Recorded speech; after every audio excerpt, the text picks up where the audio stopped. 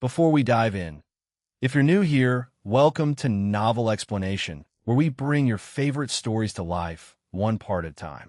Hit subscribe and turn on the bell so you never miss what happens next. Chapter 401-389 Lin. Is my infinite nuclear burst technique just a dream? Seeing that the Holy Maiden had already made a decision, Joshua no longer persuaded her, and his concerns about those wizards eased a great deal. With this, the recovery of the kingdom was just a matter of time. Lucia asked. The Pope gently stroked the scepter in his hand, and 5 humanoid silhouettes emerged within the Sky Dome Tower. They were all girls between the ages of 16 and 18, with impeccable looks, status, identity, and talent.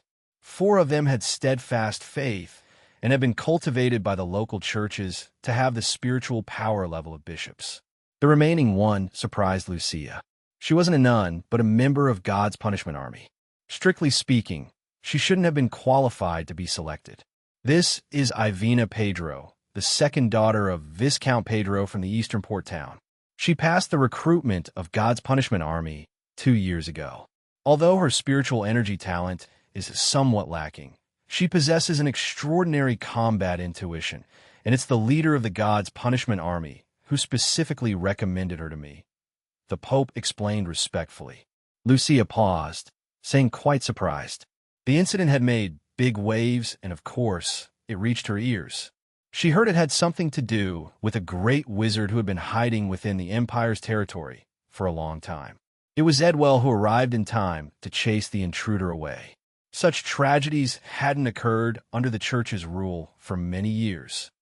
The Pope nodded and then continued. The eldest son of the Pedro family was killed by a wizard in that catastrophe. Lucia seemed uninterested. After hearing the information about Ivina, she didn't pay much attention. No matter how formidable one's combat talents might be, they were only icing on the cake. Spiritual energy was the foundation of everything. The 2 present nodded their heads in a bow, promptly exiting the Sky Dome Tower. Once outside the tower, Judgment Chief Joshua couldn't help but sigh. Just another 3 to 5 years, and the goal of 1 million faithful believers would have been achieved. It was exactly at this moment that the wizards chose to instigate rebellion, leading to tens of thousands of faithful believers dying by the sword and persecution. Their plan might need to be postponed again. It's of no consequence, since Her Holiness is willing to personally eliminate the Wizard Council, this great enemy of the Church. It might not be such a bad thing, the Pope said in an even tone. Once the kingdom's citizens witness God's mighty power, they will naturally return to the Lord's embrace.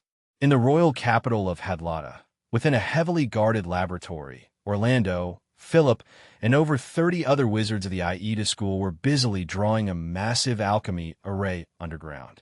While everyone was busy sketching the electromagnetic array, Lin was also hard at work. After preliminary testing, the uranium content in the shell of the Demon Stone exceeded 95%. Of course, not just any uranium is suitable for use in nuclear weapons. Natural uranium ore contains 3 isotopes: uranium-234, uranium-235, and uranium-238. Among them, uranium-238 has the highest content, accounting for over 99%. Unfortunately, it is not an effective nuclear fuel with a very long half-life measured in billions of years. Forcing it to undergo nuclear fission is not an easy task. Uranium-235 is different, 5 times that of uranium-238 and the most important fuel for nuclear weapons. However, it's very scarce in nature, with only 7 out of every 1,000 uranium atoms being uranium-235. 0.054%. In fact, the principle of nuclear weapons is quite simple. It involves a neutron striking a fissile atom like uranium-235, forcing it to split into 2 smaller atoms.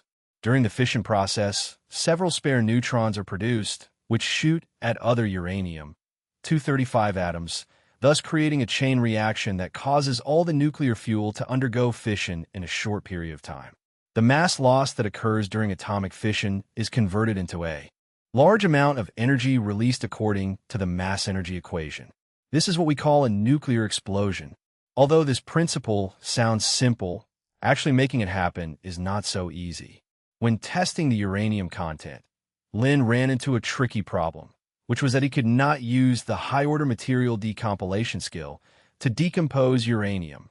This discovery came as a great surprise to Lin. After becoming a great wizard, he had been able to analyze the known 49 elements of wizard land using this skill. Previously, Lin thought that with his current power, no atom could escape the contamination of his magic power, but this time he encountered a tough nut to crack. However, uranium is indeed somewhat different compared to the elements previously discovered by the wizards. Firstly, it is a radioactive element with the chemical symbol U and an atomic number of 92, belonging to the special actinide series in the periodic table, also the heaviest element found in nature in the past. After pondering for a while, Lin speculated that all actinide elements, that is, the 15 radioactive elements with atomic numbers 89 to 103 in Group 3b of the periodic table, might not be analyzable with the power of a great wizard. This might be the reason why they had not been discovered. Realizing this, Lin felt somewhat helpless. It meant that his previous idea of using magic mimicry to imitate uranium-235, thus releasing endless nuclear explosions, had been shattered. Now, the only option was to utilize its power using a slightly more scientific method. After a whole night's work, Alok and others had drawn the last electromagnetic symbol on the ground. After confirming that everything was correct, everyone present breathed a sigh of relief. "Dean, the electromagnetic array you requested has been set up," Alok announced, wiping the sweat bead from his forehead, clearly excited. Lin stepped forward, assured that the array was without issue. He then used the mage's hand to place the demon stone in the center of the formation and subsequently activated the alchemy array. The next moment, the inscriptions etched in the ground, one by one, lit up. Incandescent lightning manifested inside the array, with a hissing sound of electric arcs striking dust echoing continuously in the chamber. The powerful and ferocious force of the thunder was firmly bound within the array of about 3 meters radius, quickly converging and flowing toward the demon stone placed at the center. Chapter 402-390. The method to manipulate uranium elements and the alchemy of nuclear explosion magic. How to separate the small amount of uranium-235 from a piece of high-concentration uranium, or is the first step in creating nuclear weapons. Generally, common methods include gas diffusion, centrifugal, jet nozzle, and laser technologies, with the first two being the most suitable for large-scale industrial applications. However, Lin this time opted for electromagnetic separation, whose separation coefficient is much higher than that of gas centrifuges, and most importantly, wizards have the power to manipulate thunder and lightning, which makes the whole process much more convenient. The fierce lightning soon filled the entire alchemy array, with the temperature continuously rising. Quickly, it reached the melting point of uranium, and under the watchful eyes of the spectators, the solid demon stone gradually melted under the strikes of thunder, turning into a red and viscous liquid. Without any regard, Lin continued to increase the power of the thunder. At temperatures exceeding 4,000 degrees, the liquefied uranium quickly sublimated into a gaseous state and finally into plasma, completely merging into the fierce thunder. An invisible magic barrier rose from the edge of the array. The next moment, the entire alchemy array turned into a giant cylinder, inside which the plasmified uranium began to rotate at an extremely high speed. Under the action of centrifugal force, the heavier uranium isotopes gradually concentrated in the radial direction, thus distinguishing the slightly different masses of several isotopes. However, this process was far from as easy as it sounded. Lin almost gathered all his computing power and even activated the overload mode. He enhanced his spiritual power level from 4 rings to 5, barely managing to maintain the situation. On the side, Alok watched all this nervously.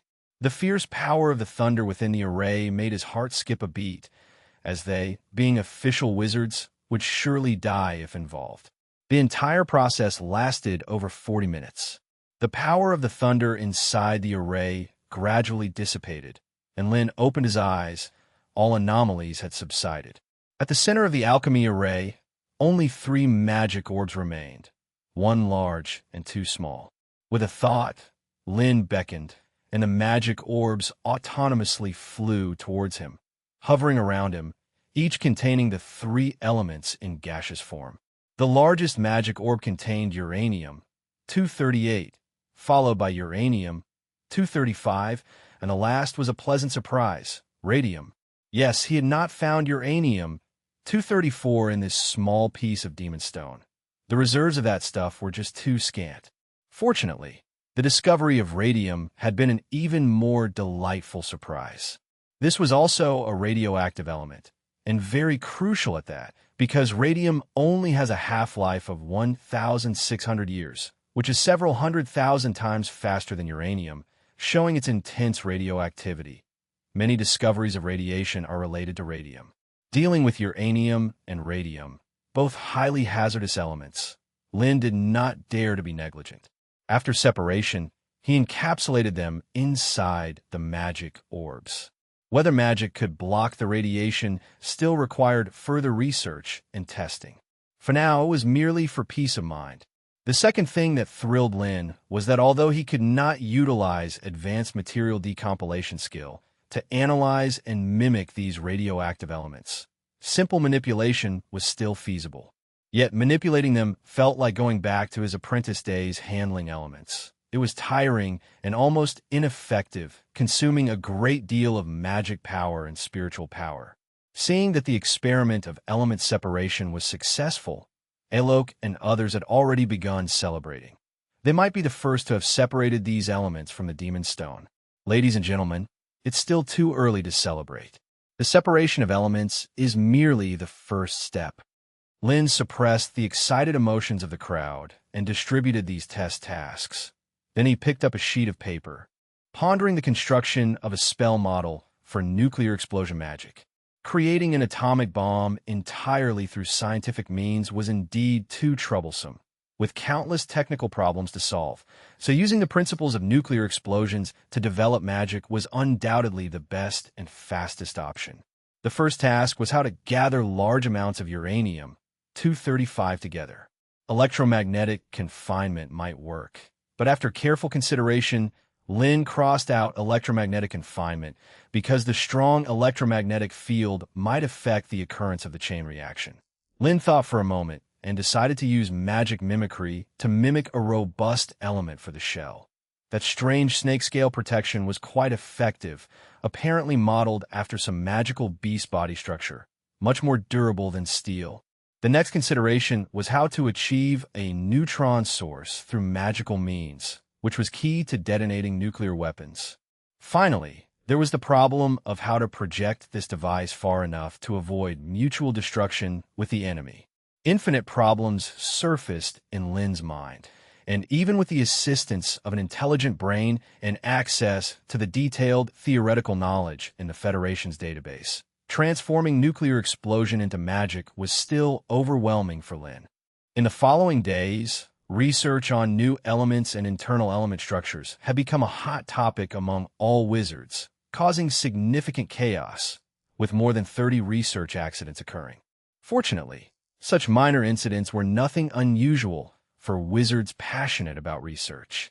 Whether it was the lead wizards conducting the experiments or the apprentices assisting, everyone knew to run fast when things went awry, and their protective measures were very effective, with no fatalities to date. Only one unfortunate wizard who tried to use an explosion to shatter atoms had miscalculated the dosage and lost an arm. However, after drinking a bottle of limb regeneration magic potion, he didn't waste any time and plunged back into his research. It wasn't until the evening of the third day that the council convened everyone to share the latest research findings, and the wizards reluctantly left the laboratory. Such discussions had become increasingly frequent lately. The previous method of individual, thoughtful contemplation was somewhat inappropriate. After all, the threat posed by the church was imminent, making every discovery significant. Frequent exchanges also facilitated a burst of inspiration.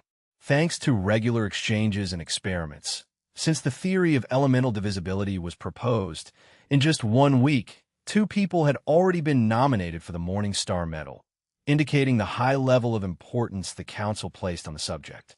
By the time Lin arrived at the meeting room, it was already crowded, with many wizards looking disheveled and sporting heavy dark circles under their eyes, clearly from lengthy nights spent experimenting, and he was the last to arrive. Chapter 403391. Isn't there any way for others to live?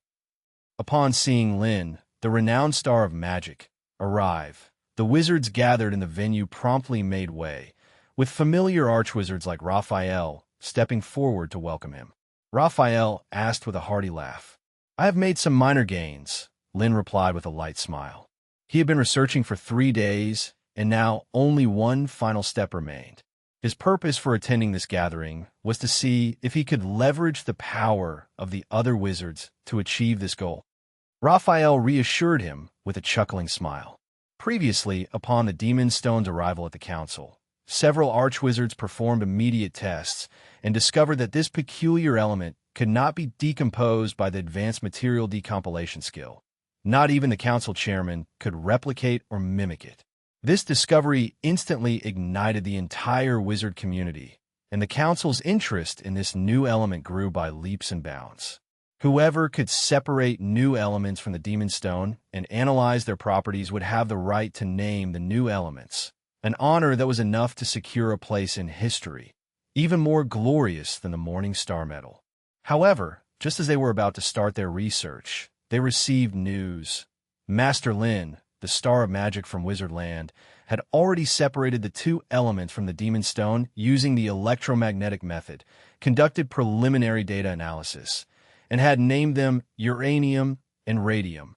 When Raphael and the others first heard this news, they were driven crazy. How could it be so fast in just 1 day? Was this even leaving room for others to survive?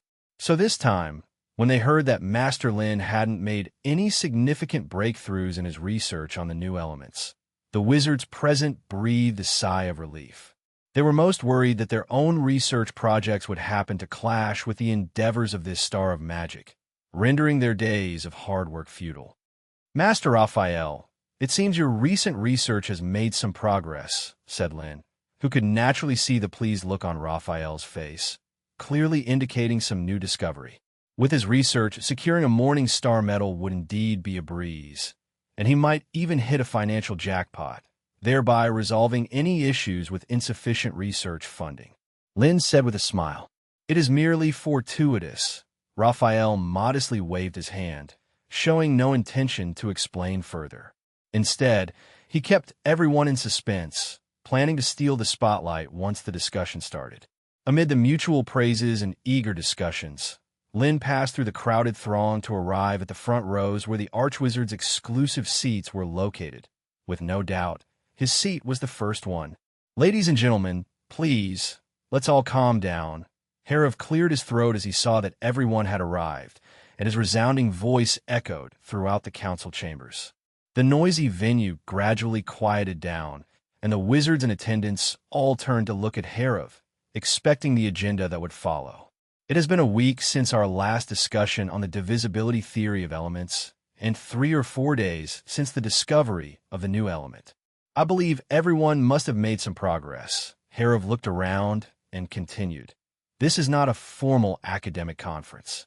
Everyone is free to express their views, even if they are academic theories that have not yet been tested, or even well-founded speculation. 7 days was ultimately a little short to construct a perfect theory, so Herav lowered the requirements for this meeting, allowing everyone to speak freely, as even some flights of fancy might become the inspiration for others. If it hadn't been for the urgency to find a breakthrough from these 2 avenues, Herav wouldn't have been so eager. He had already received secret reports that the church seemed to be stirring again, and it was foreseeable that the next war was not far off.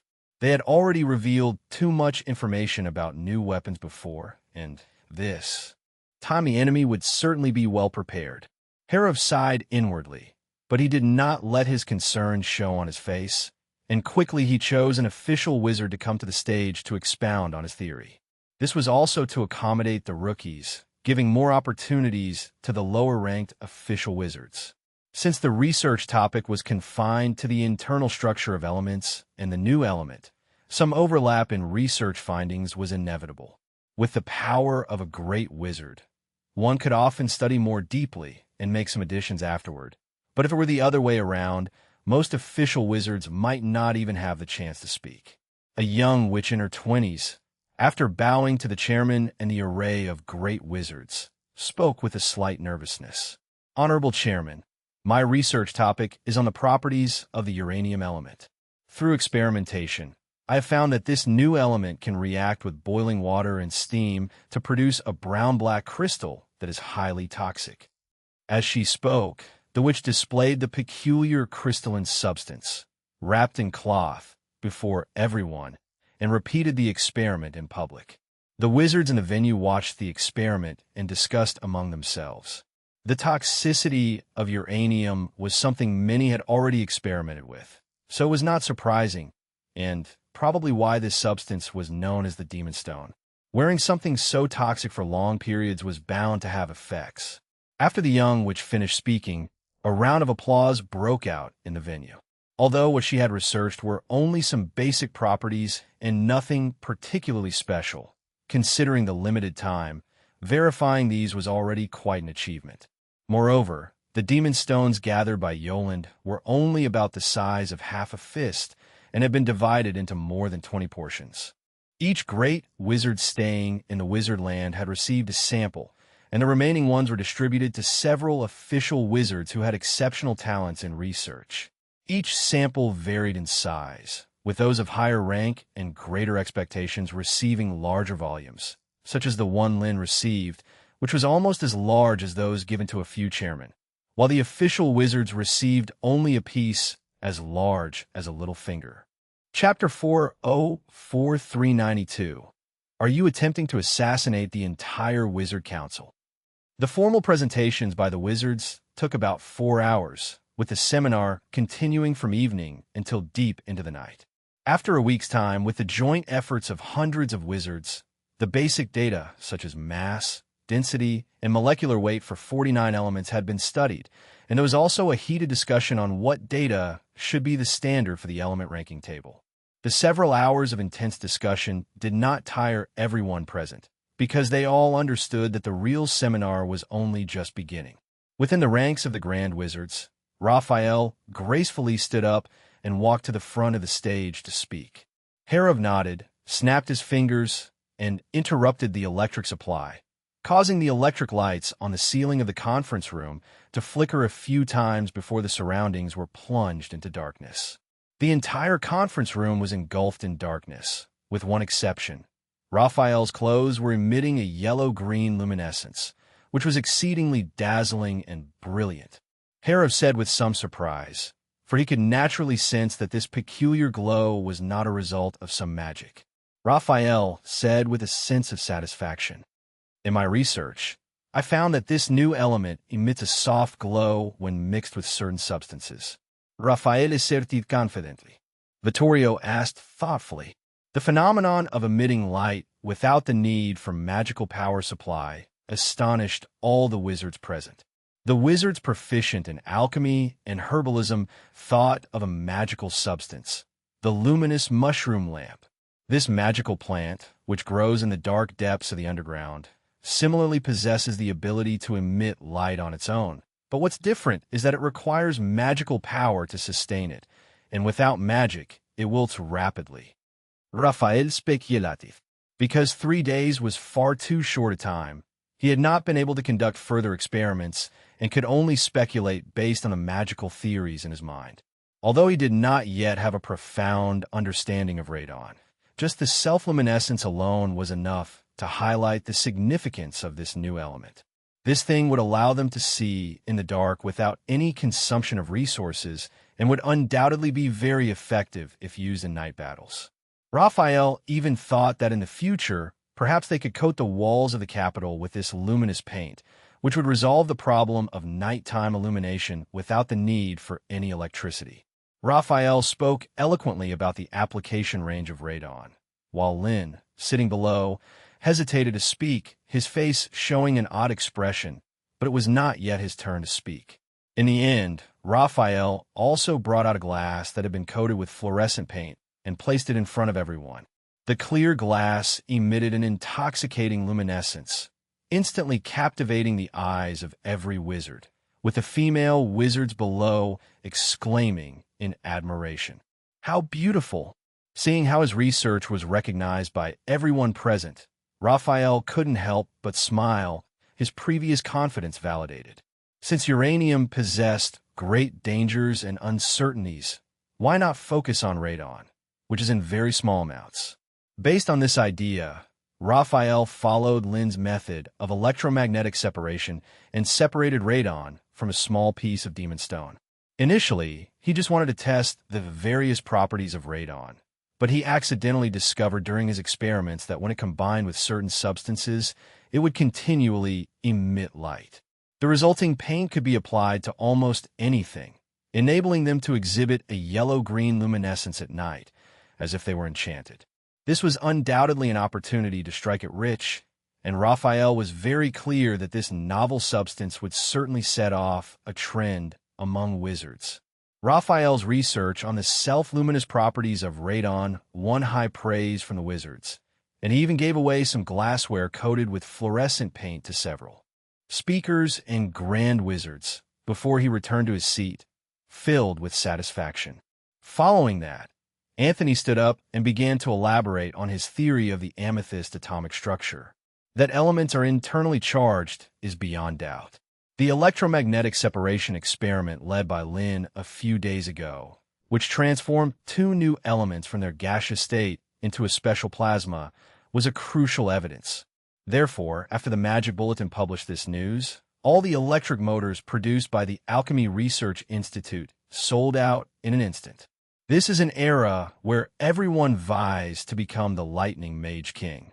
After all, if Anthony's theory is correct, then lightning is the foundation of all magic, and any wizard who seeks to explore the truth must master it. Only after more than 10 grand wizards had each presented their research findings did Lin finally get his turn, scheduled at the very end. This listing was not a slight, but rather a mark of importance.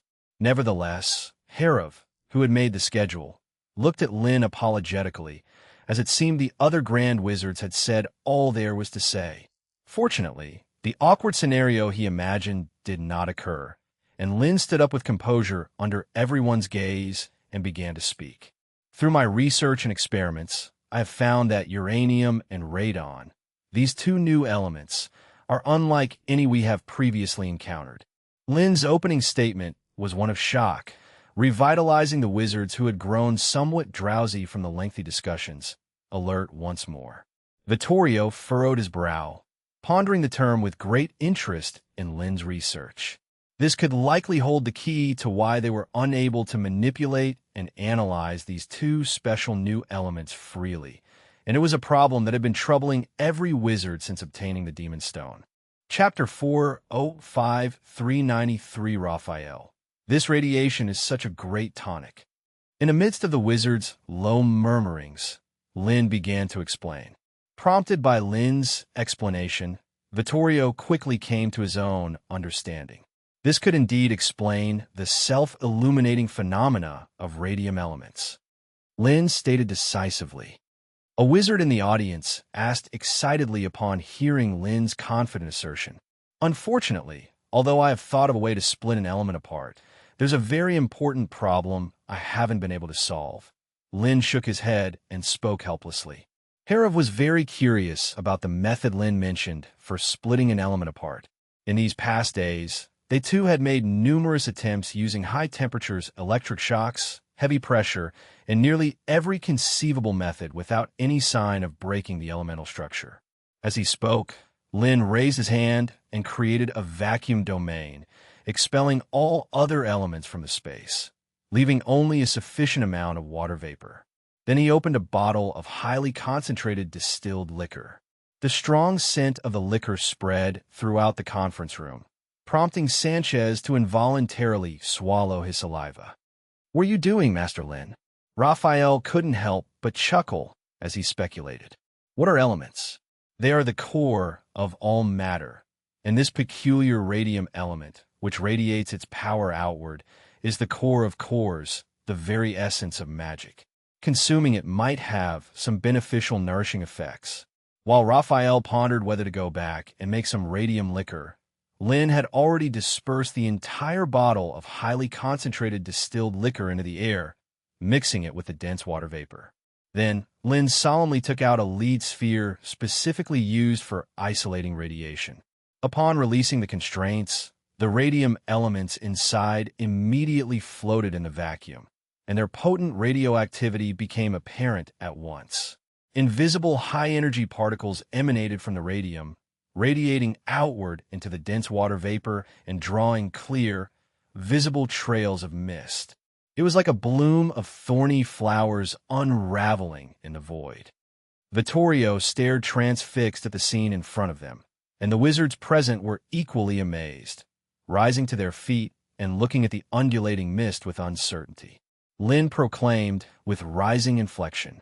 The grand wizards in the front row couldn't resist stepping onto the stage and touched the fast-moving vapor trails within the domain, witnessing the power emerging from the elements themselves.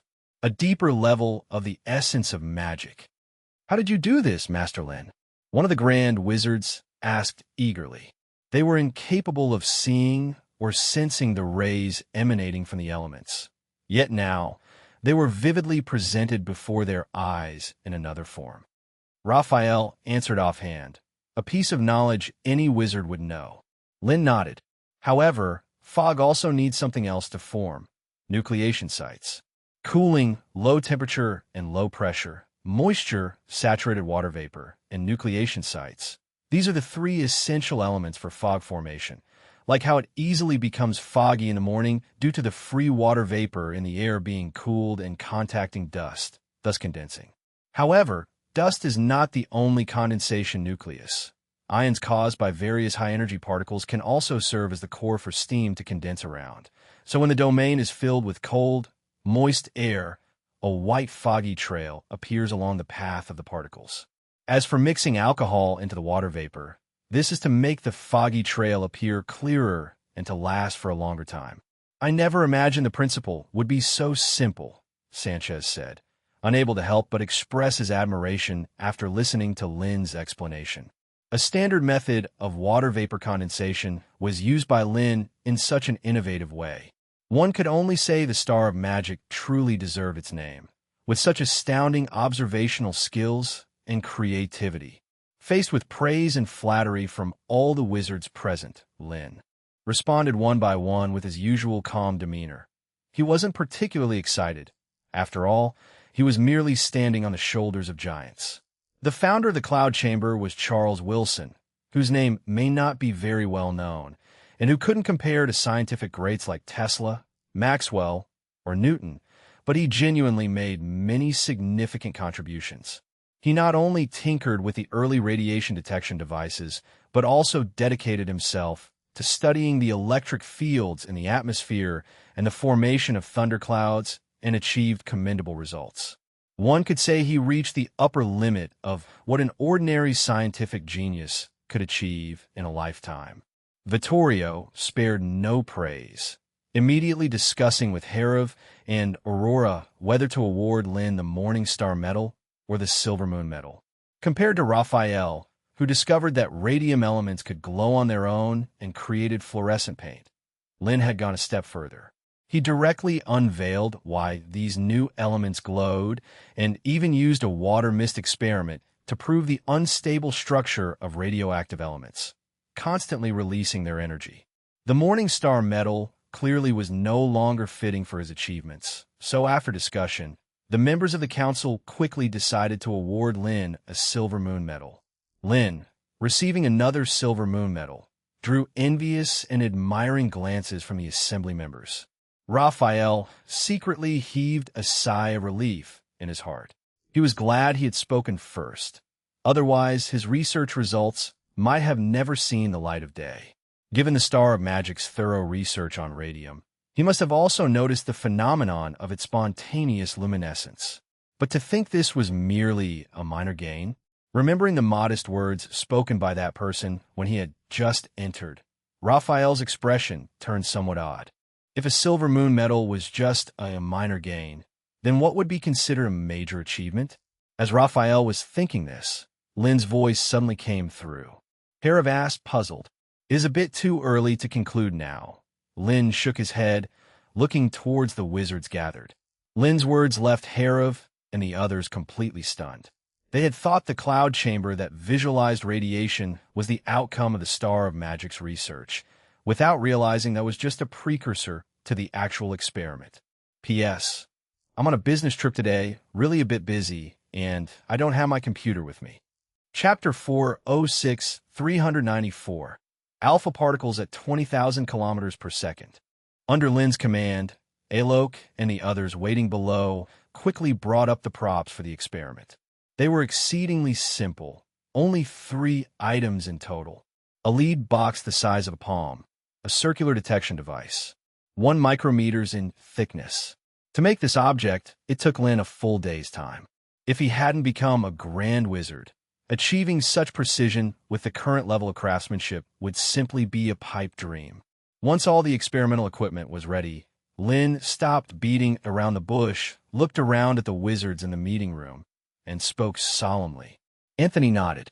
He was very confident in his elemental purple fruit model, but had to admit that some of the ideas proposed by the council members were also quite interesting. For example, the Flame Grand Wizard Adela believed that the electrons inside an element are arranged in an alternating pattern of positive and negative charges, which allows them to bind tightly together and not repel due to like charges, thus forming a solid atom. Besides this, there were more than a dozen other distinct theories, such as the water droplet model, external dispersal theory, and elemental solid theory, all possessing a certain degree of reasonableness. However, how to verify their theories was undoubtedly the biggest headache for all the wizards who proposed elemental models.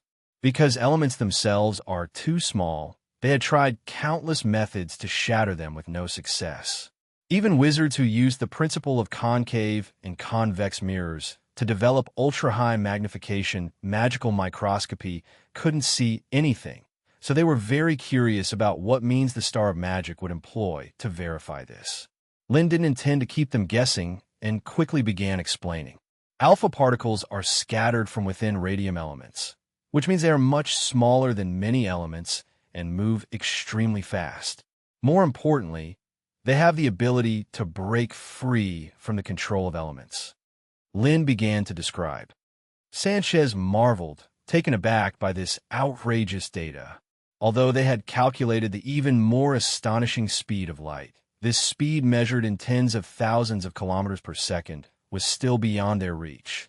Anthony was also incredibly surprised, recalling how in the cloud chamber earlier, the trail of mist surged almost instantaneously, so fast that even they, as grand wizards, couldn't react. This was enough to prove that Lin wasn't exaggerating deliberately. Herav quickly caught on to this idea. Generally speaking, the faster something moves, the greater its destructive power. The advantage of alpha particles lies in being small enough, perhaps able to break the elemental shell, causing it to fracture. Lin shook his head and said earnestly. The wizards below were also arguing and debating. Lin's claim was too far-fetched. If it weren't for the fact that this Star of Magic had again and again proven his magical research talent, there likely would have been objections already. In their minds, elements should be sphere-like, protected by an incredibly hard shell, which would keep the internal substances safe from damage over the years. According to the existing theory in Wizardland, composite elements stick together firmly because they are connected by something known as elemental covalent bonds, meaning they won't easily separate, which essentially is the chemical bond by another name in another world. Hearing this, Vittorio and the others paused, then began to ponder whether a similar force might exist within elements that could firmly bind the internal substances. Lin didn't continue with a long-winded explanation. Words alone are no proof. Facts are the best evidence. The delay over, Alok and the others had already set up the experimental table, which was simply to use magic to keep the gold foil suspended in the center of the detection device. Next, they placed the lead box directly facing the gold foil, opened a small hole in the front, and put a certain amount of radium inside.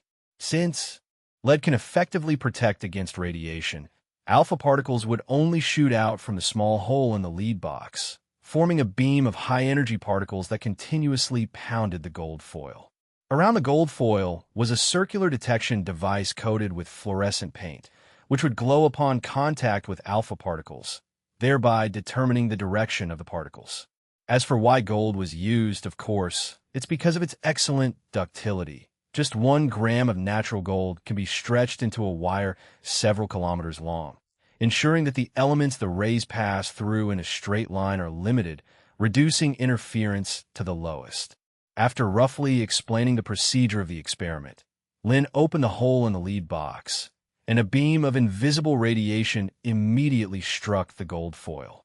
Both the alpha particles and gold atoms were exceptionally tiny, invisible to the naked eye, but wizards naturally had their ways, especially the grand wizards with their strong sensory abilities to detect atomic-level subtle changes. After expanding their realms, the whole gold foil appeared different in their vision, with neatly arranged gold elements like a sturdy wall blocking the way. Yet this wall wasn't as solid as they imagined because the detection device behind it quickly lit up with small dots, indicating that alpha particles had directly passed through the gold foil, reaching the fluorescent material behind. Herav muttered softly.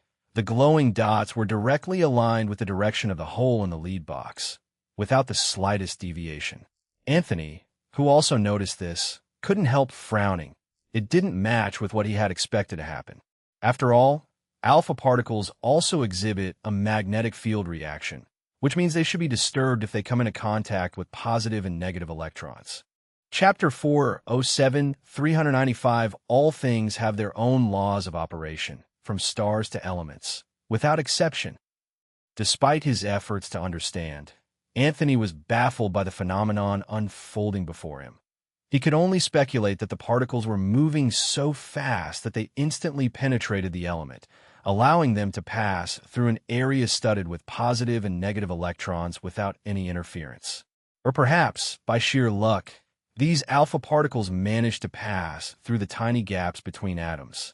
Anthony speculated thus, but in the next moment, his fantasies vanished, as a barely detectable speck lit up on the top of the circular detection screen.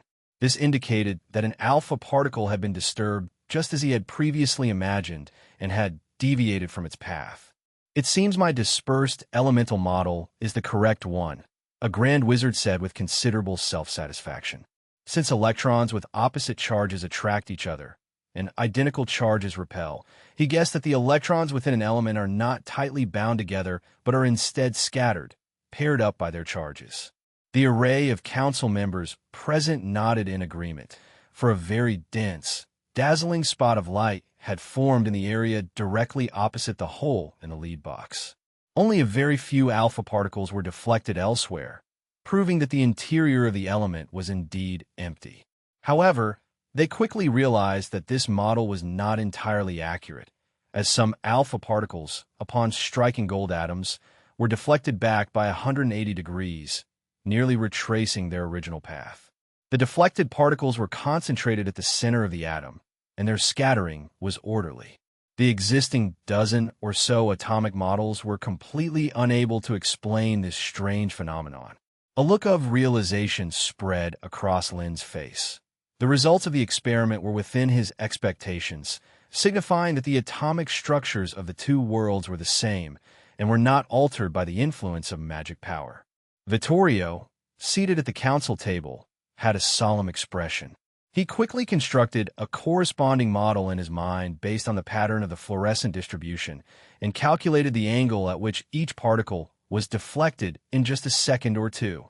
The center of the element must have a very small, yet powerfully strong nucleus. It seems that only alpha particles that collide with this nucleus are reflected back, while others can pass through smoothly, Vittorio suddenly remarked. Anthony and the others immediately realized the implications. Only this could explain the peculiar distribution of the scattered particles. Lin's voice echoed in everyone's ears at the same time. The nucleus? The council members murmured, repeating the term. Lin raised his hand, and several magic orbs appeared in his palm. The largest orb was at the center, while the rest orbited around it at high speed. Aurora asked in surprise. The nucleus was like the sun, with electrons orbiting it like planets. And according to Lin's demonstration, these electrons were also spinning. It was practically a miniature galaxy. Lin nodded in agreement. Lacking quantum theory as a foundation, he was not in a hurry to present the more accurate electron cloud model, which was indeed too difficult to comprehend. He opted instead for the easier-to-understand planetary orbit model to explain it all. Stars bind planets with their extraordinary mass and resultant gravity. So what binds these electrons to the atom? Herav asked, puzzled.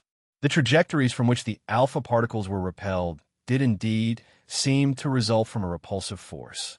The matter within the nucleus is positively charged, and the orbiting electrons are negatively charged, so they attract each other. This attraction balances with the speed of the electrons themselves.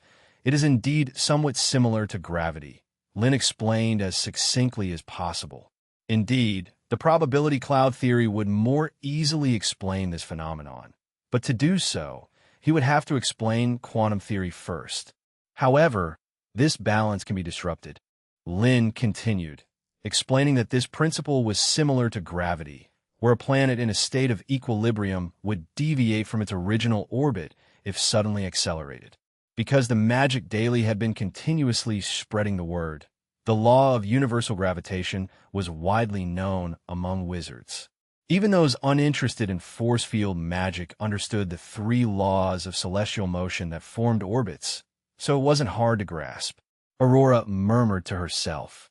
Lin had mentioned this concept when he was perfecting laser magic. At the time, she had been very interested in the phenomenon of energy levels but hadn't yet grasped the underlying principles. It was only now that Lin's exposition on the internal structure of elements made her understand. The 5 energy levels corresponded to the 5 orbits of the electrons around the nucleus. The more energy absorbed, the further out the orbiting electrons jumped. The power of laser magic lies in its ability to directly target the essence of elements. No wonder it was powerful enough to cut gold and jade or to slice a massive sail battleship in two as easily as cutting through a sheet of paper. Why are there only 5 energy levels? Aurora suddenly raised these questions. Her curiosity piqued. Lin said with a smile. Aurora had an epiphany. This planetary orbit model of the elements nearly perfectly explained the formation of plasma states, the principles of laser magic, and the scattering of alpha particles. What's more, it was aesthetically pleasing, remarkably regular, and perfectly matched the wizard's conception of elements. Everything has its laws of movement, from the grand cosmos to the inner workings of elements, and this resemblance could well be a manifestation of the world's laws at work. Anthony, Adela, and the other wizards who had proposed models of elemental structure looked at the star orbital model in Lin's hands with sighs of resignation. Compared to it, their rudimentary models of elements could not stand a chance. Chapter 4:08396 Lin. I have a magic power that can kill gods.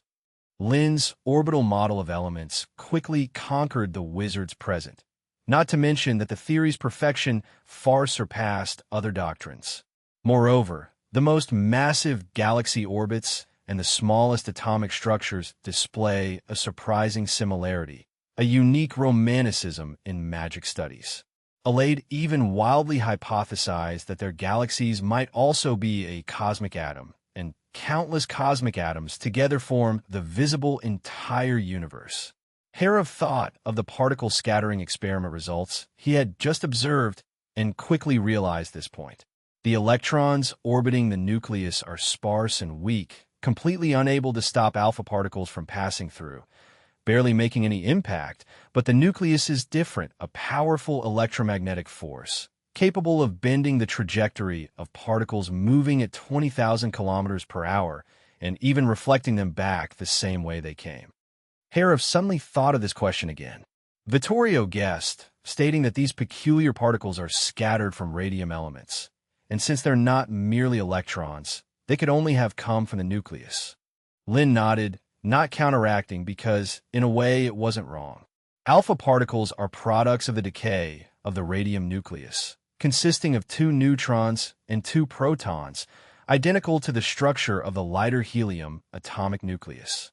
This means that radium constantly expels masses equivalent to helium nuclei. However, besides alpha particles, radium's radioactive material also includes beta particles, but this time his scientific achievement was already overwhelming, moving wizards from the macroscopic world to the microscopic world and instantly accelerating the progress of magical studies by hundreds of years. If one person were to reveal everything, hoarding the glory would somewhat dampen the wizard's research enthusiasm. Lin thought this but didn't stop there, continuing to speak. Vittorio furrowed his brow. They could somehow sense and manipulate elements with smaller alpha rays penetrating them. But the nuclear core is much smaller than the element itself, and its power can easily deflect and bounce back particles traveling at 20,000 kilometers per second. A truly frightening ability. Aurora and Harov also fell into deep thought. The secret of the elements was almost within reach, just needing to push open this final door. Yet this door is made of iron. No, it's even harder than the carapace of a stone giant, known in the magic realm as the toughest thing. Luckily, Lin never expected the wizards to come up with a solution in just a few days and bluntly spoke. In fact, I already have a plan, but there is a very crucial problem yet unresolved. Lin stated decisively, his booming voice echoing through the conference. His words were like a boulder thrown into a lake, instantly stirring up ripples. Raphael and others excitedly stood up, staring intently at Lin. The legends of the secret magic society had shown them the way to find hope in beating the clergy from within the elements. But in recent times, many wizards have begun to doubt, suspecting if such aimless research was correct. Before another major attack by the clergy, could they really find the power to defeat the false god within the elements? After all, they had too little time left, and their enemy was enormously strong. Thus, some pessimistically believed that the legends of the secret magic society were convinced they couldn't defeat the clergy, thus they didn't take action and merely found an excuse to fool them. Having directly faced Elder, Harov, and Vittorio were even more unspeakably shocked, for they had experienced firsthand how formidable Elder was. Even legendary-level magic could be obliterated with a mere flick of their fingers. But Lin still confidently spoke of defeating the clergy. If it were someone else, Harov would think they were just spouting nonsense. But Lin was different. Having created one miracle after another, he was rightfully called the Star of Magic. Vittorio excitedly asked, completely disregarding the taboo among wizards against hastily inquiring about the principles of a new magic. Lin shook his head teasingly. Although all the wizards present were elite, recognized by the council, and had distinguished themselves in the previous defense battle of the capital, the possibility of betrayal, albeit slight, could not be ignored. Harov pondered, wondering what kind of magic could deserve such a title. Could its power even surpass legendary magic? Aurora, seeing that Lin had no intention of revealing it publicly, reluctantly spoke up. Lin spoke seriously. The method for separating highly concentrated uranium-235 is already available. Nuclear material only waits for those who want to explore the mines to return to be complete. Now only one thing is missing. That is a controlled neutron source, a method for emitting neutrons. This can be understood as a nuclear bomb's ignition device. While it can ignite without it, when and how it explodes would be totally uncontrollable. This was clearly not what Lin wanted, and the usually used methods to create neutron sources are threefold. The first is a radioactive neutron source, the principle being to bombard a target material with radiating energy rays released during the decay of radioactive elements, thereby causing a nuclear reaction and releasing neutrons. For example, using alpha particles to bombard beryllium. After being struck and irradiated by various particles and rays, this rare element produces neutrons, making it an excellent target. But since it's labeled a rare element, one can see that it's not so easy to find. At least currently, it's nowhere to be seen. Indeed, finding a uranium mine was already extremely lucky. The chances of the god of destiny looking favorably upon him twice are quite slim. Chapter 409-397, Spallation Neutron Source and the Terrifying Radiation. The second one is the reactor neutron source, which, as the name implies, uses nuclear fission reactors to generate a large number of neutrons. However, if you were to manage to create a nuclear reactor now, there wouldn't be the need to worry about how to ignite a nuclear explosion. So this method could only be ruled out.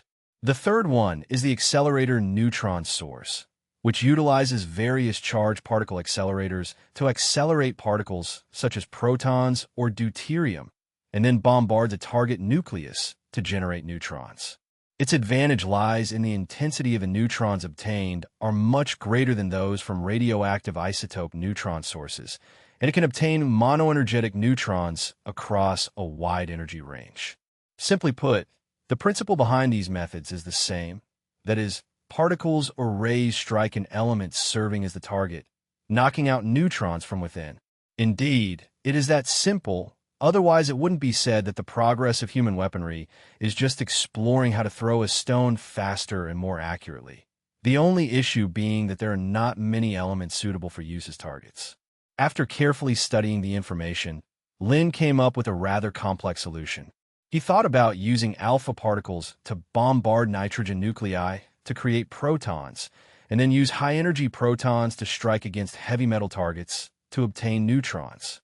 In this way, the variety of elements for the targets suddenly increased, with gold, tungsten, tantalum, molybdenum, and other elements all being viable targets.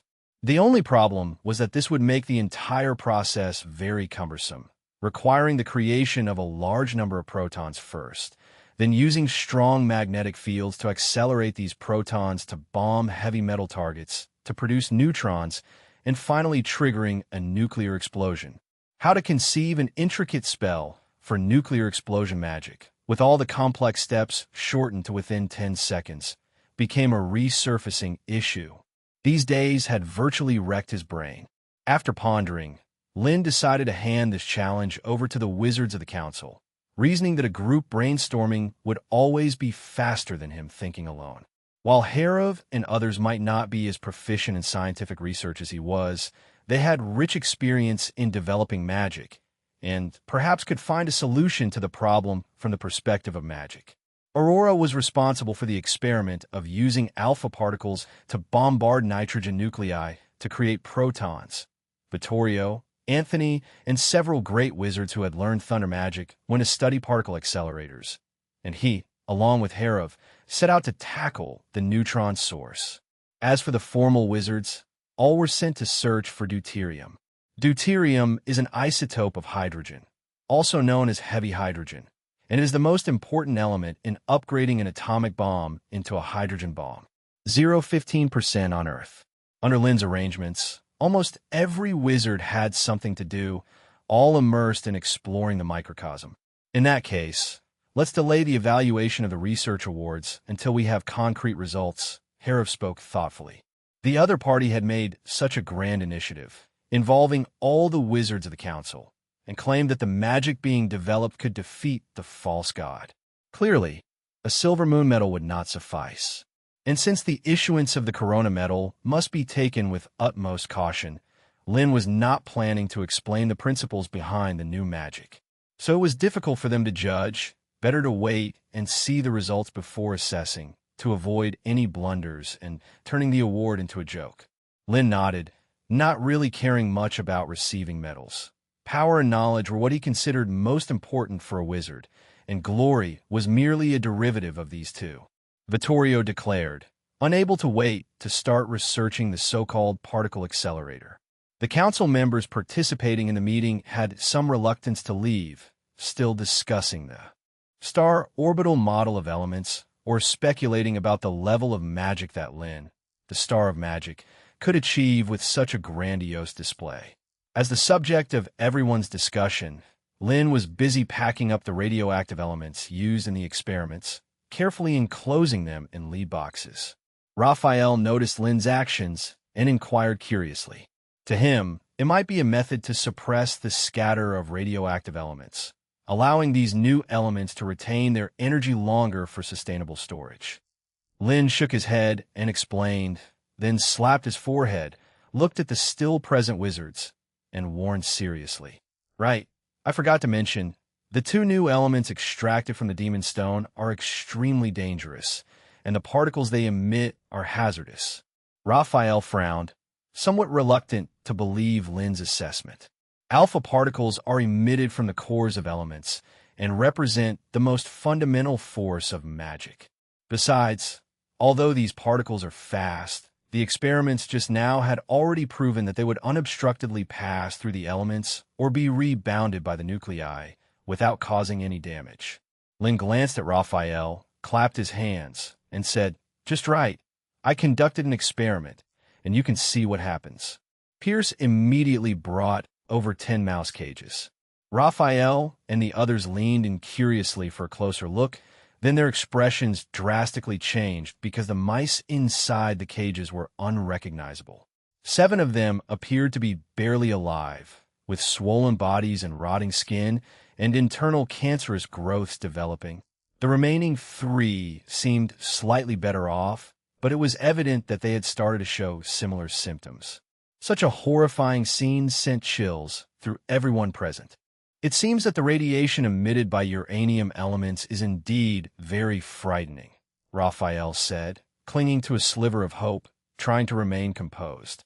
Since uranium made up the vast majority of the Demon Stone's mass, while radium constituted only a tiny part, Raphael presumed the former was at fault. Lin said with a hint of amusement.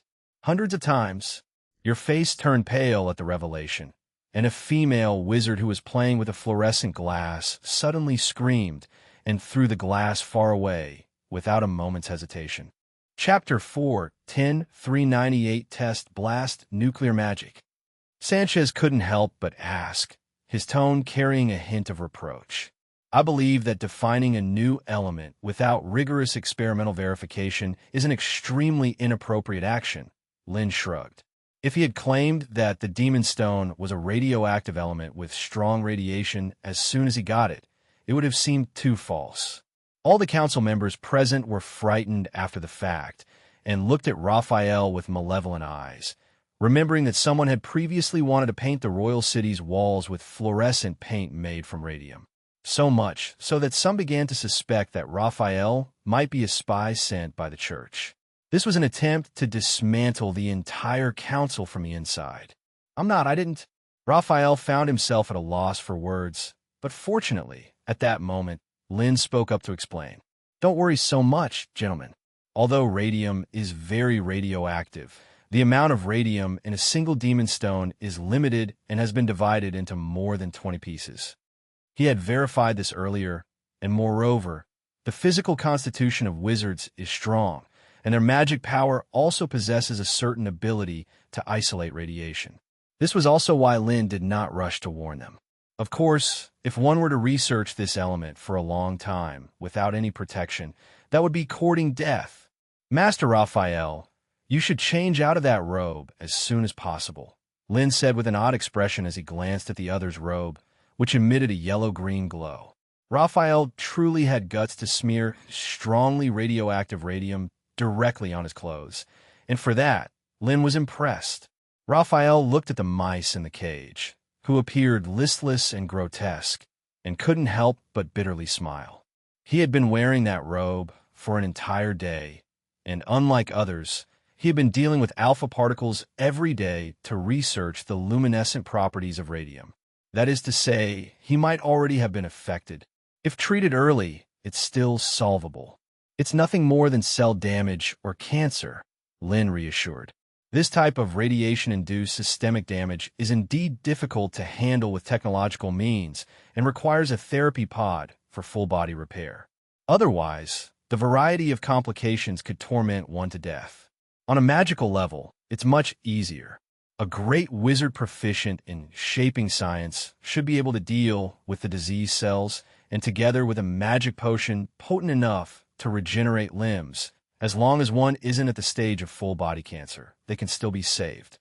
It's just going to be a bothersome process, and some suffering is inevitable. With Lynn's explanation, Raphael finally breathed a sigh of relief. It's good to still have hope. However, this also meant that his plan to make a fortune from radium paint had to be reluctantly canceled. Vittorio asked since they needed to study these new elements. Coming into contact with them was inevitable. Lynn reminded, 3,437 grams per cubic centimeter, and is the heaviest non-radioactive element in terms of atomic mass. Because it is also common and abundant, it is used on a large scale for radiation protection. By this point, Lynn also did not forget to remind the counselors present to pay the utmost attention to safety during their research. Although for wizards, radiation is not an incurable disease, it would require a great cost to heal it, which was why Raphael could speak so lightly of it, as he was a great wizard with abundant wealth. This magic discussion session lasted until 4 o'clock in the morning, almost 10 hours. The counselors who walked out of the conference room were all full of energy, whether it was the magic known as the Star of Magic that could defeat the Church, or the exquisitely subtle star orbital model of the elements. All were undoubtedly explosive news, quickly spreading with the counselors' discussions. Without a doubt, magical study would from today take a new step on the ladder, or indeed the entire foundation of magical study would be rewritten, because Lynn had proven with facts that elements are not the most fundamental substances composing everything. They can not only be further divided, but also their shapes are not spherical as mainstream theory suggests, and they lack the so-called shell. The alpha particles and electrons composing the nucleus became the new foundational substances in the eyes of all the wizards. They would soon understand what these so-called alpha particles were and acquire the true power of elements from them. The wizards who specialized in combat and did not take part in the discussion regretted not having witnessed this historic moment firsthand after hearing their colleagues' animated explanations of the intricacies of the new elemental structure theory. Of course, this kind of broad dissemination and discussion were limited to official wizards, as it was wartime, and there was a high regard for the confidentiality of such important information. The fervor for magical research also driven more wizards to dive into experimentation. Had it not been for the wizards who went to explore uranium mines and found a large amount of demon stones and uranium ore again, there likely would not have been enough to go around. The citizens of the capital soon noticed that a large amount of seawater was being transported from a port over 100 miles away, continuously towards the capital, and the price of lead ore had also soared. The spies from the Empire, lurking in the shadows, faced with such strange phenomena, were completely baffled. The lead ore was one thing. Based on the information they collected, this material was used to manufacture firearms and ammunition, and increased consumption due to war was normal. But why was so much seawater being transported from such a long distance? What exactly were they up to? Could it be that there was a problem with the capital's water supply? The spies from the Empire could never have guessed that the wizards were transporting tons of seawater just to break it down, seeking the tritium element Lynn had spoken of. With the combined efforts of over 1,000 official wizards in the entire council, the 3 major problems that had been troubling Lynn were quickly resolved one by one. On the evening of the 5th day, Lynn, who had completed the big nuclear explosion technique model, took a few chairpersons to an evacuated mine underground for a test explosion. For safety reasons, only the minimal critical mass was used. No one knows exactly what happened, but on that day the entire mine collapsed, and even the capital, dozens of kilometers away, felt a strong earthquake. Within the capital, rumors abounded, and some panicked citizens even believed it to be divine punishment, the wrath of God descending. Chapter 411, 399, We Must Believe in Science. Oh no, believe in magic. In the royal capital, rumors that the great earthquake was the wrath of the gods quickly intensified to the point where even the counselors heard about them. The wizards who were conducting research naturally scoffed at these rumors. Although earthquakes were not common, They were definitely unrelated to that false god.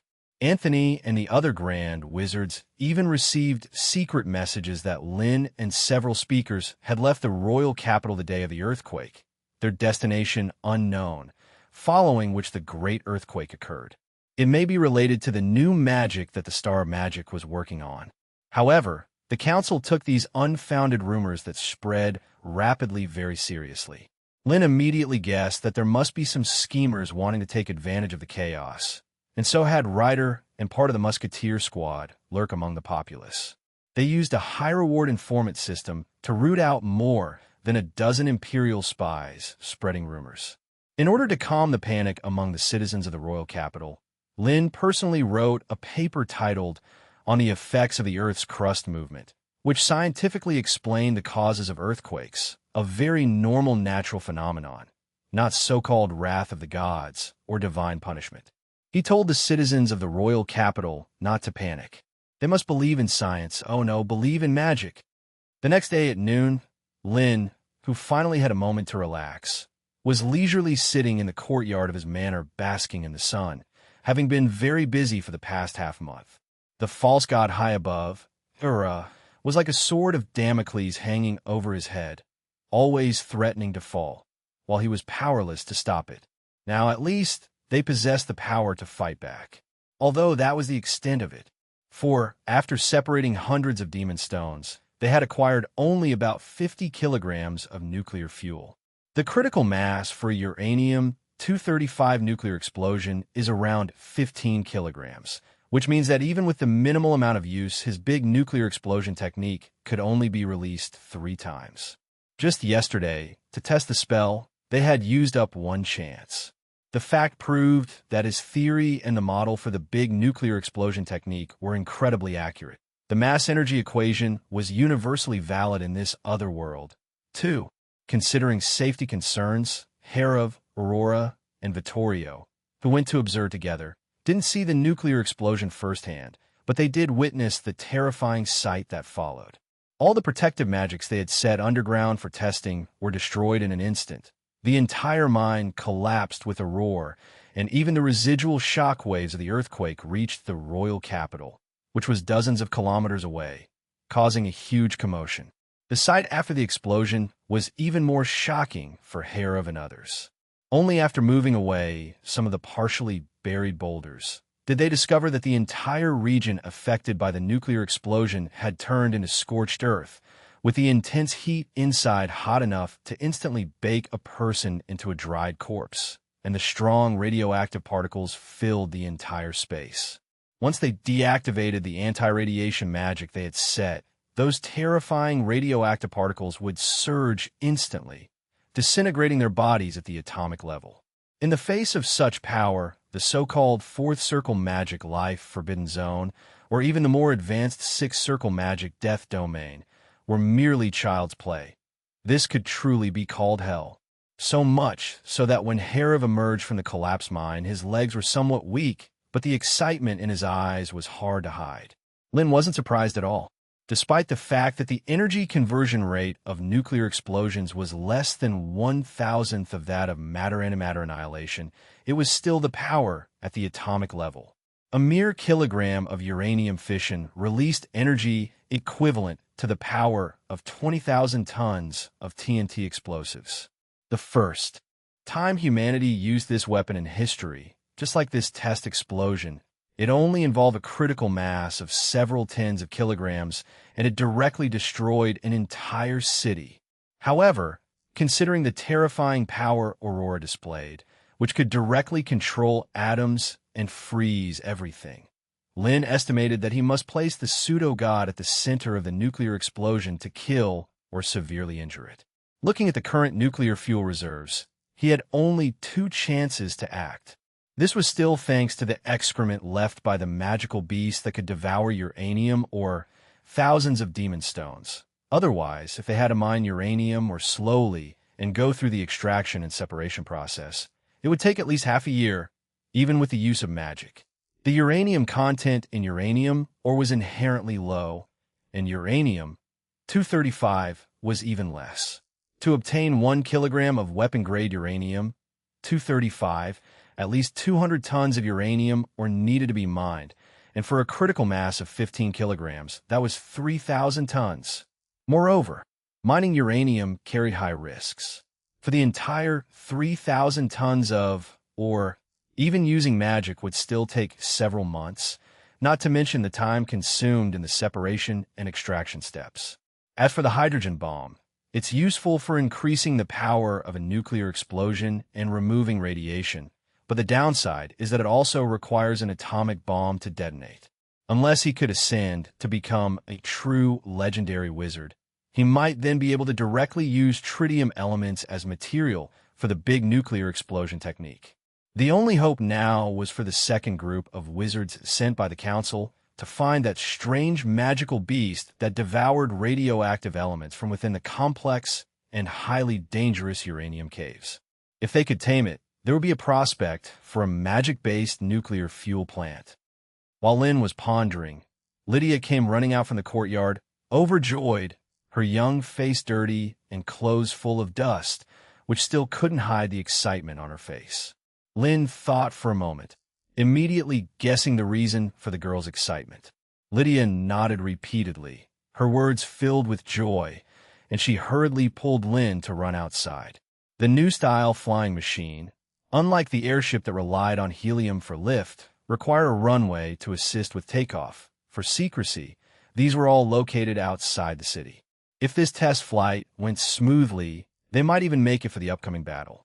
The new King Hadar of Hadrada had been pressing them for a full month now, almost daily sending people to inquire when they would launch a counteroffensive to reclaim the kingdom's territory. After witnessing the power of the nuclear explosion, the counselors unanimously agreed that the moment for a counterattack had come, and they approved King Hadar's offensive plan. Even to minimize losses, they had to push the battlefield into the Empire's territory.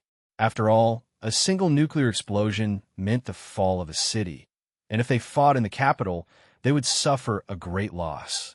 Chapter 412-400, New-Style Magic Fighter Aircraft.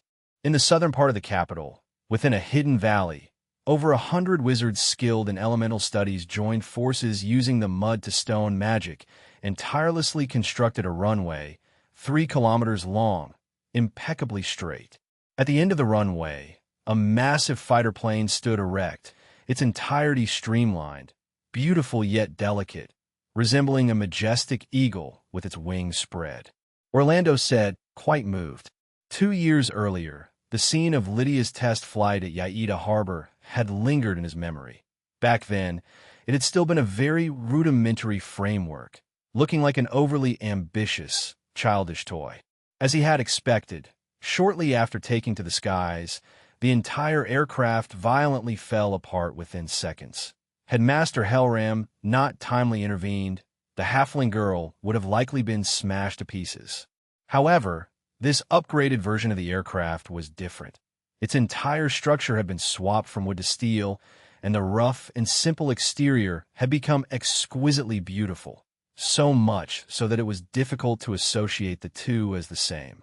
Lydia announced mockingly after checking around the aircraft. In fact, she had been impatient to conduct the test flight, but Lynn had stringently ordered her to check all vital parts of the aircraft before boarding each time. Lydia couldn't help but mutter to herself how overly cautious the dean was, especially since she had thoroughly inspected it just yesterday. "Let's begin," Lynn nodded. With the go-ahead, Lydia immediately climbed into the cockpit, donned various protective gear, and manipulated the switches. Powered by a strong hydrogen internal combustion engine, the front propeller quickly began to rotate at high speed. The fierce wind lifted the dust off the ground, and under the watchful eyes of the wizards, the first-generation propeller-driven aircraft quickly charged forth. Vittorio squinted his eyes, unable to help commenting. Within just 10 seconds, the fighter's speed had already surpassed that of the alchemy car's maximum speed. It was as fast as a blast of wind, sweeping past each person, enveloping everyone with a powerful force. Inside the fighter, Lydia felt this even more intensely. Everything around her quickly receded, turning into streaks of afterimages, far faster than any airship. The front propeller even began to exhibit visual reversal phenomena, and the next instant, the fighter began to climb, swiftly ascending into the high skies. Lydia quickly noticed the differences between piloting a fighter and an airship. It was very agile, not cumbersome at all, allowing her to turn and climb in the air at will. She felt as though she had transformed into a bird, soaring freely in the sky, thoroughly enjoying herself. Orlando asked, unable to contain his curiosity as he watched the propeller plane accelerate in the sky, seemingly not yet reaching its limit. Lynn pondered and spoke out. Considering this was the first generation of fighter jets, its performance was still fairly conservative. Orlando exclaimed, a speed 3 times faster than that of airships, and far surpassing any known flying magical beast. There is nothing in the sky that could catch up with these new types of aircraft. Even the Griffins couldn't keep up with the dust they left behind. Lynn just smiled and didn't respond. If you were to compare it to a jet fighter, it would be as slow as a snail, but in this other world, it was definitely the dominant force in the skies. Yesterday, he felt the power of the nuclear explosion from across an entire mountain. And while he was shocked by its potency, he was also quite worried because its range was excessively wide. How to use it effectively in killing the enemy while saving oneself was a very important issue. Now it seemed that using this incredibly fast aircraft was not a bad approach. Lydia could be responsible for piloting. Lynn would cast magic beside her, dropping the magic from the sky, and then, at the time of the explosion, relying on the extraordinary speed of the fighter jet to leave the area before the shock wave of the nuclear explosion could catch up. Lynn shook his head and cautiously said, the big nuclear explosion technique should only be used on a single person, like Aina, or during extremely critical situations to annihilate the main forces of the Empire. The role of the fighter jet in dropping bombs is limited to the latter or to destroy cities. While this approach felt exhilarating, the resulting aftermath was also extremely severe. After all, they came to lead the Empire's people in resisting the deception of the Church, not to perpetuate tyranny and create more panic and insecurity. This was just adding trouble for themselves, increasing the pressure of governance. I think the nuclear explosion magic would best be thrown into that place. Lynn mused and spoke. Vittorio's mind raced, and he immediately thought of that Heaven's Gate, the portal connecting the divine kingdom with reality. If there was a way to send the nuclear explosion magic through the moment those legendary priests opened the gate of heaven, while simultaneously taking out the caster, then the nuclear explosion would only be triggered within the divine kingdom. Indeed, this was the best plan, allowing them to use this high-damage, wide-range magic without any reservations. Capturing such a precise moment won't be easy, Vittorio said with a grave expression.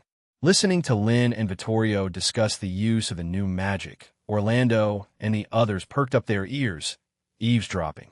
They were very interested in the new magic developed by the dean, or rather, no one in the entire council did not want to know about it. It had now become a hot topic of discussion.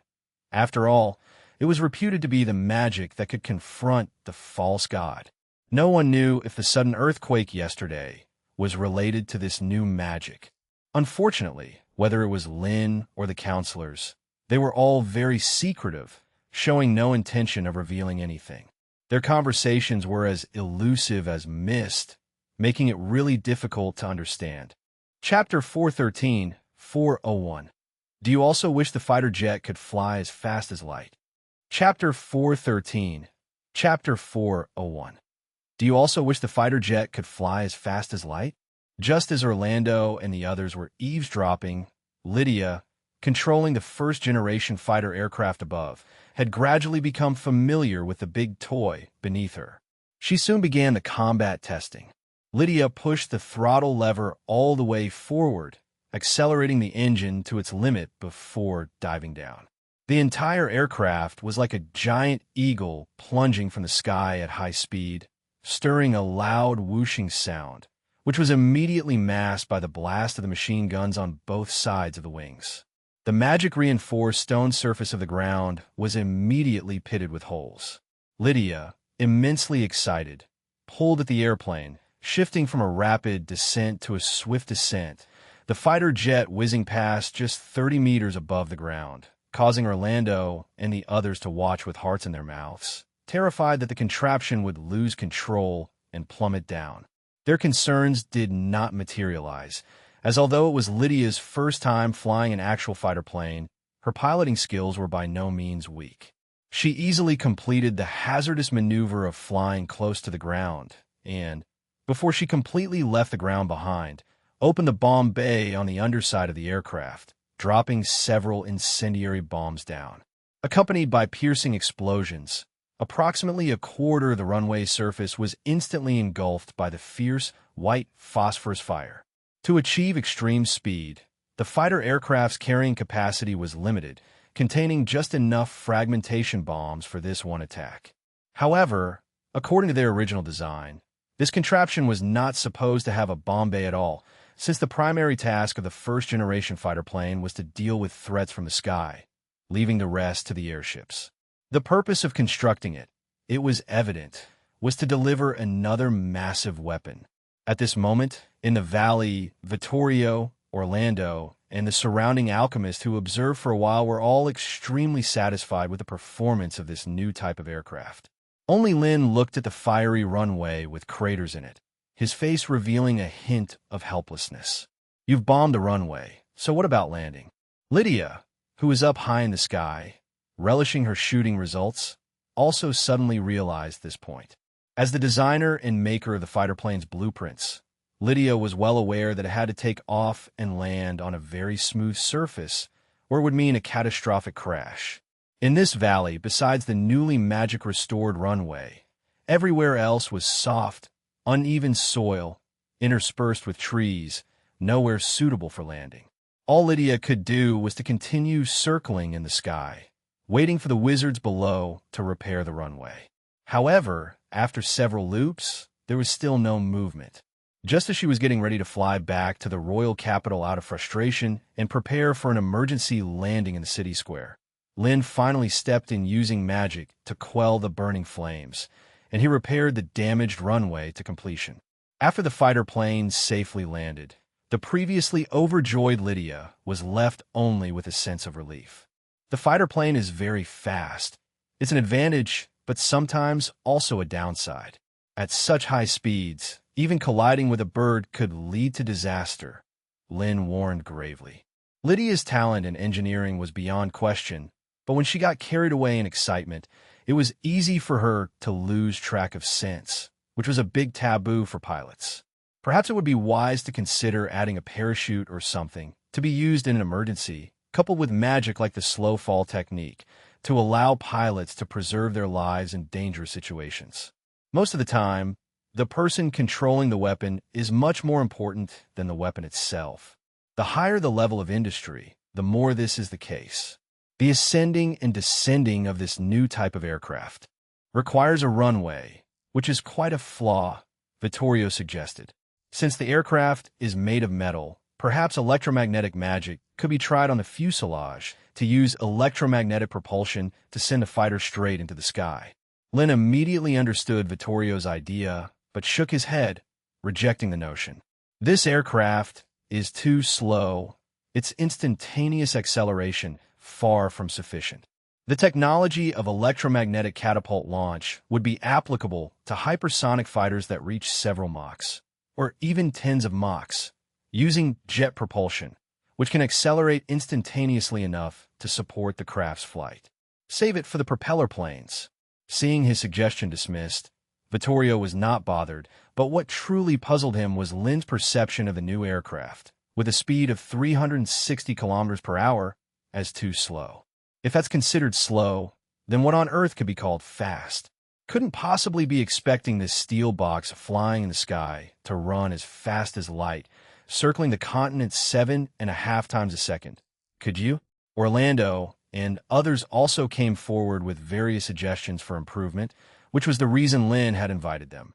Some of these suggestions were wildly imaginative and utterly illogical, but some were indeed practical ideas, such as the optical invisibility already implemented on airships, and adding a laser weapon to the fighter plane both could significantly enhance the survival and combat capabilities of the fighter without adding too much weight or affecting the aircraft's performance.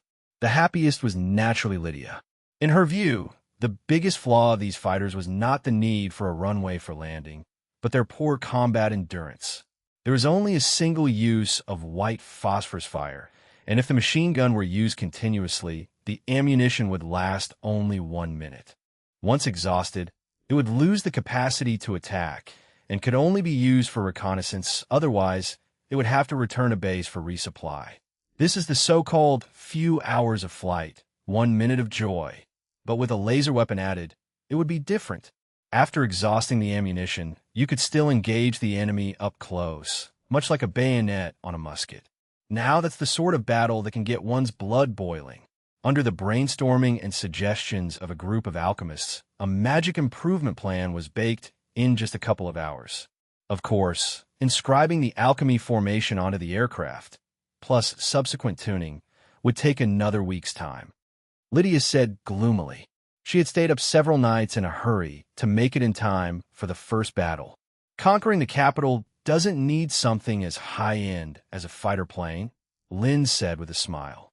Their opponents were merely a bunch of nobles from a kingdom who would change sides like weathercocks at the slightest opportunity. It would only be when they actually invaded the empire that the aircraft would truly demonstrate its formidable power. And what use is one fighter jet anyway? To ensure air superiority, a squadron was the bare minimum. Chapter 414, 402, Blow the Horn of Counterattack. Chapter 414, Chapter 402, Blow the Horn of Counterattack. In mid-August, in Steel City, Sultan, located in the eastern part of the Kingdom of Hattar, Marquis Ulysses had not had a good night's sleep for more than a month. In recent times, the situation throughout the kingdom had been tumultuous, with changes occurring so rapidly that it was hard to believe. Half a year ago, the lords of the kingdom were still choosing sides, discussing the succession of the heir to the throne. Ulysses, as a neutral party, wasn't particularly interested in who would become king, since the decrees from the capital had little impact on these border lords. However, he never expected Prince Hadar to have the audacity to conspire with a notoriously infamous wizard and even seize the capital, assassinating King Basil. This act shocked the entire kingdom. Although their new king claimed that the eldest prince had joined forces with a cardinal of the church to commit the appalling act of patricide, and that he himself had ascended to the throne to restore order, such a clumsy excuse was unlikely to fool even the most ignorant of commoners. This event was bound to provoke the wrath of the church. Considering this, Ulysses feigned compliance with Haddar's call to arms, regrouping under the kingdom's rule, but in reality, he joined with some border nobles to report the fallen state of the kingdom. Once Edwell led his punitive forces and arrived, Ulysses did not hesitate to welcome the royal troops. He was very clear about the power possessed by the empire and the church.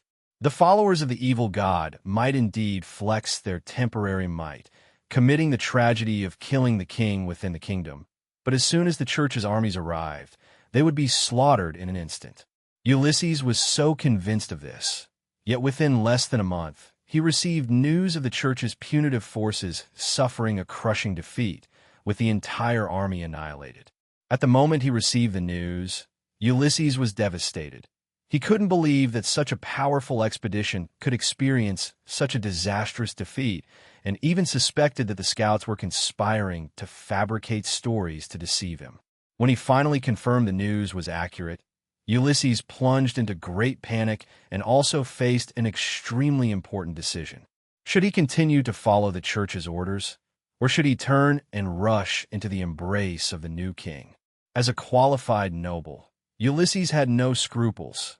Whether it was a lowly assassin or a disreputable wizard, as long as they were useful, he always welcomed all comers. Of course, he had faith in God, albeit not much, and it dwindled even further after the army's crushing defeat.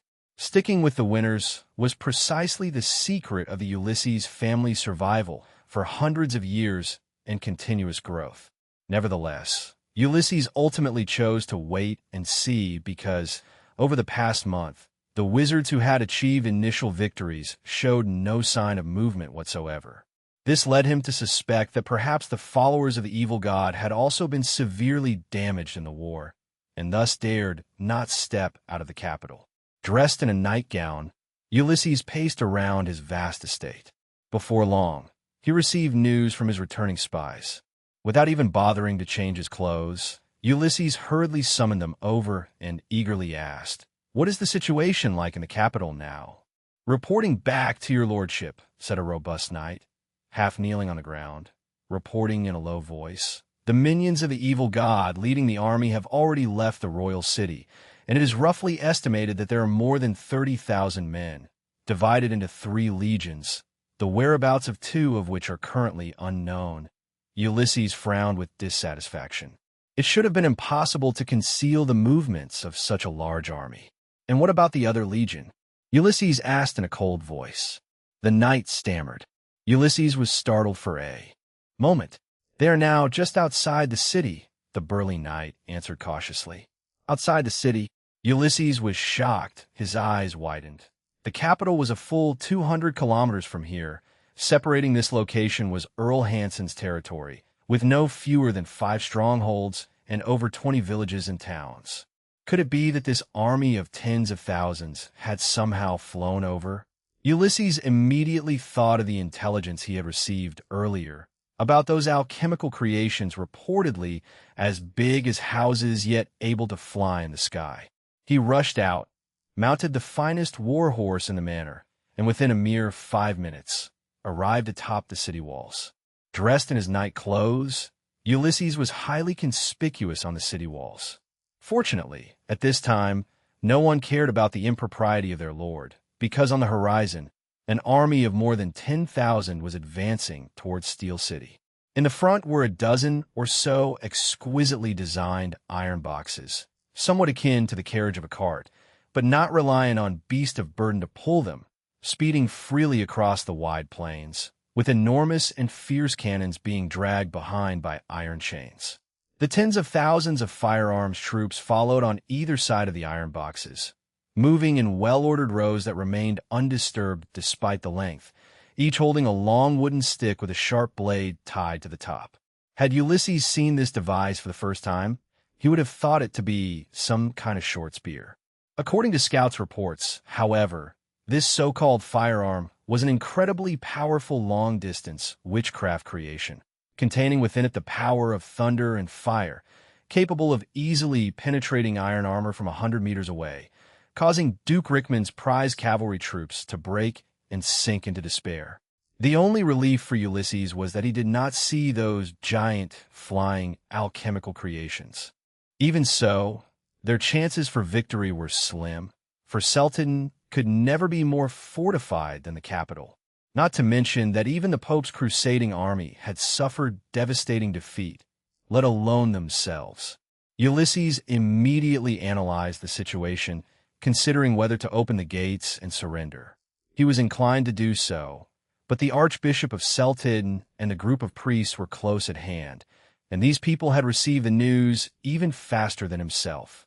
"There's no need to worry too much, Marquis Ulysses," the Archbishop said as if he saw through Ulysses's reluctance to fight, speaking reassuringly. "I have received a revelation from a lord. Her Highness, Saintess Lucia, will personally lead the troops to exterminate these minions of the evil god who have committed heinous crimes in the kingdom," the Archbishop said resolutely. Chapter 415, 403. Kingdom citizens welcome the royal forces. Chapter 415. Chapter 403. Kingdom citizens welcome the royal forces. Ulysses naturally understood that the so-called throne was nothing but a poison bait. However, the bait was exceedingly tempting, and more importantly, the current situation was still unclear. If he chose the wrong side, he could very well lose everything, including his life. Steel City was acclaimed as such due to the abundant iron or resources surrounding it. Moreover, Lord Ulysses was always cautious. The castle's walls had been built very high, and the city gates were reinforced with a layer of pure steel, which required several strong men to operate the pulleys to open and close. The city's guard numbered around 7,000, and they could also summon refugees at any time to assist in defense. Perhaps they only needed to hold out for a day or two. A day or two would be enough. Having temporarily stabilized Lord Ulysses, the archbishop clearly understood that without demonstrating his power, both the nobles and the soldiers within the city could easily collapse on the spot under the assault of witchcraft. Thus, he and dozens of priests stood atop the battlements of Steel City. The biggest difference between the archbishop and ordinary bishops was that they were elites among the Three Rings clergy, candidates for cardinal, and could to some extent communicate with the deity to gain assistance. Thus, they were usually stationed at critical points. Together with several bishops and dozens of priests, they could even temporarily resist a powerful wizard. O great Lord of the stars, moon goddess, creator of earth and life, your humble servant prays here, begging for your protection over this land of faith. The lofty prayer echoed atop the city walls, and a strong divine light soon emanated from around the archbishop. The soldiers and nobles touched by the light seemed to feel the Almighty's gaze, and a surge of fervor rose in Ulysses' heart. Suddenly, he felt as though the tens of thousands of troops below were nothing but chickens and dogs. United, they would surely achieve ultimate victory.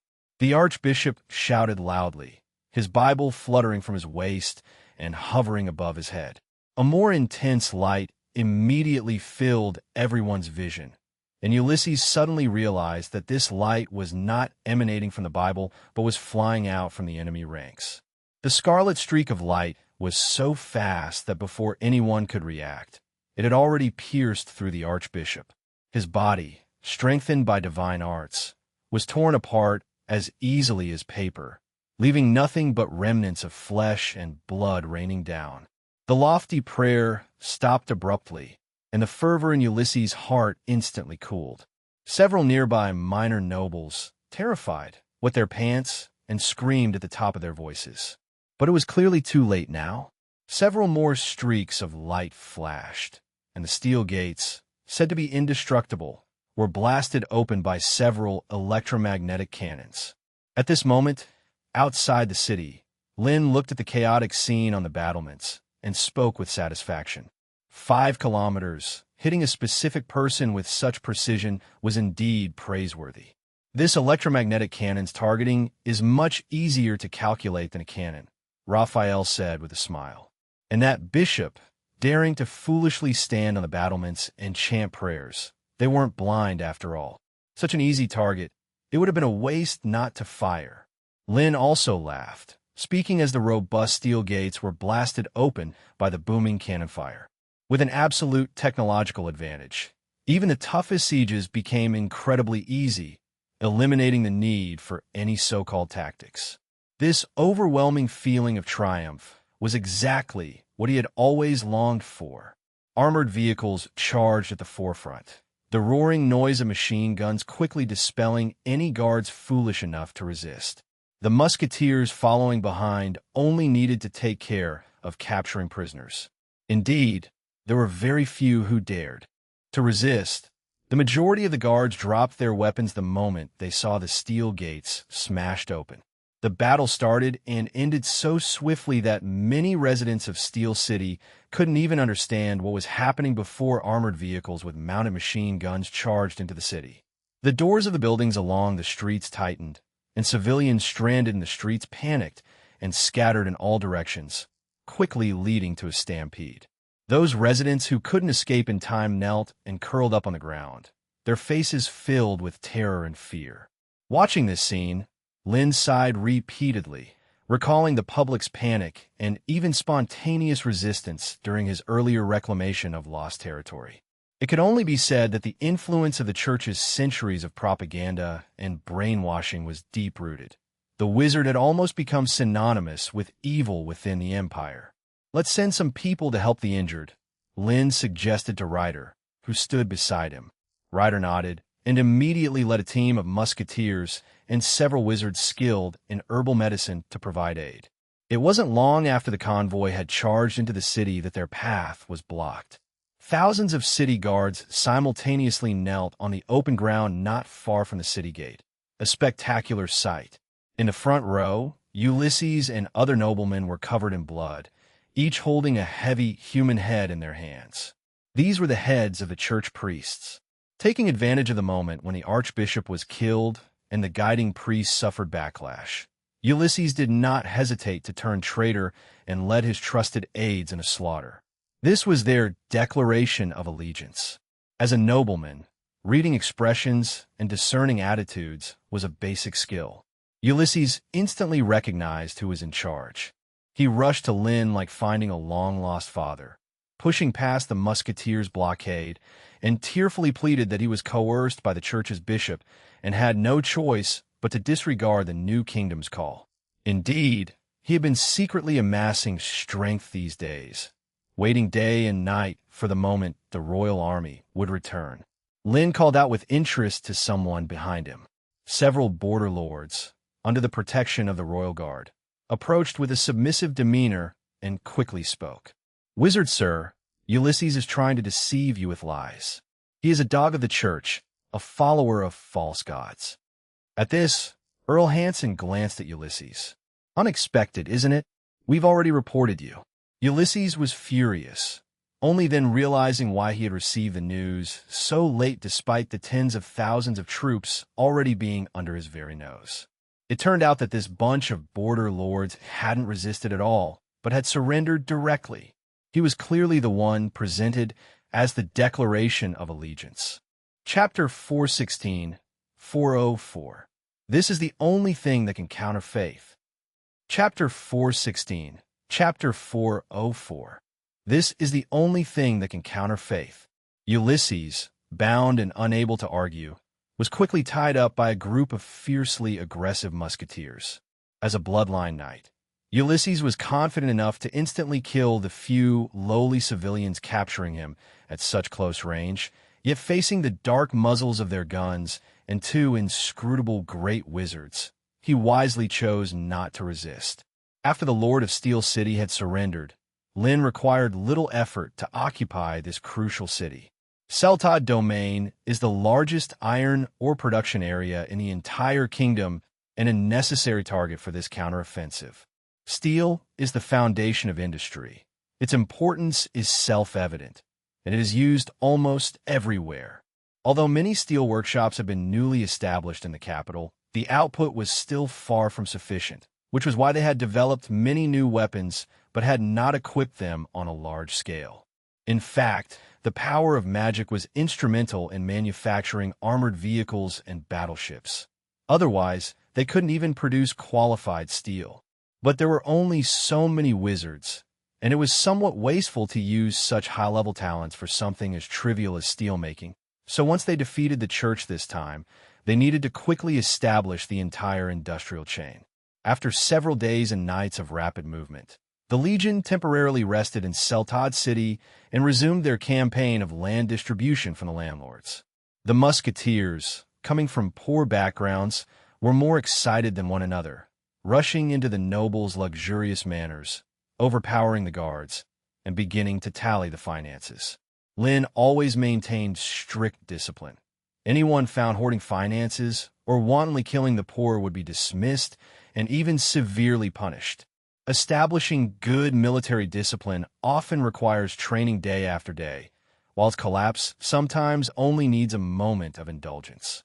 The wealth and land, measured and accounted for, were distributed to the poor who had long suffered under the nobility in the church. Distributing land, dispersing wealth, denouncing wrongdoers, and aiding the injured formed their fourfold method to change the poor's perceptions.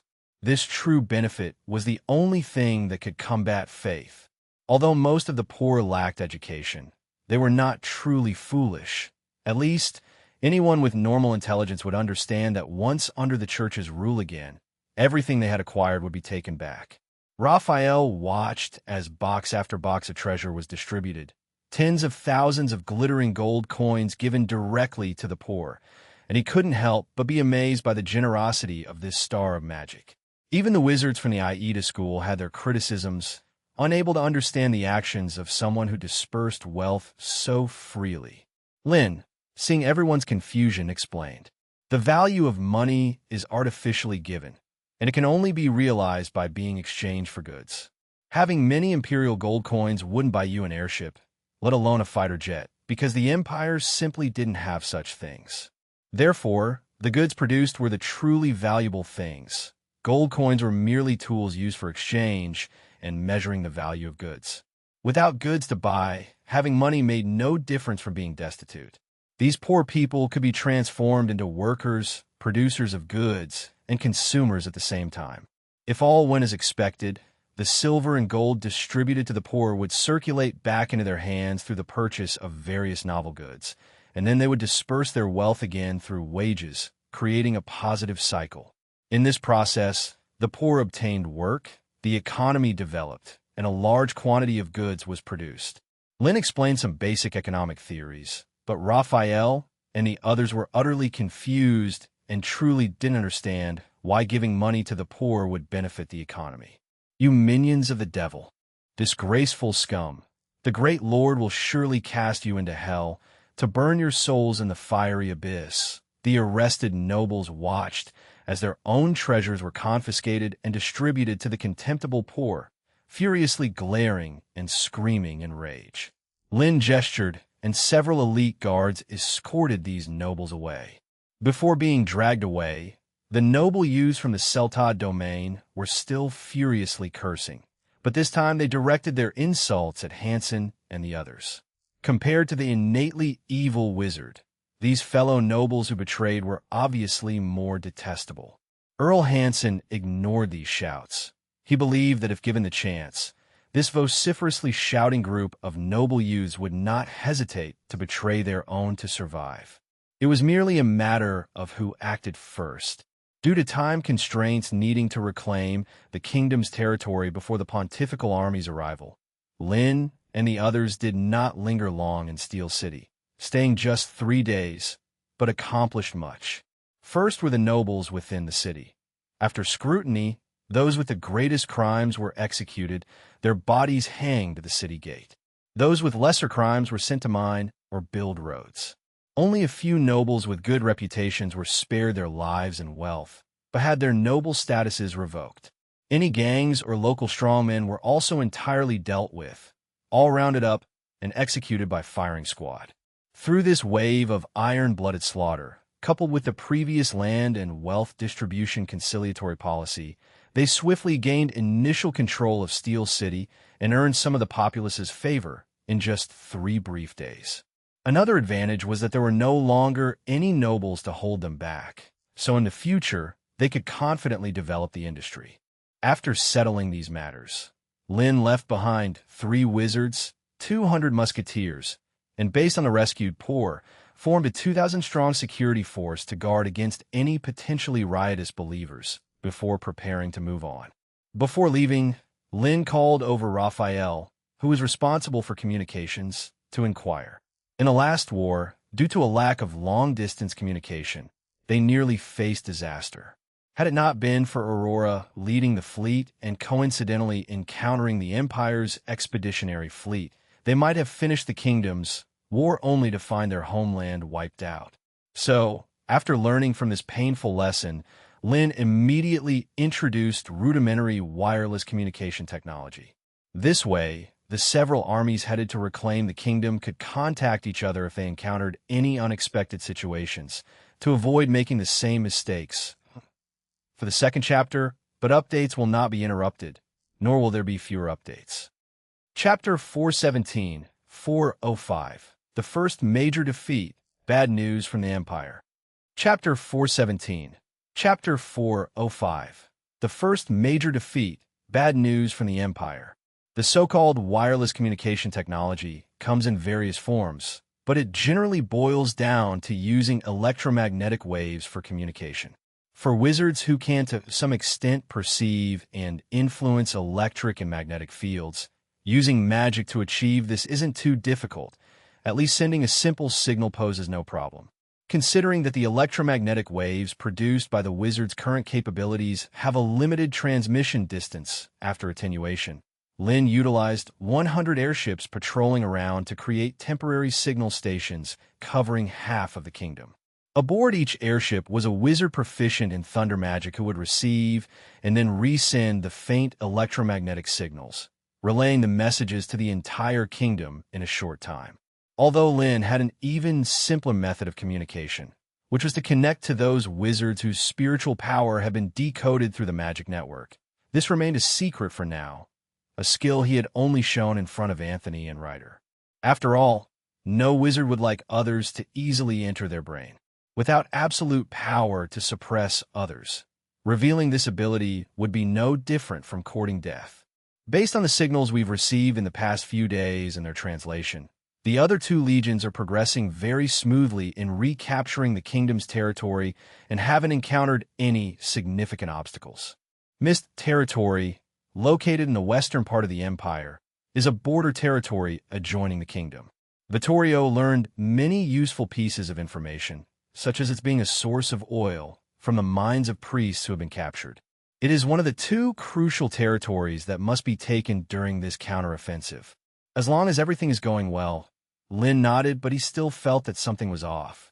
It had been over 2 months since the end of the war in the capital, yet the Empire and the Holy City were strangely quiet. The airships sent to scout had not detected any signs of enemy troops entering the territory.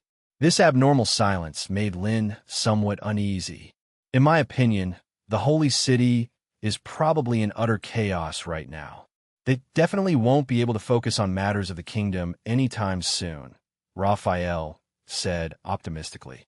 After 2 devastating defeats, the Holy See's punitive force would not find it easy to rally. Raphael was pondering this when suddenly, the electromagnetic signal receiver in his arms lit up. It seems that Speaker Herav has already taken Mist Territory, Raphael said, placing the receiver on the table. Lin too looked over. Research on the magical application of electromagnetic wave technology was still at an early stage. Although wizards who controlled thunder magic had learned how to send signals, they still relied on these special receivers to detect those subtle electromagnetic fluctuations. The sounds of beep, tap, echoed continuously in the room. Raphael took out a Morse code booklet and began to translate. This rudimentary electromagnetic wave receiver was quite primitive, only producing beeps and taps in response to 2 different frequencies of electromagnetic waves. When Lin first brought out this device, Raphael was profoundly disappointed. It indeed offered a viable method for long-distance communication, but the information it could carry was severely limited. They could only use a beep for victory and a tap for defeat, which allowed them to have a crude understanding of the battle situation. However, the imagination of this star of magic was apparently beyond their comparison. By arranging long and short sounds in different ways, it was possible to create countless combinations and send out any desired message. It also prevented the enemy from intercepting the signals or capturing the messengers and gaining information. Because all the information was encrypted, only those with the codebook could decrypt it. The only problem was that translation was quite troublesome. Mist Territory, major defeat. Raphael read slowly from the information provided by the codebook. Had they already defeated the enemy? As Raphael thought this, he quickly realized that the last burst of signal seemed to be Heaven's Dawn froze, her face falling as she fidgeted nervously. It was obvious she hadn't considered this possibility. Chuckling, Ethan gently pressed the feather back into her hands. Relax, I'm just messing with you. Keep it. Heaven's Dawn looked down at the feather in her hand, then glanced at Ethan, who had already turned back to continue hunting. Her lips curved into a smile, dimples forming on her cheeks. A second later, her form shimmered as she transformed into a pink panther, pouncing forward to assist him. With the rake skill now unlocked, combat felt smoother for Ethan. He'd start with rake, stunning the monsters for 5 seconds. The bleed damage varied depending on the skill's completion, but in these short battles, it hardly mattered. Shock and confusion etched Raphael's face. The 3 legions tasked with reclaiming the kingdom's territories, although each only about 10,000 strong, held an absolute technological advantage. To be safe, the 3 council leaders had set off with the army, but they created the illusion that the leaders were still in the capital to confuse the enemy. so they never appeared openly. Now, the heavily guarded capital seemed extremely empty inside. Unable to figure it out, Raphael could only think of this possibility in the end. Only the divine descent technique had the power to annihilate an army of 10,000 equipped with modern muskets and armored vehicles, and make Council Leader Herav use such words as major defeat in communications. Lin frowned slightly, as he didn't believe this was the case. They had discussed similar situations before. If any legion in this grand counterattack campaign confirmed that the enemy had a legendary clergy member, they would stop the attack and hold their ground for reinforcements, even retreating if necessary. Deploying the divine descent technique came at a cost, and without a desperate situation, there seemed no reason for the enemy to use it rashly. In high-end combat, a one-for-one trade with the clergy wasn't considered a gain. Moreover, the moment Council Leader Herav encountered a legendary clergy member, he should have immediately sent a signal, not waited until they were routed to request rescue. Lin judged that the situation must have reversed instantaneously for such a scenario to occur. Most importantly, in the messages that came, there was no mention of the words divine descent. There's a second possibility that the Empire's punitive legion suddenly appeared in the Mist territory, perhaps even launching a surprise attack. Aurora's figure emerged from the side, stating the most likely occurrence, meaning the Empire's legion bypassed the airship's reconnaissance and arrived underneath their noses without their knowledge. This was not an entirely impossible feat. Perhaps the airships they sent for scouting had been silently and unnoticeably removed by some powerful divine arts. Or maybe some sort of wide-ranging invisibility magic allowed an entire supporting legion to disappear from view, marching right behind them with impunity. Chapter 418, 406, Racing Against Time, The Decaying Battlefield. Chapter 418, Chapter 406, Racing Against Time, The Decaying Battlefield. Raphael's forehead was covered in cold sweat. Both guesses were thoroughly bad news. After calculating the approximate situation with Lin and others, Aurora did not delay any longer, and her figure soon disappeared from the place. However, Raphael's face did not relax in the slightest. After all, this place was very far from the Mist territory. Even the straight-line distance exceeded 150 kilometers. Even with the speed of the legend speaker flying there, it would take 2 hours, and perhaps it would be too late already. Lin gently stroked the ring of arcane in his hand, letting the intelligence brain start to locate the coordinates, preparing to project his power and will to Mist territory via the magic network. He wanted to see for himself what exactly had happened on Herav's side. Lin had previously taken some emergency measures, such as placing a wizard from Aida in each of the other 2 legions. Carrying rings of arcane with qualities, their spiritual power decryption levels had reached over 30%. Such coordinates that touched the soul's deep layers could easily cross hundreds or even thousands of kilometers for positioning. With the help of the intelligence brain and the ring of arcane as the carrier, long-distance power transmission could be achieved. Strictly speaking, this falls within the category of spiritual magic, much more advanced than electromagnetic wave communication. However, in Wizardland, it is considered forbidden. Up until now, Lin had only seen 3 people who possessed similar abilities. The first was Hellram. He, through the extensive spiritual notes left by the evil mage Merc and his own intelligence, created an imperfect magic network and came up with the insane soul-devouring array, treating those wizards within the faceless meeting whose computing power was decrypted as nourishment to resurrect his daughter. He was now also on this path, yet his tactics were more gentle, adhering to a strategy of sustainable development and mutual benefit. He provided knowledge, while the wizards contributed computing power, leading to mutual satisfaction without resorting to destructive, short-term exploitation. The second was Aurora.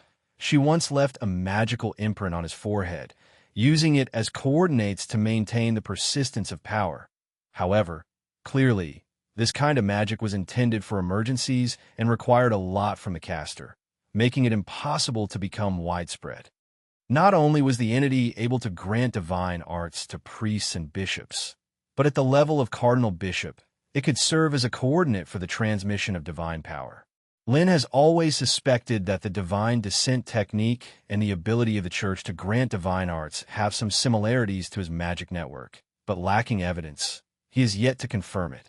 The prompt from the intelligence brain echoed in Lin's mind, drawing his attention back, and he immediately thought silently. Meanwhile, at the Sika's empire's border, within Mist territory, a tragic battle was unfolding, with the sounds of conflict incessant. The knights clad in silver armor charged to the front, their eyes filled with zeal and the color of slaughter, their long spears thrusting out repeatedly, killing several musketeers who were still reloading. After taking down 2 more monsters, Ethan gestured toward a relatively safe spot nearby. Let's call it day. The servers are about to shut down. Servers are shutting down? Heaven's Dawn asked, clearly puzzled. I've got insider info, Ethan said with a smirk, trying to sound convincing. The game runs from 6 p.m. to 8 a.m. daily. Oh, that makes sense. I guess I'll log off then. I've got homework to finish anyway. With a cheerful wave, she vanished, logging off without hesitation. Ethan blinked, slightly taken aback. He muttered to himself before disconnecting as well. Unknown to Ethan, Heaven's Dawn logged back in at 7:59 a.m., just before the servers closed. Ding! The electromagnetic cannon had undoubtedly played its part again. The body of the giant, as grand as a hill, crashed down, crushing the 2 battling forces beneath it, and gallons of bright red blood splattered, staining the surrounding soil. In this utterly chaotic battlefield, the switch between life and death occurred almost in the blink of an eye. But there wasn't just one such massive giant. Soon many appeared across the battlefield, numerous and not only thick-skinned but also possessing high resistance to both physical and magic attacks, with superb equipment to boot. Whether it was gunfire or low-tier magic hitting them, it only caused superficial wounds. Even the electromagnetic cannon, after penetrating the 20-centimeter thick special quality iron shields and armor, still wasn't lethal unless it was focused fire or hit a vital spot. Harov, using force field magic, brutally tore apart 2 tall, ironclad giants, but still couldn't remedy the deteriorating situation. The timing of the appearance of these Imperial legions was just too perfect. Just as they were besieging the city, the enemy appeared out of nowhere behind them, launching a surprise attack. Neither the airships nor the wizards in charge of sensing had noticed the slightest sign until the Imperial legions approached and the ground began to vibrate, alerting them that something was amiss. However, by then it was obviously too late. The artillery position at the rear collapsed directly under the charge of thousands of divine punishment knights, and the wizards stationed there couldn't stop this group of knights, each beastly and enhanced with divine arts. Not to mention the priests and bishops of the church, who mingled among the silver-armored knights, their occasional divine arts causing great headaches. For the musketeers, the most important thing was their formation. Once it broke down, and they couldn't form a dense barrage of fire, their combat effectiveness would be greatly reduced, let alone facing a large number of divine punishment knights in open plains. According to the tactics they had previously devised, when encountering a large force in plain areas, they must rely on armored vehicles for blockade, supplemented by machine guns and artillery, and combined with aerial bombing. They aimed for an integrated air-ground defense to keep the enemy more than 50 meters away, determined not to let them get close. Now, this plan clearly fell through. With their formation disrupted and being forced into close combat, the only thing they could do was figure out how to preserve as much manpower as possible in a retreat. Chapter 419, 407 Lin. The real caster of magic isn't me. It's the sun. Chapter 419, Chapter 407 Lin. The real caster of magic isn't me. It's the sun. Speaker of the House, we can't keep waiting like this. Let us stay behind and cover the retreat, Sanchez exclaimed urgently, as he saw the formation they had managed to assemble collapse once again. Given the current situation, they probably couldn't wait for reinforcements anymore. The best solution was to leave a part of their elite forces to cover the retreat. Otherwise, they would all die here. No, relying on just you all probably won't be enough to stop them, Herav said with a grave countenance. The Imperial Legion that had suddenly appeared behind them numbered 50 to 60,000 strong. It certainly included legendary clerics, possibly more than one. He had not recklessly used up his magic power, precisely to be prepared for the enemy. With the strength of Sanchez and the others, they would likely be wholly inadequate to even hinder the enemy. Now, the only one who could cover the retreat was himself. As Herav was about to speak, a voice suddenly rang out beside everyone's ears. Herav and the others immediately turned their heads to look. An unexpected figure had appeared in front of them. Lin, who, according to intelligence, should presently be in Steel City, had unexpectedly shown up here. Sanchez said, quite pleasantly surprised, and hurriedly spoke. "That's wonderful. You have arrived so quickly." If the reinforcements had arrived and several of the speakers joined forces, they could launch a fierce counterattack. But Herav saw at a glance that Lin was not personally present. It must be a form of projection magic similar to Aurora's. Just as he had anticipated, Lin soon began to explain. "No, the support has not yet arrived. The two speakers will arrive at the earliest in 2 to 3 hours." Although they had airships for troop transport, moving large-scale forces was not an easy task. Herav couldn't help interrupting. He recognized Lin's strength, but after all, he was only a fourth circle wizard. If he had personally come, perhaps he could have used the forbidden technique that temporarily boosted his strength during the fight against Ella and accomplished this task, but now it was only a magical incarnation that had come. Could it be that he brought the ingredients for casting nuclear explosion magic?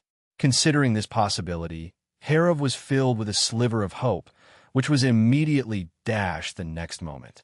Seeing the star of magic so confident, Herav, despite numerous questions, refrained from voicing objections, opting instead to directly ask Lin what his plan was. "For starters, I need some help from you all to separate friends from foes to avoid friendly fire," Lin said rapidly. Then he sighed, looking at the chaotic battlefield. Under orderly command, the scattered wizards quickly regrouped, organizing the largest-scale counterattack, with nobody holding back their magic power. Herav was the first to act, channeling a vast amount of magic power deep into the ground. The next moment, the entire battlefield began to crack rapidly, the earth torn open by a vast fissure as chunks of soil and stone continuously collapsed, forming a deep trench. Not only that, but the crack was also rapidly spreading to both sides. From above, one could see the battlefield split into two by the fractured earth. To change the terrain and dominate the entire battlefield with one's own power, that was the strength of a legendary magic. The whole process was completed in just over 10 seconds. Panting slightly, Hera's magic power had already depleted by nearly half. To cast such a large-scale legendary spell was no easy task for him. Right after that, Sanchez and the others also cast their spells one after another. A variety of spells followed in quick succession, with the forces of frost, flame, and thunder intertwining and crashing towards the enemy lines with great momentum. At the same time, a vast and holy voice resounded across the battlefield, and an invisible curtain materialized in the air, blocking the rain of magic. Although it was quickly torn apart by hundreds of spells, it still significantly reduced casualties. Herav understood that it was the legendary clergy of the church who took action, but their objective had been achieved. The battlefield was temporarily divided. A second later, her form shimmered as she transformed into a pink panther, pouncing forward to assist him. With the rake skill now unlocked, combat felt smoother for Ethan. He'd start with Rake, stunning the monsters for 5 seconds. The bleed damage varied depending on the skill's completion, but in these short battles, it hardly mattered. To his surprise, Heaven's Dawn also had Rake in her arsenal. Ethan couldn't help feeling a pang of envy. Some people were just born with an insane amount of luck. As the clock approached 7:50 a.m., Ethan realized they had been grinding for over an hour, and yet the quest item he needed still hadn't dropped. He even debated asking Heaven's Dawn for a feather, so he could just complete the quest and move on. Lin gazed up at the sky, where a fiery red sun blazed overhead. Mid-August was the hottest time in the Empire, and the midday sunlight would add a significant boost to his upcoming spell. Inside the church's formation, Joshua watched the incoming barrage of magic and slowly said, the enemy's counterattack was fierce, but to Joshua, it only seemed like the struggles of a trapped beast. Once their magic power was exhausted, these people would completely lose the ability to resist them. As for the vast gorge that divided the battlefield, it wasn't even necessary for him to take action. Several cardinals worked together to use divine arts to construct several wide bridges that could accommodate passage. At his side, Saint Lucia also watched this scene. However, the cost at which Herav and the others deployed their magic made her vaguely sense something was off. Then, she lifted her head, looking towards the fierce sun above, and muttered, "Did you notice? Chapter 420, 408, all reduced to nothingness. Sunshine everywhere." Chapter 420. Chapter 408, all reduced to nothingness. Sunshine everywhere it darkened. Joshua furrowed his brow and looked toward the sky, indeed sensing a trace of uneasiness. Lucia said offhandedly, under her perception, hundreds of meters away from them over the battlefield, intense fluctuations of magic power appeared and were spreading in their direction. She hadn't noticed it earlier because the frequent casting of spells by the wizards indeed led to a significant increase in the concentration of magic power in a certain area. It was not until the density of magic power exceeded a threshold that Lucia became aware of it. But by now, the reaction had come clearly too late. Lynn's spell had already been released. This time it wasn't only Lucia who felt it. Every soldier charging on the battlefield sensed it clearly as the area spanning several kilometers around them turned from day to evening in an instant, a bizarre spectacle that made even the most steadfast believers hesitate. Only when everyone looked up did they discover, to their horror, a massive translucent mirror appearing above their heads. It appeared like an upside-down translucent cauldron, eclipsing the midday sun. Lynn raised his palm, and the brightness of the entire battlefield dropped several more notches. The scorching sunlight that fell from the sky, after passing through the enormous concentrator mirror, immediately converged and focused together. This ancient line surfaced in Lynn's mind, and 90% of all the magic power he had projected disappeared, even tapping into the power of the magic network to some extent. The next moment, a beam of light, shaped like an inverted cone with a diameter of 100 meters and a height nearly infinite, descended from the sky. The sunlight that covered the entire battlefield compressed into an area of 100 meters, and the intense light that was bright enough to dazzle made it difficult for everyone present to open their eyes. Then, a series of piercing screams and mournful howls suddenly resounded across the battlefield. The Empire's soldiers within the reach of the light column evaporated on the spot, victims to temperatures comparable to the surface of a star. The knights protected by the divine arts lived a little longer, but that was merely an extension of their torment. Their horses neighed and collapsed, their iron armor melting into molten iron that hissed in the searing heat, and the undergarments beneath caught fire. As the beam of light swept over, vegetation withered and crumbled, the ground dried and cracked, and thousands of soldiers from the Empire's legions instantly turned into balls of fire. Under temperatures surpassing that of a star's surface, all life was equal. Even the giants with high magical resistance had no power to resist, turned directly into charred corpses. Joshua's pupils dilated. The speed of light was simply too fast, too sudden. From concentration to sweeping forth, it took only a second for more than 2,000 Empire soldiers to perish before their eyes. Joshua held his scepter high, roaring loudly as hundreds of arrows, twinkling with a divine radiance, appeared out of thin air, aiming at the concentrator mirror overhead. These arrows had been imbued with special demolition power, and the mirror that covered the entire battlefield had no possibility of moving or dodging. The dense shower of arrows sped out, as dazzling as meteors, and swiftly collided with the huge, focusing mirrors. The mirrors shattered more fragilely than Joshua had anticipated, offering no resistance at all, exploding instantly into countless pieces scattering in all directions, plummeting to the ground. Joshua sighed with relief, finding it easier to deal with than he had expected. It's not that simple. Lucia shook her head, not rushing to act, but instead focusing all her efforts on sensing the caster's location. The limitations of this body were significant for her, even after having nurtured it for 7 or 8 years. The compatibility was not high, so the power she could exert was extremely limited. As expected, just a second after Lucia spoke, several of the larger shattered focusing mirrors didn't fall, but hovered in the air instead, shifting shapes and forming into numerous smaller focusing mirrors. With Lynn's current computing power, reorganizing the spell in such a short time was nothing short of a fantasy. But with the help of the magic network and artificial intelligence, it was a different story.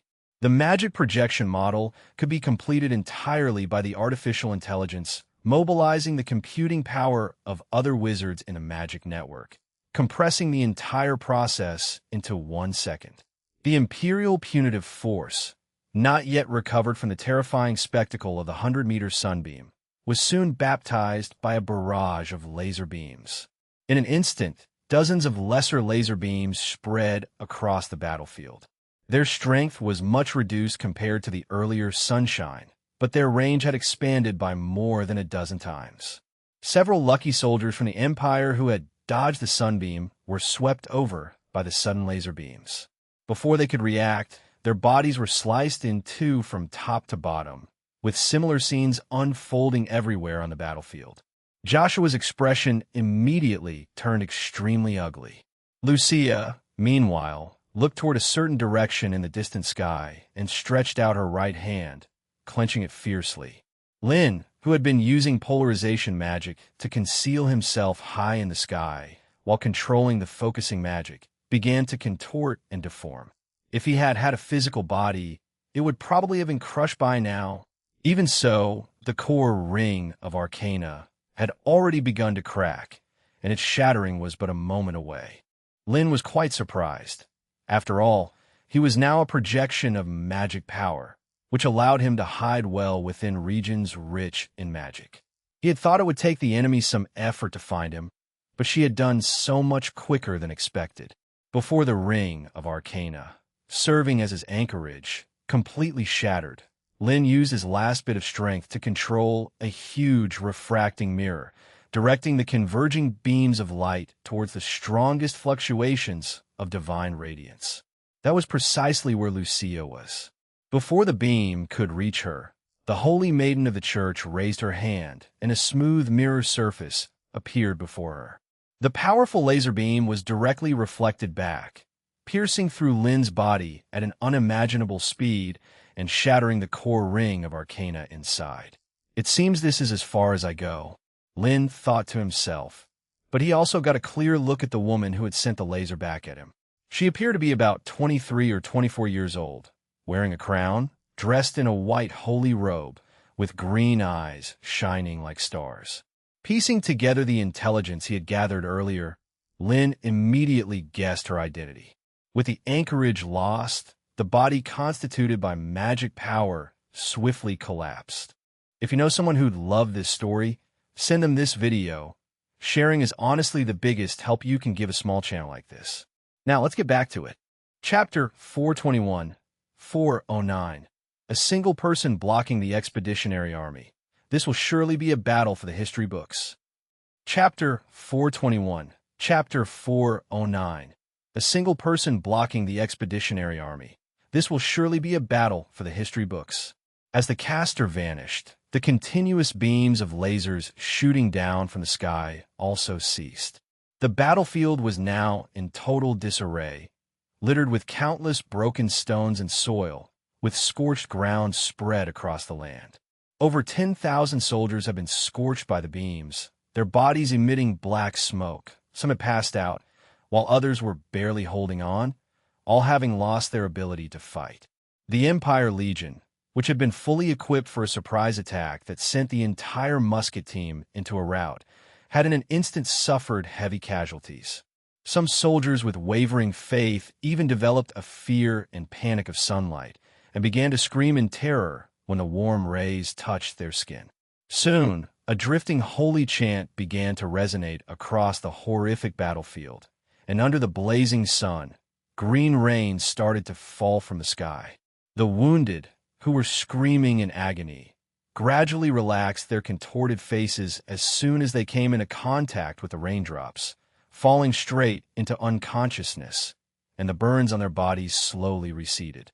This was the legendary divine arts, Blessing Rain.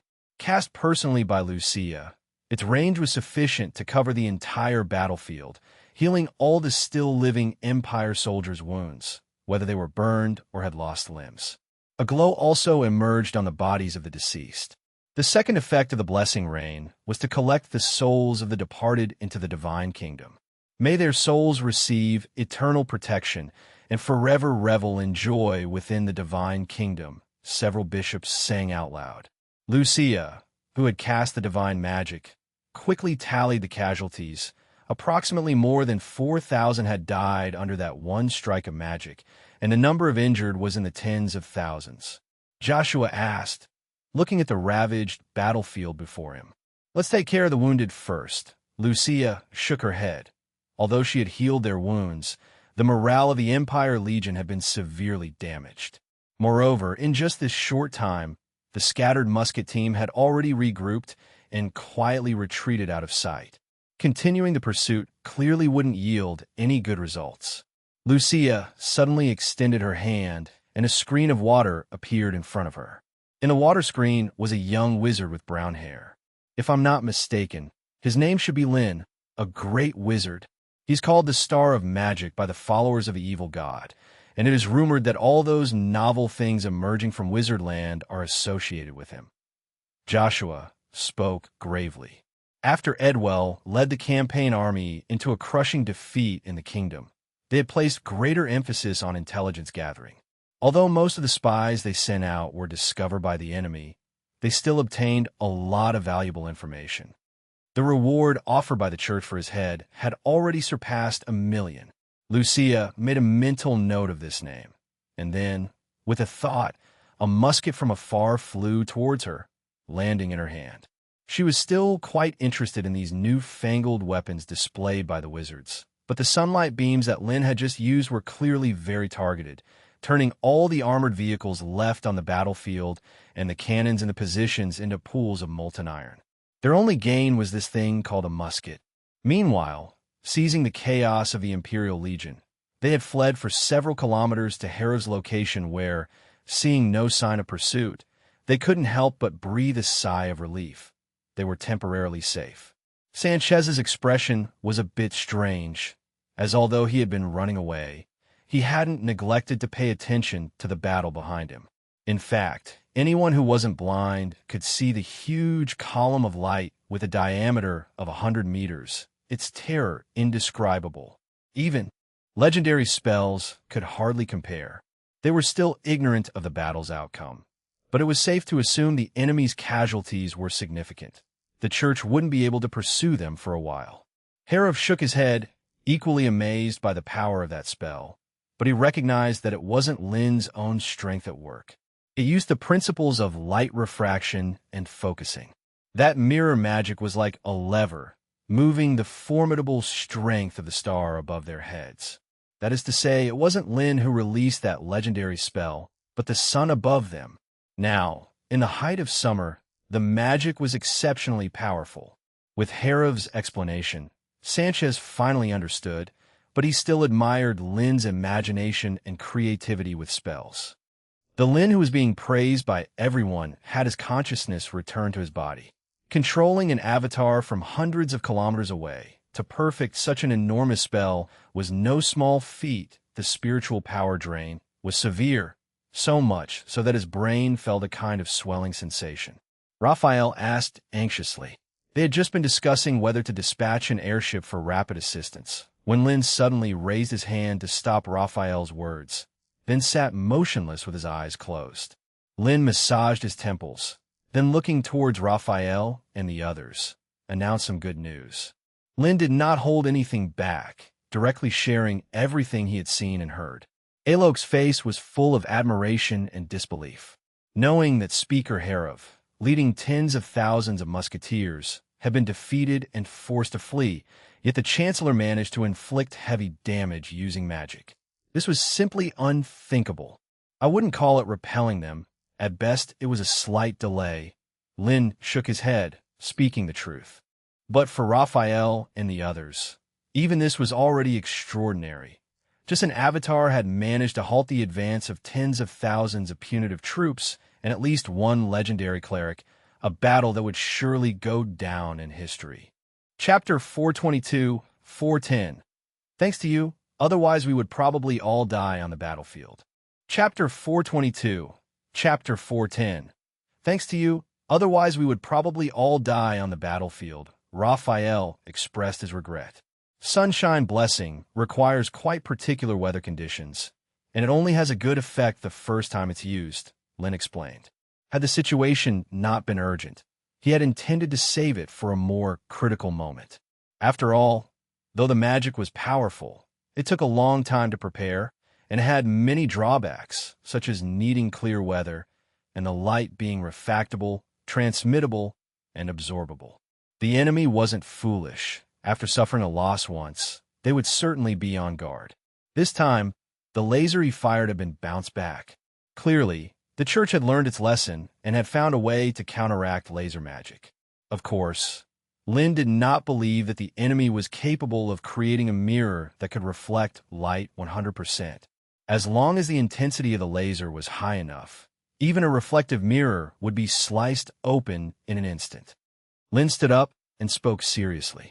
Although he had temporarily repelled the church's attack, he did not discount the possibility of the enemy's pursuit. They needed to rush reinforcements immediately. Raphael and the others all nodded in agreement. In fact, they had been planning to leave Steel City today, and all their supplies had already been prepared in advance. With the need to establish communication bases and conduct daily patrols, nearly 40% of the airships were dispatched for these tasks. The force they had was left with only 40 airships, not enough to transport the tens of thousands of people at once. After a brief discussion, Lin quickly made a decision. He and Raphael would take an airship, leading a portion of the troops to the destination first. Then Ryder and the two high wizards would follow slowly with the remaining forces. Steel City Welsel was approximately 159 kilometers in a straight line from the Imperial border territories. A normal march with detours around mountains and rivers would require several days, but traveling by airship took just over an hour. Along the way, reports from various parts of the kingdom were continuously transmitted to the receivers through electromagnetic communication technology and then translated. Raphael couldn't help but marvel at the convenience of this device. Messages sent from any location could be spread across the entire kingdom in minutes. All of the messages essentially boiled down to two things. The first was that their airships patrolling the kingdom imperial borders were all in good condition, meaning that the church's expedition force had sneaked into their protection circle without being able to remove these nails. This slightly eased Lin's mind. To construct this defensive line that spanned the kingdom and prevent sneak attacks, he had put in a lot of effort. The patrol trajectory and position of each airship were carefully designed to ensure interlocking fields of defense, and they needed to communicate with one another at regular intervals. Unless the enemy could erase a large area's worth of airships in an instant, there would surely be a message getting through. The second was that Herav had already led his people to retreat into a previously conquered imperial town, ready to hold out and await reinforcements. When the airship landed within the town, a group of wizards was busily reinforcing the city walls. Upon seeing Lin, they bowed respectfully in greeting. "Master Lin, we really owe you a lot this time. Otherwise, most of us would have probably died on the battlefield." Sanchez approached and patted Lin on the shoulder, speaking with heartfelt gratitude. Had Lin not arrived in time, Sanchez had been ready to make a last stand, a decision that clearly meant certain death. "There's no need for such formalities. Facing the blockade of the Empire and the Church, everyone must give their all. Lin shook his head, implying their high end. Then Lin inquired about the casualties of the war. It's more severe than we anticipated, Sanchez said with a bitter smile, which meant that over half of the 10,000-strong musketeer brigade were casualties, and furthermore, they had lost a significant amount of cannons and firearms. Sanchez said grimly, as this was his greatest concern. Since they left Wizardland, despite the extreme ferocity of the Capital Defense War, they had still managed to achieve victory, so there was previously no need to worry about this matter. But now it was different. So many weapons falling into enemy hands could likely lead to them being replicated. It doesn't matter. I've already melted down the cannons and armored vehicles. As for muskets, a basic weapon like that is impossible to keep secret forever. It is just a matter of time before the enemy figures it out. Lin was quite philosophical about it. He was well aware that simple weapons like flintlock muskets and airships could eventually be produced by the elites of the Empire and the Church if they were willing to put in the effort and time. The reason there hadn't been any movement on this front was simply because there wasn't enough time, coupled with the fact that the bishops of the Church were all focused on perpetuating feudal superstitions, truly believing these were the works of demons. Of course, for something a bit more technical like an internal combustion engine, considered advanced equipment, they wouldn't be able to produce it without plans, no matter how hard they racked their brains. As he spoke, Sanchez led everyone into a manor house. This was the estate of a minor earl of the Empire. When they first came from the kingdom with their troops, the earl packed up his belongings and fled, leaving not a single guard behind. They took over the entire city without a fight. However, the manor had now become a temporary command center and a place for treating the wounded. In the spacious grounds, many tents were set up, with herbalists busily concocting magic potions. From time to time, one could hear the sounds of anguished groans. I wonder when the war will ever end. Johnny, following behind the two, sighed as he looked toward the tents. Alok said with aspiration. These were the typical propaganda slogans the council used in the war, and they resonated powerfully with many ambitious and spirited young wizards, said Alok with conviction. Lin nodded and smiled. Chapter 423-411. The opportunity to defeat the Church.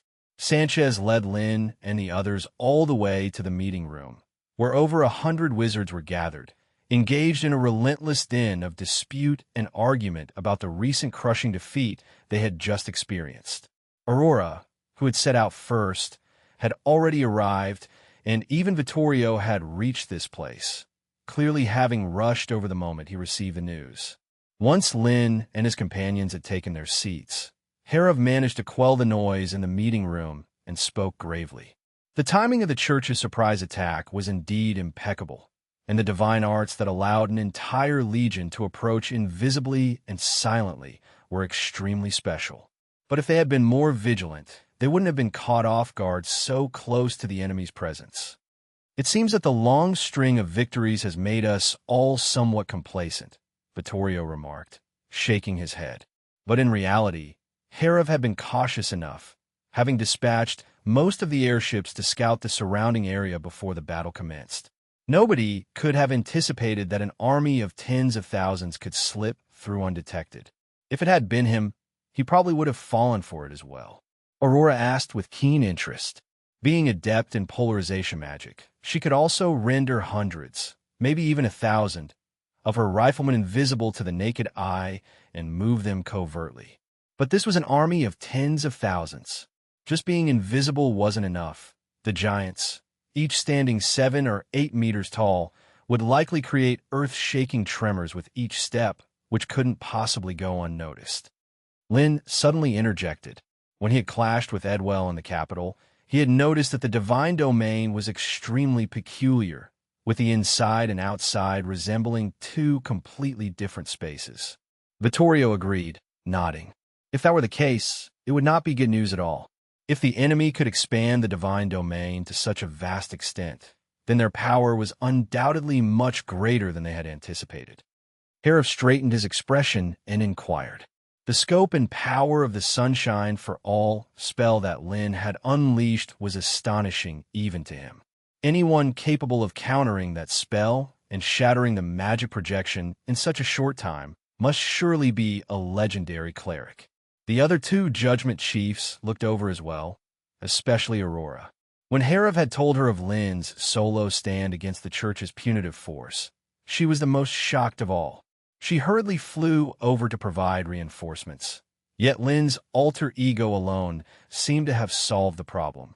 Lin pondered for a moment, then swept his hand across the table, and a layer of water screen immediately emerged, displaying the images of two figures, a man and a woman. The man, around 50 years old, was dressed in a golden robe, tall and with a solemn demeanor. This is the church's Judgment Chief, Joshua. He is the one I clashed with above the mist sea. Aurora identified one of the figures. The assembled wizards all nodded in recognition. This Judgment Chief was one of the church's 5 legendary clerics known to the public, not difficult to confirm. As for the other one, Saintess Lucia, it's surprising that she possesses legendary-level power as well, Herav said, clearly taken aback. All the key figures within the Holy Church hierarchy above the rank of cardinal have had their portraits and information collected by them, and the saintess of the church is no exception. However, according to their intelligence, the position of the saintess is rotated every few years, taken on by nuns in their teens, with their only commonality being their extraordinary beauty, cool and elegant. It all seemed like a facade designed to pacify the poor.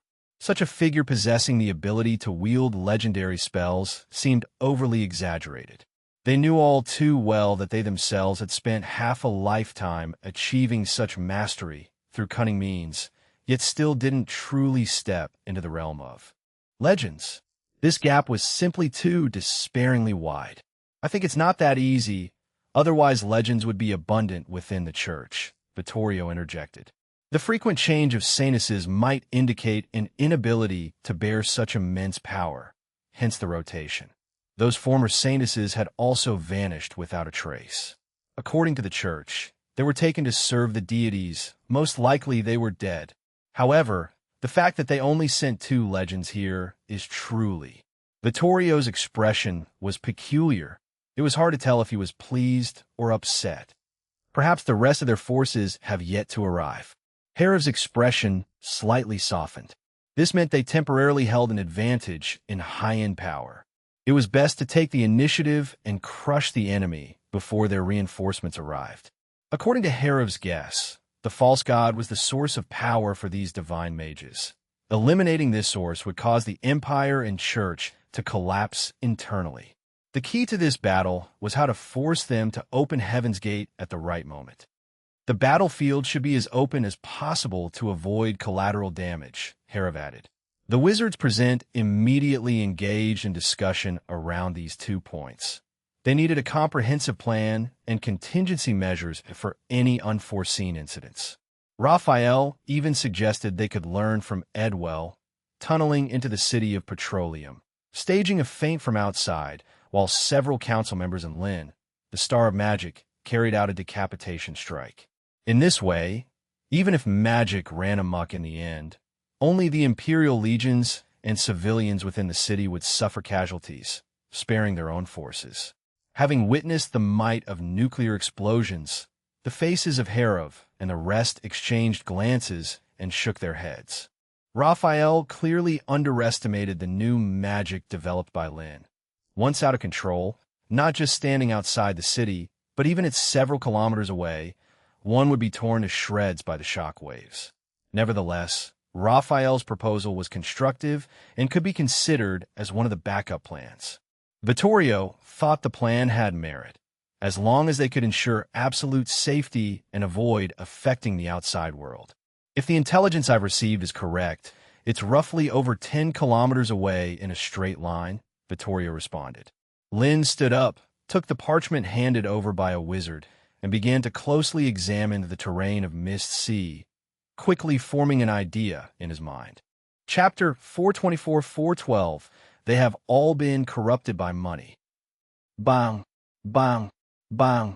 In the Mist District within Fire Oil City, a series of thunderous explosions echoed continuously across the training field.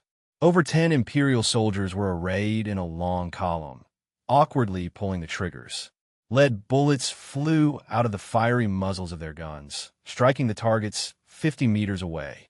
The solid armor was instantly penetrated by a large hole, and the wooden stumps behind it were smashed to pieces. Impressive power! No wonder Edwell's Imperial Expedition Army suffered a crushing defeat at their hands, Joshua said in a low voice as he watched the soldiers handling the muskets. Have you shown these to the craftsmen? Lucia said with interest. We can replicate the other parts of this weapon without an issue, except for this particular steel barrel. Joshua took a musket, shook his wrist, and used divine arts to disassemble it, leaving only the barrel. Lucia reached out and took it, examining it closely for a while, and found nothing out of the ordinary. It was a common steel object with no traces of magic power or divine arts. Joshua reminded her softly.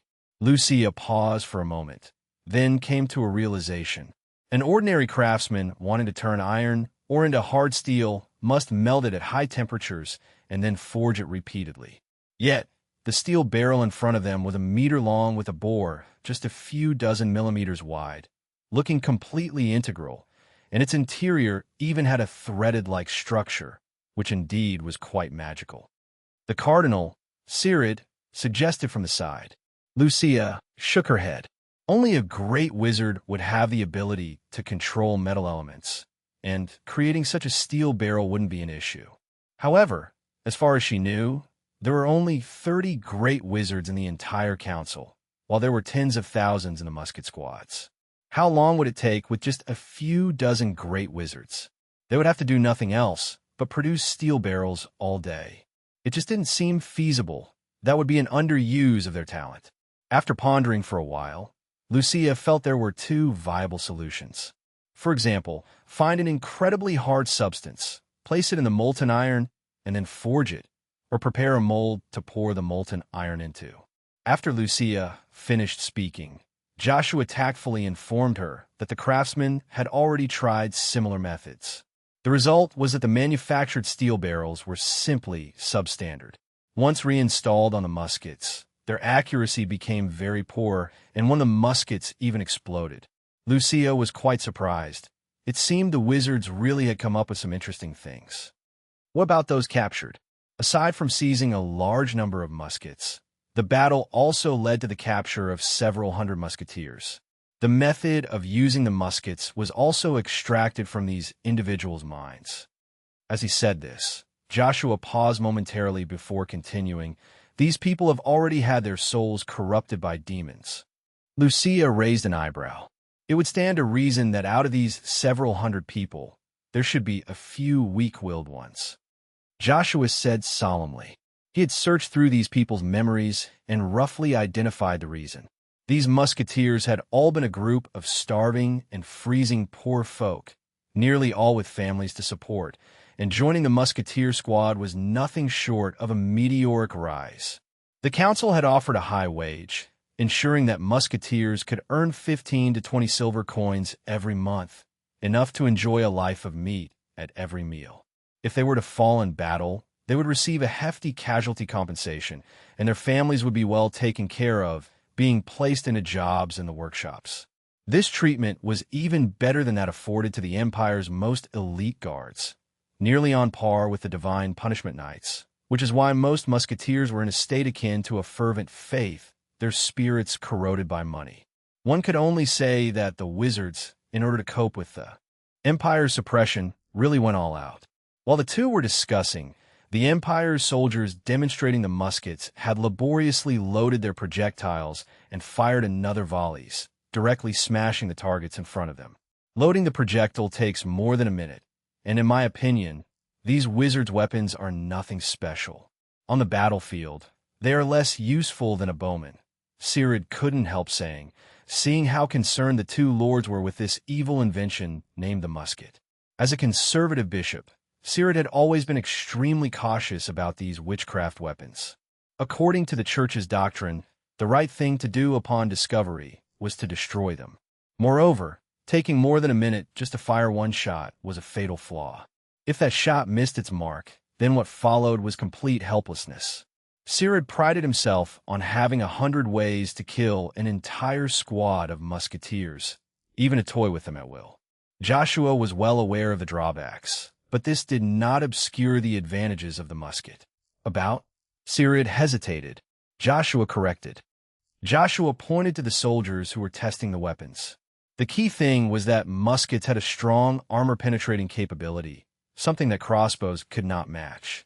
In past battles, a knight clad in fine armor could rampage across the battlefield unchallenged, with stray arrows unable to penetrate the protection. But now, the situation was different. A single musket shot could potentially bring down such a knight. This enhancement was undeniably terrifying. It meant that the wizards only had to randomly grab a poor person off the street, train them for a few hours, and they could possibly kill a knight on the battlefield who had perfected his craft over decades. According to reports from several divine punishment knights, the wizards have mounted a special musket on a moving iron box that can fire dozens of projectiles in 1 second, and even a bishop can be shredded on the spot by it, Joshua said with a grave expression. Clearly, the wizards had found a way to overcome the drawbacks of the musket, but had not yet equipped it on a large scale. P.S. Chapter 2 will still be around 2 or 3 o'clock. Chapter 425-413, The Roar of the Fire Dragon, a way to deal with the airship. Under Joshua's explanation, Cyril realized the terrifying nature of this new weapon, beads of cold sweat forming on his forehead as he hastily spoke up. Cyril couldn't imagine, if they let these wizards continue their development, what kind of powerful witchcraft weapons the enemy could create. Had we known earlier, we should have continued the pursuit, Cyril said with regret, as they had struggled to achieve a significant victory in a surprise attack, yet had not managed to annihilate their enemy. Now, to attack again would clearly require a frightfully heavy sacrifice. Don't worry, Cyril, under the mighty power of the Lord, all resistance is but futile, Joshua assured him. They had allowed the wizards' legion to flee not only because their own crusading army had suffered severe casualties and was demoralized, but also deliberately to use this army as bait to draw in the wizards' main force. He knew very well that once the Holy Maiden exerted her full power, those so-called new weapons would seem as ludicrous as toys. However, after the battle, this incarnation could no longer be used. It would have to have its body replaced, and it would take several years to recover its strength. A nun walked in from outside the training ground and whispered reverently in the ear of the Holy Maiden. Lucia nodded, and with a thought, the seamless steel tube in her hand was disintegrated into basic elements. Once they leveled the Wizard Council, they would naturally obtain all the production and usage techniques of the new weapons. This was indeed the fastest way. The group walked out of the training ground and soon stepped into the great cathedral of the Mist territory. In recent years, the ruling duke, relying on the extraction of oil, had made a fortune, and to exhibit his devoutness to the Lord, naturally, he had the cathedral built tall and large, very solemn and majestic. In the square in front of the cathedral, hundreds of bishops were gathered, holding the Bible and reciting prayers. Thick, golden columns stood all around them, and beneath their feet was a vast, intricate divine arts circle. Lucia stepped forward and stood in the center of the divine art circle. Among the devout hymns of the bishops, the statue of God inside the cathedral radiated a soft golden light, followed by the same light appearing on Lucia. Then, a strong fluctuation of divine arts began to spread outward, the divine arts circle inscribed on the ground seeming to come alive, the space on the ground beginning to distort, and the neatly arranged bricks and stones completely disappeared from everyone's sight. The entire interior of the divine arts circle was quickly drenched in a cloak of darkness, rippling continuously like water. The next moment, a huge and terrifying claw emerged from the pitch-black abyss, followed by a body cast in crimson, resembling molten lava, its formidable presence causing everyone present to hold their breath. It wasn't until the creature had fully emerged that Sirid could see it was a molten lava fire dragon. At the same time, divine art's chains swept in from the surrounding columns, firmly entwining the massive body of the dragon. Roar! The molten lava fire dragon struggled violently, and the chains of divine arts clinked as they were pulled taut, but the more it struggled, the tighter the chains bound it. After a few attempts, the molten lava fire dragon gave up on that plan, its fierce eyes the size of fists fixed dead on Lucia, who hovered above the darkness, and then it exhaled a searing breath. This breath was unimaginably powerful, as if the very space itself were scorched, and the rolling heat reached Sirid, reminding him of the searing, heaven-descending beam on the battlefield. Sirid shouted in alarm, but then he realized his concern was unnecessary, as the powerful dragon breath began to weaken rapidly before it could reach the Holy Maiden. Wormkin, indeed have no brains. Lucia lifted her hand, and the flames ceased instantaneously. The entire body of the molten lava fire dragon appeared as if its throat had been grasped, letting out a pained growl. The chains binding the dragon's body began to dissolve, seeping into the crimson dragon scales. Seeing Lucia subdue the molten lava fire dragon, summoned from another realm, so effortlessly, Sirid couldn't help but breathe a sigh of relief, and his regard for the holy maiden chosen by the church changed from mere compliance out of respect for her title to genuine reverence and envy from the depths of his heart. Her strength must indeed be a blessing from the eternal God. The surrounding nuns also wore looks of admiration, dreaming that one day they too might be chosen by the Lord, ascend in one step, and become the holy maiden of the church. After thoroughly subjugating the ferocious molten lava fire dragon, Lucia condensed a dragon-shaped gemstone and handed it over to Sirid, who stood beside her. "You shall control it," she said. This gemstone, created by her power, was connected to the divine arts that bound the molten lava fire dragon and could be used to issue commands to it. Sirid accepted it with a surprised gratitude. He clearly understood that the Holy Maiden had gone to great lengths to capture a molten lava fire dragon from another realm, obviously aiming to confront those flying ships. Sirid had heard before that these large alchemical creations were highly maneuverable, reaching speeds of over 100 kilometers per hour, and could launch a powerful beam that annihilated hundreds of Griffin Knights, making them one of the most important aerial forces in the hands of the wizards. If no measures were taken to contain them, the more than 100 flying ships would be enough to completely rout the entire crusading army. Now, with the molten lava fire dragon at their side, things would be different. This superior WYRM was not only faster than the flying ships, but its dragon breath and talent magic were more than sufficient for aerial combat. To the massive flying ships, with their slow evasion and turning speed, the molten lava fire dragon was nothing but a living target. "How are our soldiers doing?" Lucia turned to Joshua, who stood by her side, and asked. "Your Highness, after the priest's divine arts baptism, they have overcome their fear of witchcraft," Joshua replied. Lucia declared decisively. The pillar of light that pierced the sky at noon had made a profound impression on her, although she had unraveled the principle of that magic and found a way to counter it. The most prudent course of action was naturally to avoid the enemy's strength and not give them the opportunity to use it. Chapter 426-414. The church's surprise attack and the defeat of the garrison. At midnight, in Mist territory, 50,000 Imperial troops, shielding under the legendary divine arts, Illusion Realm, arrived quietly at the foot of the city. Joshua murmured to himself as he gazed at the towering city walls before him. The last time he had come here, the small border town within the territory only had a low wall less than 3 meters tall, but now what stood before them was a solid wall reaching up to 7 meters. The wizards had managed to complete such a miracle with magic in just half a day. Above the city walls, bonfires blazed fiercely, and one could faintly make out over 1,500 guards manning the walls. It appeared they had yet to detect their presence.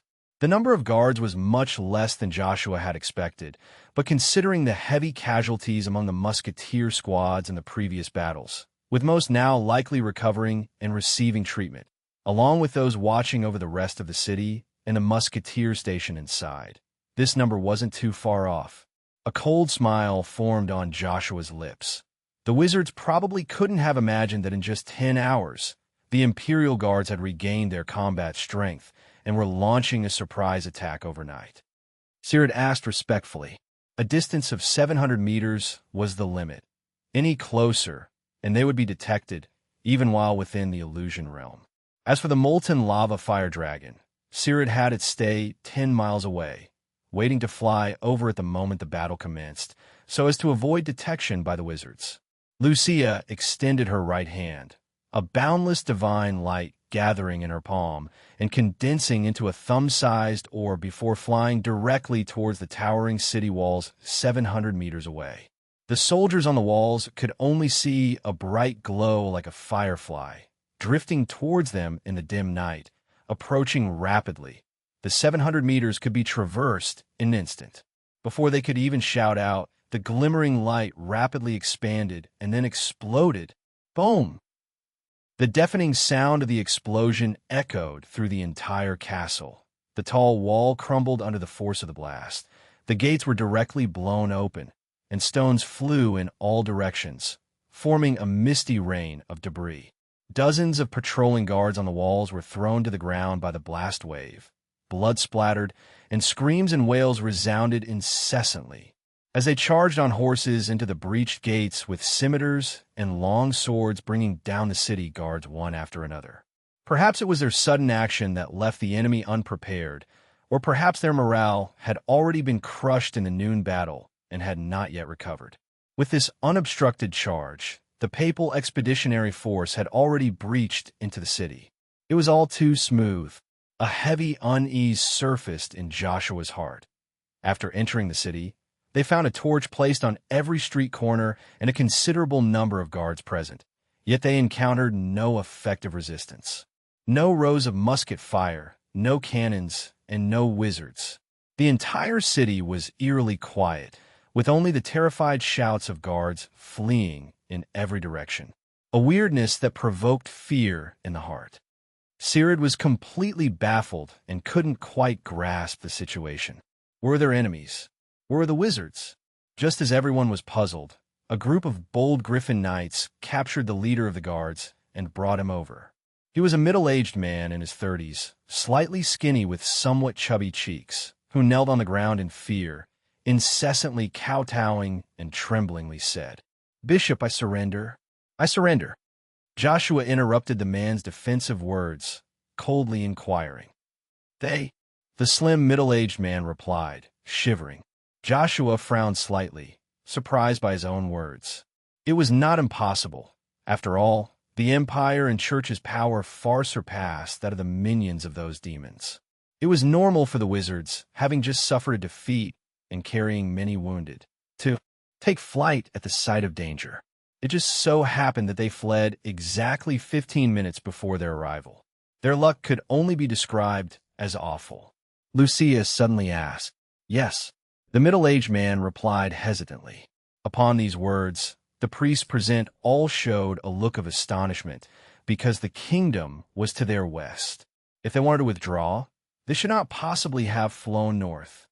Lucia asked, puzzled. Joshua's expression was very solemn. He had some suspicions on this point after searching the memories of those captives earlier. Because in the wizards' counterattack, the first target ought to have been to reclaim the lost territories of the kingdom, and the previous stagnation of the other two legions within the kingdom's borders would demonstrate this. The legion they encountered was the only exception, aggressively penetrating into the Empire's territory, and their target was Misrete province, most likely for the oil fields. Sirid said indignantly. The importance of the oil fields was self-evident. In the recent years of campaigns against barbarians and the war against demons, they have played a significant role in reducing casualties. Lucia shook her head, not agreeing with Sirid's speculation. While the oil fields were useful compared to the cannons possessed by the wizards, they were insignificantly so. It must be that the Wizard Council has found other uses for it, Lucia speculated. In the last campaign against the Kingdom, Evital's Griffin Knights brought a lot of the oil fields, and most likely it was seized. Those wizards must have researched the substance and found some secret, which made them so eager to get it, even thinking that it could influence the outcome of the war to some extent, for them to suddenly go in search of the oil fields at such a critical moment.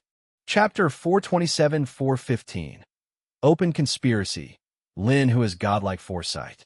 Just as the group wondered what secrets lurked in the fire oil, more divine arts cavalry came continuously, reporting the information they had gathered within the city.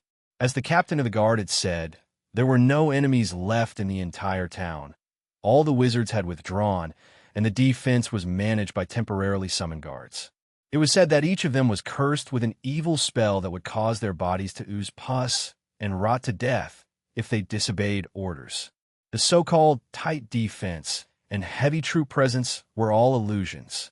The wizards had relied on an empty city as a deterrent, intending to delay them here, and had only built a solid high wall facing Fire Oil City, while the other three sides were merely for show.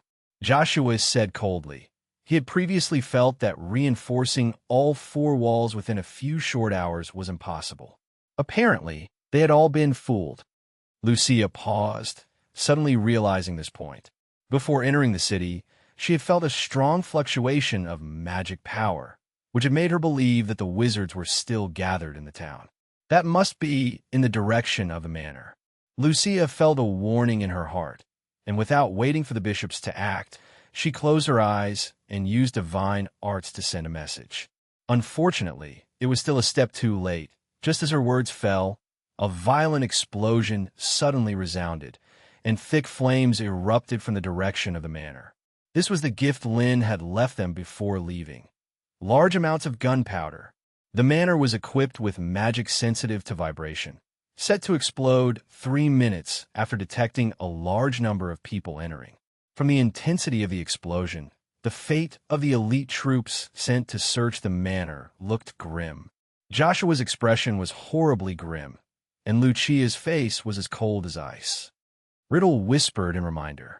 Moreover, fire oil was extremely important to the Empire, so there were still many people stationed at the mining site, which should be able to delay them for a while. Seeing Riddle suggest leaving, the captain of the guards burst into tears, crying out. Joshua stepped forward abruptly, placing his hand on the captain of the guard's head, and after 3 to 5 seconds, his face looked even uglier. The captain of the guard was completely dumbfounded. Yet had clearly seen a colleague who defied the wizard's order dissolve into a pool of blood amidst screams of pain.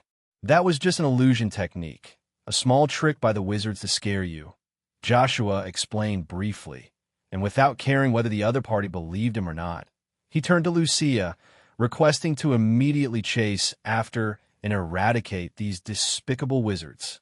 Once they got hold of the fire oil, other complications could arise again. Lucia suppressed her anger and commanded in a deep voice. I understand, Holy Maiden.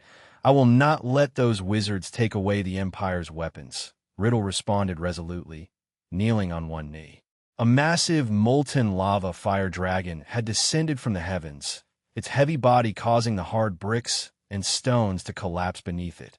Its crimson eyes fixated on the bishops in front of it, filled with hatred, yet its body and consciousness were still firmly bound by the divine arts. After applying a protective divine art on himself, Riddle leapt onto the dragon's back alone and took control, soaring into the sky. Following behind him were hundreds of Griffin Knights. Meanwhile, Ryder and others hiding outside the city also saw the giant dragon as it launched into the air. Hem exclaimed in amazement. Ryder said uncertainly, having never seen a dragon, but the creature was commonly mentioned in operas and by minstrels, synonymous with ferocity and power. Ryder admired as he watched the punitive force that had just stormed into the city, then, in an instant, swept out again heading north. This was exactly as Lin had anticipated. Hem rubbed his hands together, saying excitedly, "No, wait a bit longer." Ryder shook his head and spoke cautiously. "Let's wait for them to go further away." Ryder turned his head to look at Anthony, standing beside him. The latter nodded, closed his eyes, and manipulated the surrounding electromagnetic field to send out the electromagnetic signal. Since the airship had only been in the air for about 20 minutes and wasn't too far away, they didn't even need to use a relay station, and the speed of transmission was extremely fast. The moment after Anthony cast his spell, Lynn and others on the airship had already received the message. Herav beside him lifted the corners of his mouth into a smile. Previously, they had been racking their brains, thinking how to deliberately draw the enemy out to provide a suitable location for testing new magic. However, Lynn had proposed another approach, that is, to target a location that the opponent would inevitably defend. Fire oil was the perfect target. If they showed strong desire for it, the church would not be able to sit by and let them succeed. They were bound to follow. It was an overt scheme. Moreover, they had left a little gift in the city. If all was going well, the enemy must already be furious, even to the point of losing their rationale. Right? After being tricked several times in a row, who wouldn't be furious enough to fight desperately? Lynn said somewhat helplessly. According to his previous estimate, the church had just suffered casualties of thousands of people, and even in their eagerness, they were supposed to take half a day to regroup, planning to launch an attack only the next morning. But their actions were clearly much faster than he had anticipated. Chapter 428-416. This is unscientific but very magical. There is no such thing as a sure bet. Accidents can happen at any time. Herav comforted. If it hadn't been for Lynn's last-minute development of a method to detect enemy movements by sensing ground vibrations, they would have likely been unable to avoid the church's ambush this time. The situation would have been unpredictable then, and even if they had emerged victorious from a battle, the losses would have been severe. A more likely outcome would have been another defeat or mutual destruction. In my opinion, there's no need to worry that much. We are lightly armed this time, and those people can only eat our dust. Gaining some time shouldn't be difficult, Raphael said optimistically. As they spoke, a dragon's roar that sent shivers down their spines came from the distance. Under everyone's gaze, a crimson fireball was speeding towards them. As it drew closer, they realized that it wasn't a fireball, but a ferocious-looking monster with a wingspan exceeding 20 meters, crimson scales like cast molten lava, and blood-red eyes that exuded a murderous and brutal aura. Raphael's pupils shrank, immediately recalling the calamity of the great dragons in the wizard land decades ago. Herav corrected. So fast, its speed must be at least 180 kilometers per hour. Lynn said, surprised, asserting that even with those dragon wings, it shouldn't be possible to reach 100 kilometers per hour, let alone to take off. Herav and the others looked at Lynn with a strange expression, not understanding why this star of magic would say such a thing. After all, his steel-made fighter also reached speeds of 300 to 400 kilometers per hour. Lynn was unaware of everyone's thoughts. Otherwise, he would have told them that the flight method of the fighter was very scientific, and this was clearly magical. However, at this moment, Lynn didn't have the energy to explore how this fire dragon managed to fly, because their enemies had already entered the range of attack and magic casting. The several machine guns set up at the rear of the airship immediately opened fire, with dense bullets pouring down on the molten lava fire dragon like a torrential downpour.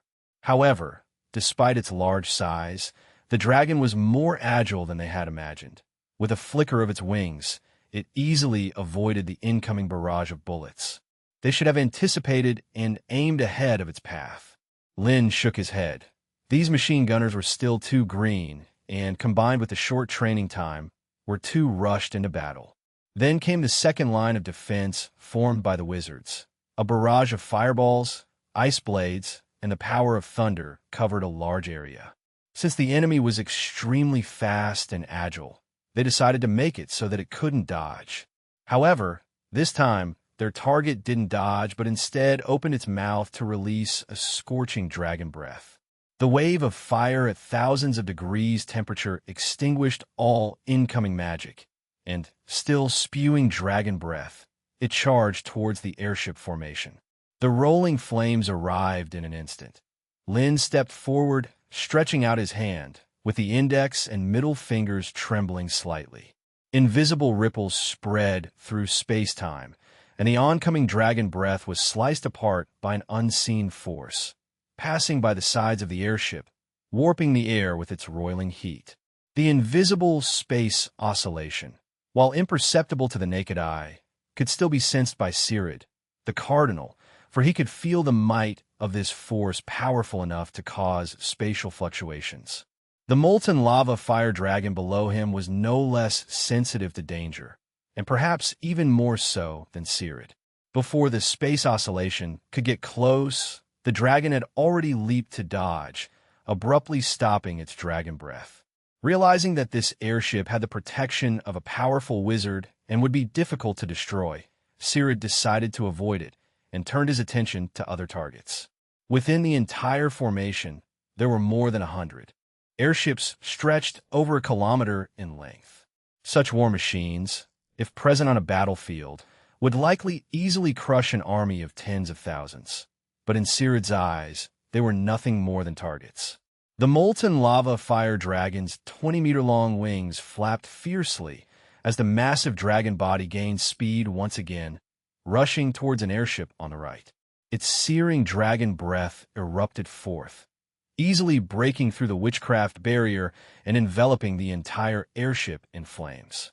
In an instant, flames soared into the sky, and the entire airship was engulfed by the fire, with the sound of violent explosions echoing through the air. Even though the airship's gas bags were specially made of fire-resistant material, they could not withstand such terrifying temperatures, and the steel framework was directly melted and destroyed. The molten lava fire dragon rose again, evading dozens of incoming ice blades. Its thick dragon tail whipped violently, striking heavily against the airship's hull along with a teeth-grinding thud. The iron railings were smashed to pieces, causing half of the cockpit to burst open and fall towards the ground as a fireball. Raphael shouted urgently, watching another airship being shot down within seconds. As the molten lava fire dragon charged directly into the midst of the airships, they dared not cast powerful spells in retaliation, for if the dragon dodged, the attacks would hit their allies instead. In fact, without needing Raphael's reminder, the clustered airships had already dispersed in all directions. Sirid certainly wouldn't let this opportunity slip by. Riding the molten lava fire dragon, he weaved through the airships. Waves of fire rose, painting the sky with streaks of crimson, all within a mere 10 seconds or so. Alec, the pilot, watched helplessly as an airship not far from him was set ablaze by the scorching dragon breath, a mixture of anger and fear in his eyes. Usually, it was they who toyed with the enemy with their extraordinary speed, but now the tables had turned. Their enemy was faster and more agile than they were. This made the large and slow-to-turn disadvantage of the airships particularly deadly. They couldn't even evade the dragon's breath. Sanchez was also anxious, but without any solution at hand. The dragon was flying too swiftly, hitting and running without lingering anywhere. Their spells either missed or failed to injure the creature. Just as Sanchez was hesitating whether to transform into the Dorgard giant eagle and engage in a fight to the death with the foe, the device receiving electromagnetic signals suddenly lit up. P.S. Chapter 429-417. The first debut of the original fighter jets. The tick-tocking sound echoed incessantly aboard the airship, jolting Sanchez's mind. His anxious expression gradually cooled after deciphering the message, and he immediately spoke up. Alec, filled with rage, was overjoyed, and the other airship operators also put in their utmost effort, expertly maneuvering the airships to change course. It was time for their counterattack. Sirid, mounted on a massive fire dragon, wreaked havoc in the skies, oblivious to the fact that these airships were not merely in flight. Dozens of airships quietly changed direction, and under Lin's command, they quickly formed an array. Bolts of lightning lit up one after another on each airship. Over 50 Thunder Mages cast spells simultaneously, instantly creating an electromagnetic domain that covered hundreds of meters. By the time Sirid realized something was amiss, bluish-purple lightning already filled his entire field of view. The divine barrier around him cracked under the ferocious assault of the wild electric arcs, and the molten lava fire dragon beneath him roared angrily, slowing its wing beats. Soon after, dozens of intense laser beams swept in from all directions. The molten lava fire dragon, paralyzed and unable to dodge, was like a massive target and quickly got hit. The strongest beam cleaved through the neck of the fire dragon, tearing through its tough scales and spewing forth molten blood like lava, staining the sky red. However, the rest of the laser beams were far less powerful, merely slashing small, finger-thick wounds on the tough dragon scales without even penetrating the defenses. Lin inwardly gasped. The most potent beam magic was, of course, his own doing, and it hadn't managed to slay the target despite hitting it dead on. The effectiveness of other beam magic spells didn't even merit discussion, for they couldn't even slice through the dragon scales.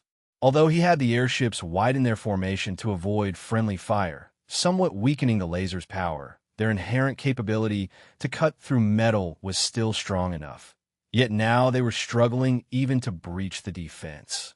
It seemed that even if the autocannons had scored a hit earlier, mere machine gun fire wouldn't have been enough to injure the enemy. This WRM kind has high resistance to fire and heat, and the distance is too great, Herav said with a grave expression. Regrettably, such an opportunity would only come once.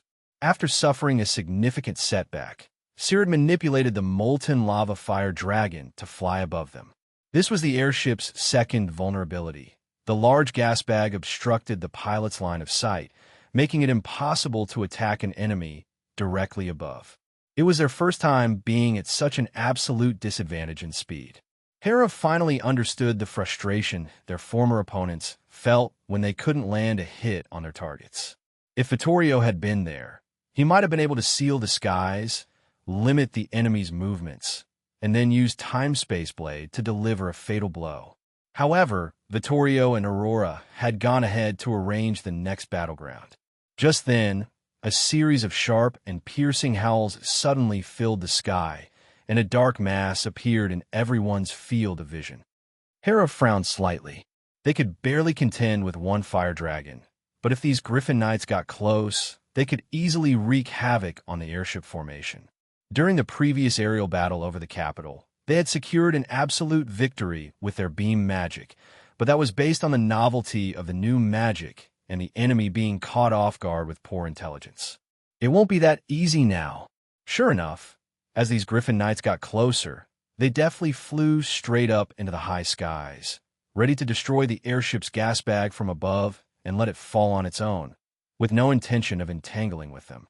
However, Lin's expression relaxed, and he spoke. This support naturally referred to Lydia's new fighter jets.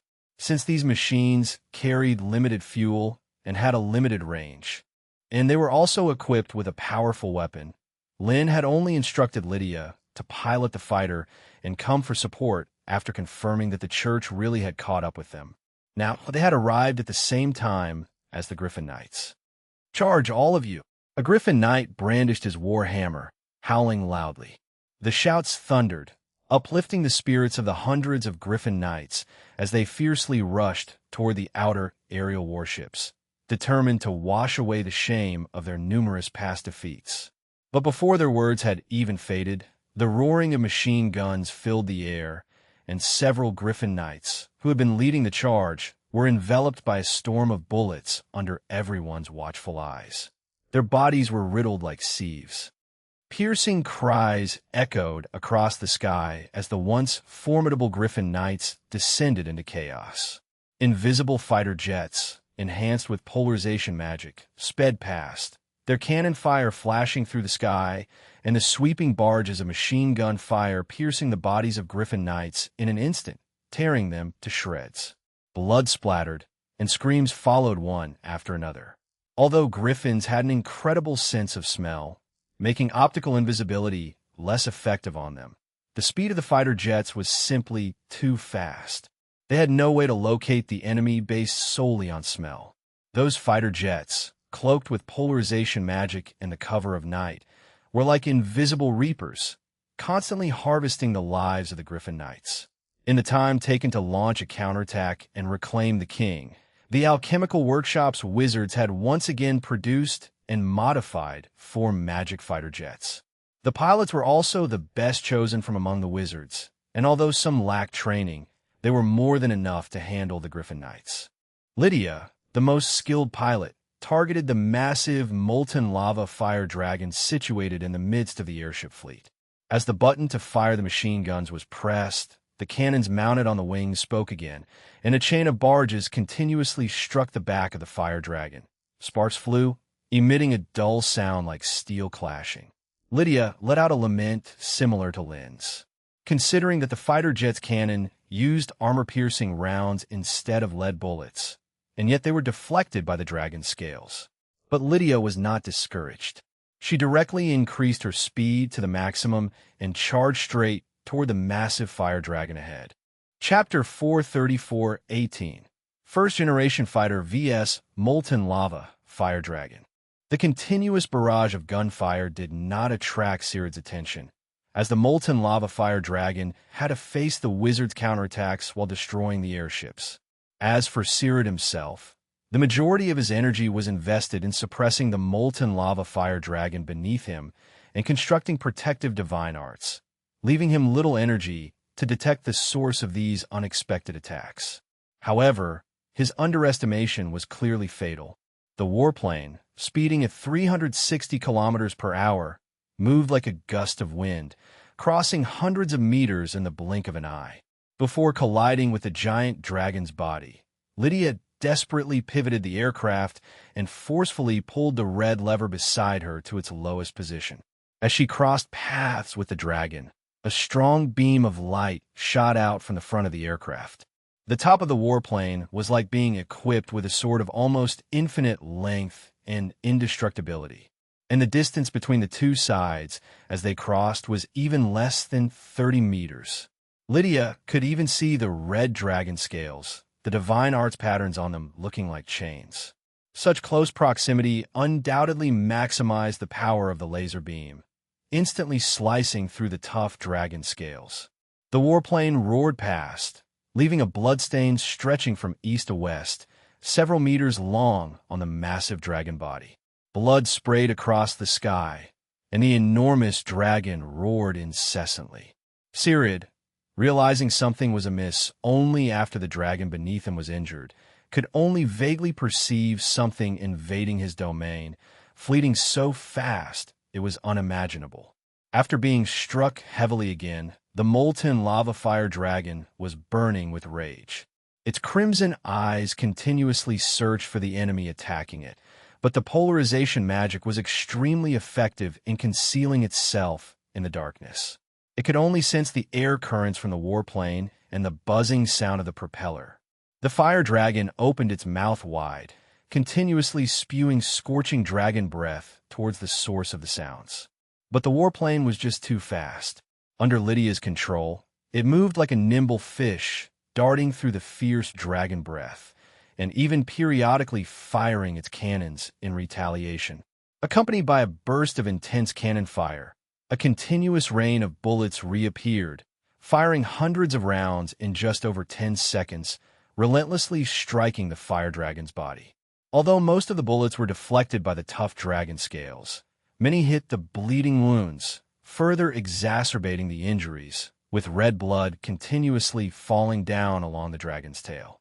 Amidst angry and painful roars, the scorching dragon breath grew more intense. The entire dragon charged towards the direction from which the barrage of bullets came. Lydia was daring, but she also knew that her warplane could not take on a dragon head-on, and the burning dragon breath also affected combat to some extent.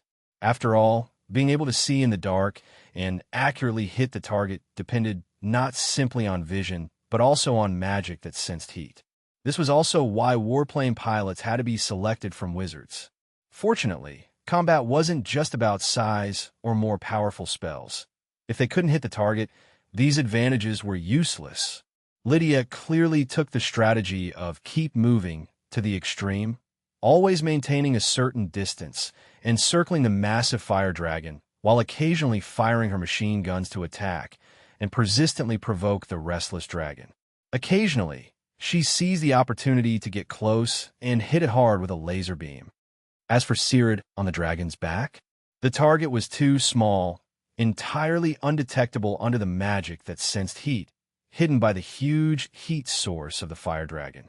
Moreover, with the fire dragon constantly on the move, trying to hit such a small target in the limited visibility of a night sky was like something out of a fantasy. So Lydia focused all her energy on handling the dragon itself. The fight lasted for several minutes, and the dragon's body had gained more than a dozen shocking wounds. The molten lava fire dragon, already on the verge of berserk, completely lost control. Dragon breath swarmed the skies, and its tail swung wildly, attacking without any clear purpose. Lydia narrowly dodged the tail whip, followed by a round of shooting that hit the body of the fire dragon. Lydia watched as the molten lava fire dragon continued to wail, but still did not fall, secretly amazed. She had never seen any creature take so many laser beams and still remain full of life under the barrage of the machine gun. And now, 80% of the fighter's 4,000 rounds of ammunition had been used up, and the energy supply for the laser beams was down to less than 1/3. It seemed she would have to conserve ammunition, slowly draining the enemy's physical strength and life force. Lydia did not believe this creature was immortal. The aircraft still had more than half its fuel left, and she was sure she would be the victor if it came down to endurance. Sirid, clinging desperately to a protruding spike on the dragon's back to avoid being thrown off, had infused a large amount of divine energy into the dragon-shaped gem, forcibly controlling the molten lava fire dragon underneath him to cease its meaningless attacks. Their goal wasn't to tangle here with a target they couldn't see or hit effectively, but to delay time and destroy as many of the airborne airships as possible. These alchemical creations were carrying the wizard's main forces. Shooting down each one meant the death of hundreds of riflemen and wizards. Under Sirid's relentless urging, the furious molten lava fire dragon finally directed all its anger and frustration at those still nearby airships. Seeing the fire dragon turn hysterical under her relentless teasing, suddenly turning to chase those airships, Lydia hastily followed and activated the expanded sound formation added by the alchemists, loudly taunting. Sirid ignored Lydia's words, controlling the fire dragon beneath him to constantly shift positions, reducing the frequency at which it was hit by laser beams. Although the molten lava fire dragon still seemed lively and energetic, Sirid, who held the dragon-shaped gem and could sense its condition, understood that the injuries were slowly draining its life force. It was just less apparent due to its fury. While the molten lava fire dragon could still hold up, he needed to destroy as many of the airships as possible, preventing the enemy from reaching the production sites of the fire oil. Chapter 431-419 Dragon Slaying Technique, Level 5.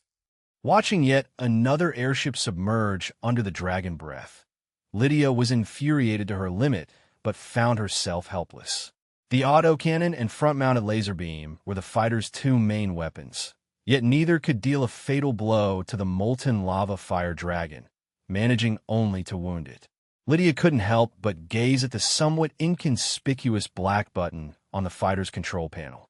The prototype she rode was peculiar, having undergone special modifications, and it possessed an additional bombing feature compared to other fighters. However, the headmaster had told her before departure that the item loaded on the fighter this time was both powerful and highly dangerous. An inattentive mistake could lead to irreversible consequences. It should only be used upon receiving specific orders when the situation was at its most critical. Although Lydia did not know what it was surely something remarkably powerful. This had to count as a critical situation now, right? If things continued this way, everyone would be overturned by this dragon. As Lydia hesitated, a voice suddenly rang beside her. The sudden voice startled Lydia so greatly that her fighter almost collided with the gas bag of a nearby airship. It seems your piloting skills still need much more training, Lynn, who had unexpectedly appeared in the co-pilot's seat, said with evident disappointment. Lydia rolled her eyes. She had been fully focused on figuring out how to deal with the fire dragon when suddenly a voice popped up beside her. Who wouldn't be scared out of their wits? I had some alchemists install a little magic in this fighter, which allows a portion of magic power and will be transmitted over when necessary. Lynn explained, having had significant input in the subsequent modifications of this very fighter, naturally having some contingencies in place. Lydia asked with a frown, the dragon proving too tough to handle as she exerted all her efforts to no avail in defeating it. I will prepare the spell to kill this dragon, Lynn said directly. Lydia's furrowed brows instantly relaxed, having absolute trust in the headmaster. She immediately drove the fighter towards the fire dragon once more. Lynn then dismantled the laser emitter's power supply system and extracted a ruby placed inside. 3 millimeters in diameter, and it was custom-made. It could relatively easily tear through steel. Yet this intensity could only barely penetrate the dragon's scale armor within 30 meters, failing to inflict a lethal wound, which spoke volumes about the high defense of the creature. Thus, he could only risk trying to escalate it to the 5th level. The so-called 5 energy levels of the laser correspond to the 5 orbits of electrons within the atom. The principle is that electrons first absorb energy, jump from a lower energy level to a higher one, and then fall back from the higher energy level to the lower one.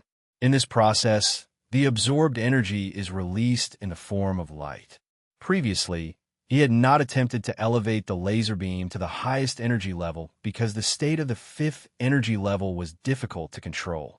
If the absorbed energy was slightly higher than this range, the element would directly turn into a plasma state. If it was slightly lower, it would immediately fall back to the 4th energy level.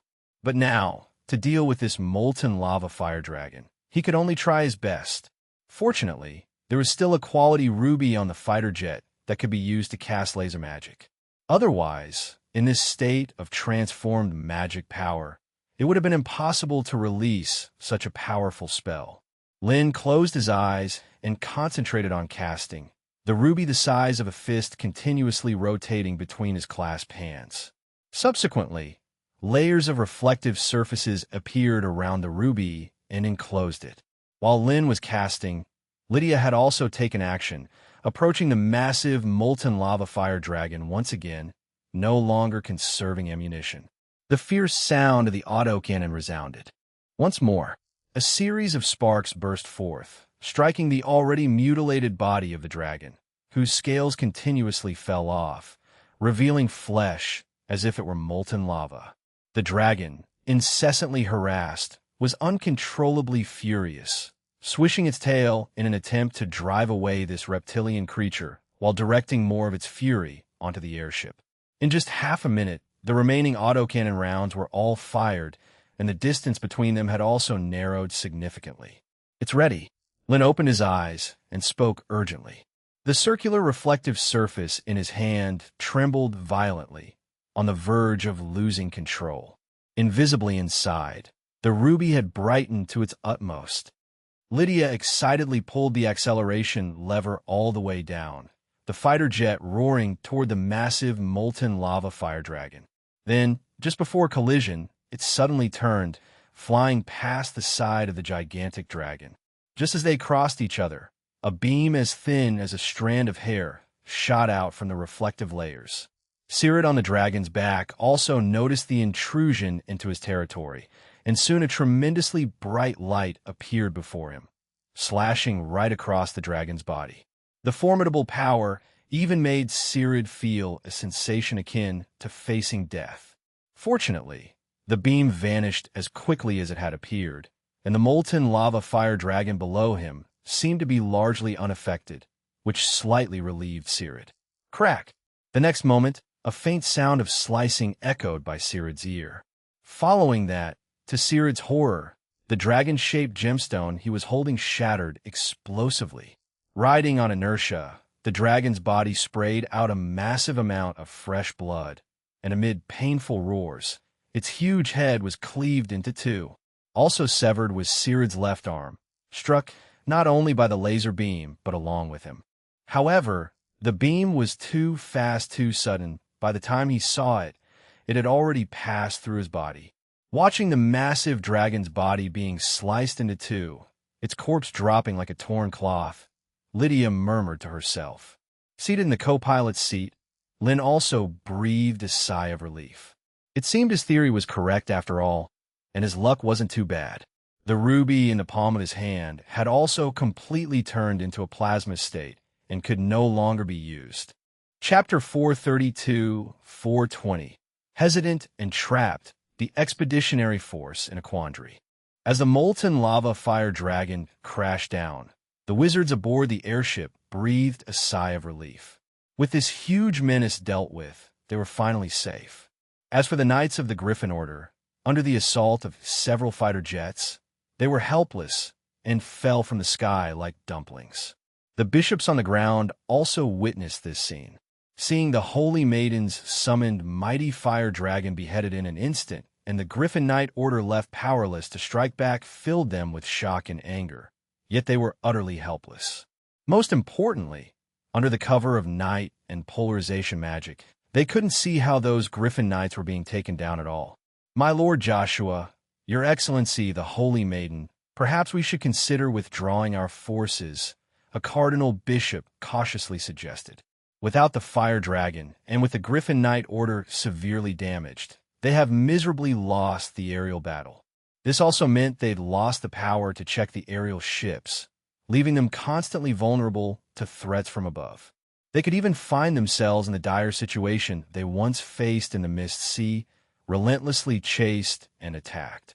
However, before Lucia could respond, the proposal was met with strong opposition from the other bishops. The bishops argued heatedly, and in the sky, a griffin struck by machine gun fire crashed towards them. Lucia ignored the bishop's disagreement and extended her hand. A gentle divine radiance appeared, and the griffin's fall slowed until it landed smoothly on the ground. This poor creature, with half a wing broken, let out mournful cries and still possessed a trace of consciousness. The knight who had been aboard was riddled into a sieve by the machine gun fire, his body unrecoverable. Divine gift of Dew Lucia caressed the griffin's head, and the mist imbued with the glow of divine arts immediately enveloped the broken body. The wounds penetrated by the machine gun healed at a visible speed, and the severed wing grew back. The recovered griffin seemed unable to shake off the fear, uttering continued noises of distress. Lucia, her voluminous robe flicking, settled herself deftly onto the back of the huge beast and suppressed the griffin's fear with her divine arts. At this moment, the bishops were too concerned to argue further, looking bewilderedly at the Holy Maiden. "It's far too dangerous, and alone, you're unlikely to make a difference," a red-robed bishop urgently interjected. Though Lucia's previous display of power in summoning and enslaving the fire dragon had greatly changed their perception of her, they still did not endorse her dangerous act of going alone. After all, the Holy Maiden represented the Church's dignity, a servant of God, whose safety should not be risked lightly.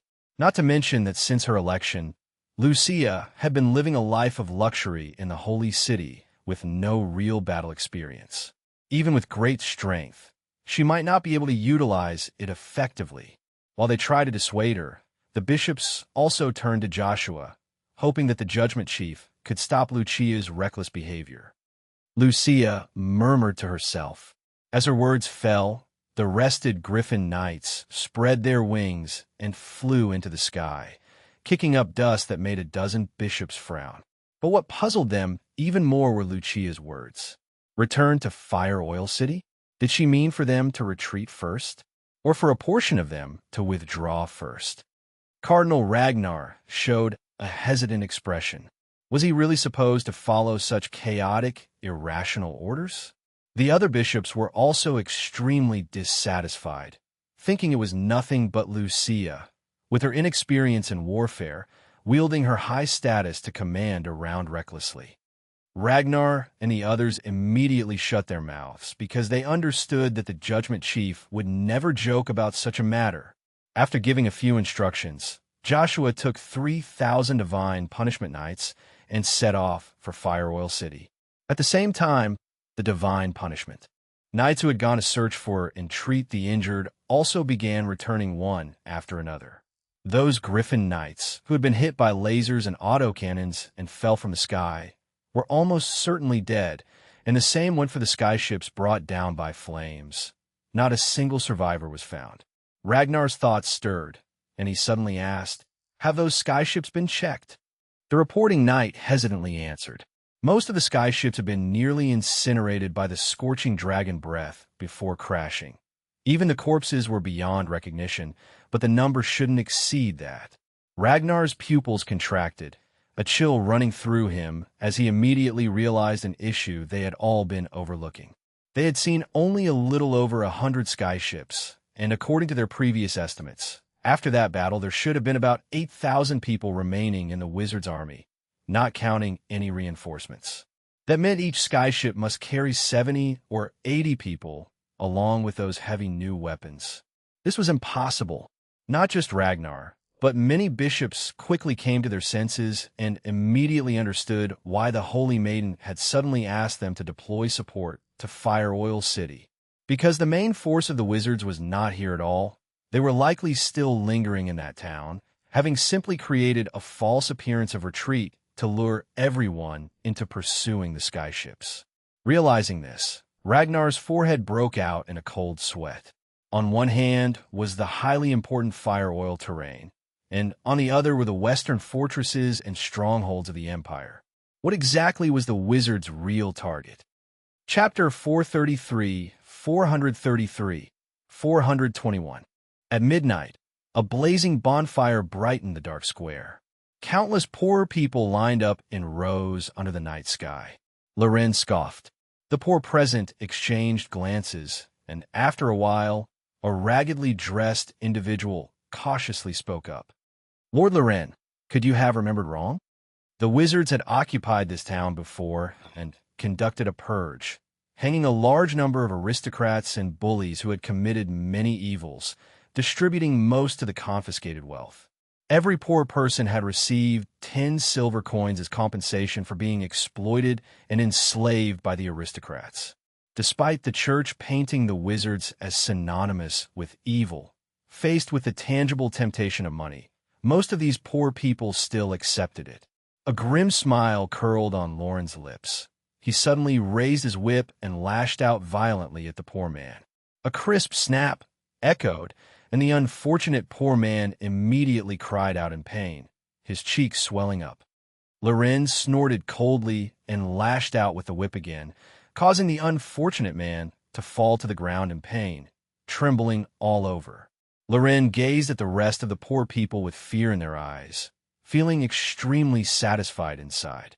Those damn wizards had plundered every noble's manor, including that of the Loren family. What baffled him even more was that the wizards had actually distributed massive amounts of treasures to these lowlifes. Loren suspected that certain poor people had secretly colluded with the wizards, reporting information in exchange for these rewards. Otherwise, who would complain about having too much money? Considering this, Loren reported the matter of the poor colluding with the wizards to the bishop, gaining the right to punish these poor people and reclaim the looted wealth. He was even prepared to teach these traitors a lesson. The extra 2 silver coins were meant as a penalty. Under Loren's intimidation, the outraged yet speechless poor had no choice but to hand over their meager possessions. Those who did not pay enough faced a brutal beating. 2 extra silver coins might not seem much, but most of the poor were already destitute, and this surely spelled doom for them. One of the poor couldn't pay even a single silver coin. As the most devout believer, he firmly believed that the wizards were up to no good, surely applying some evil witchcraft to the money. Therefore, he didn't even go to collect the compensation. However, Loren couldn't care less. He didn't believe anyone would refuse money right in their hands. He whipped out his lash, venting all his anger towards the wizards onto these poor people. He utterly forgot that, just half an hour earlier, he too had been kneeling on the ground, begging for forgiveness from the Judgment Chief and the Holy Maiden. In just a minute, Loren had beaten this devout believer to a breath's distance from death. Just as he was about to whip him to death to deter the other poor people from lying, a burst of intense gunfire suddenly erupted from outside the city. This sound was a cannon fire? Loren suddenly shivered, a wave of fear rising from within because a few days ago, the wizards had also used such intense gunfire to blast open the sturdy city gates. But how could this be possible? Weren't those wizards taking airships to attack the fire oil site? They should be on the run, being chased by the Holy Sea's punitive forces by now. Could the punitive forces have been defeated? Loren was unwilling to believe this possibility, but soon saw hundreds of city guards discarding their helmets and armors, scrambling towards him in retreat. A few city guards screamed at the top of their lungs before being knocked to the ground by a round of musket fire. Under the moonlight and bonfire glow, thousands of musketeers, fierce like wolves, were charging towards them.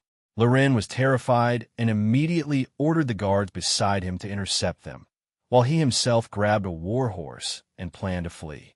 The furious poor people weren't prepared to just watch Loren leave. They rushed at him, dragging him off the war horse, followed by a flurry of punches and kicks, even biting and scratching with their nails. "Get away from me!" Loren shouted in panic, but his guards had already fled without a trace, leaving him unable to resist the mob's ruthless beating. Under the righteous iron fist, he soon lost consciousness. In that moment, the musketeer squad also reached the crowded square, and the poor people, both panicking and fearing, awaited the wizard's judgment. However, once Ryder understood the situation, he had people collect the silver coins taken by Loren and redistributed them back, and the believer who had been lashed until near death also received treatment. Although the physical injuries were healed by magic, this devout believer seemed dispirited, as if he had lost his soul.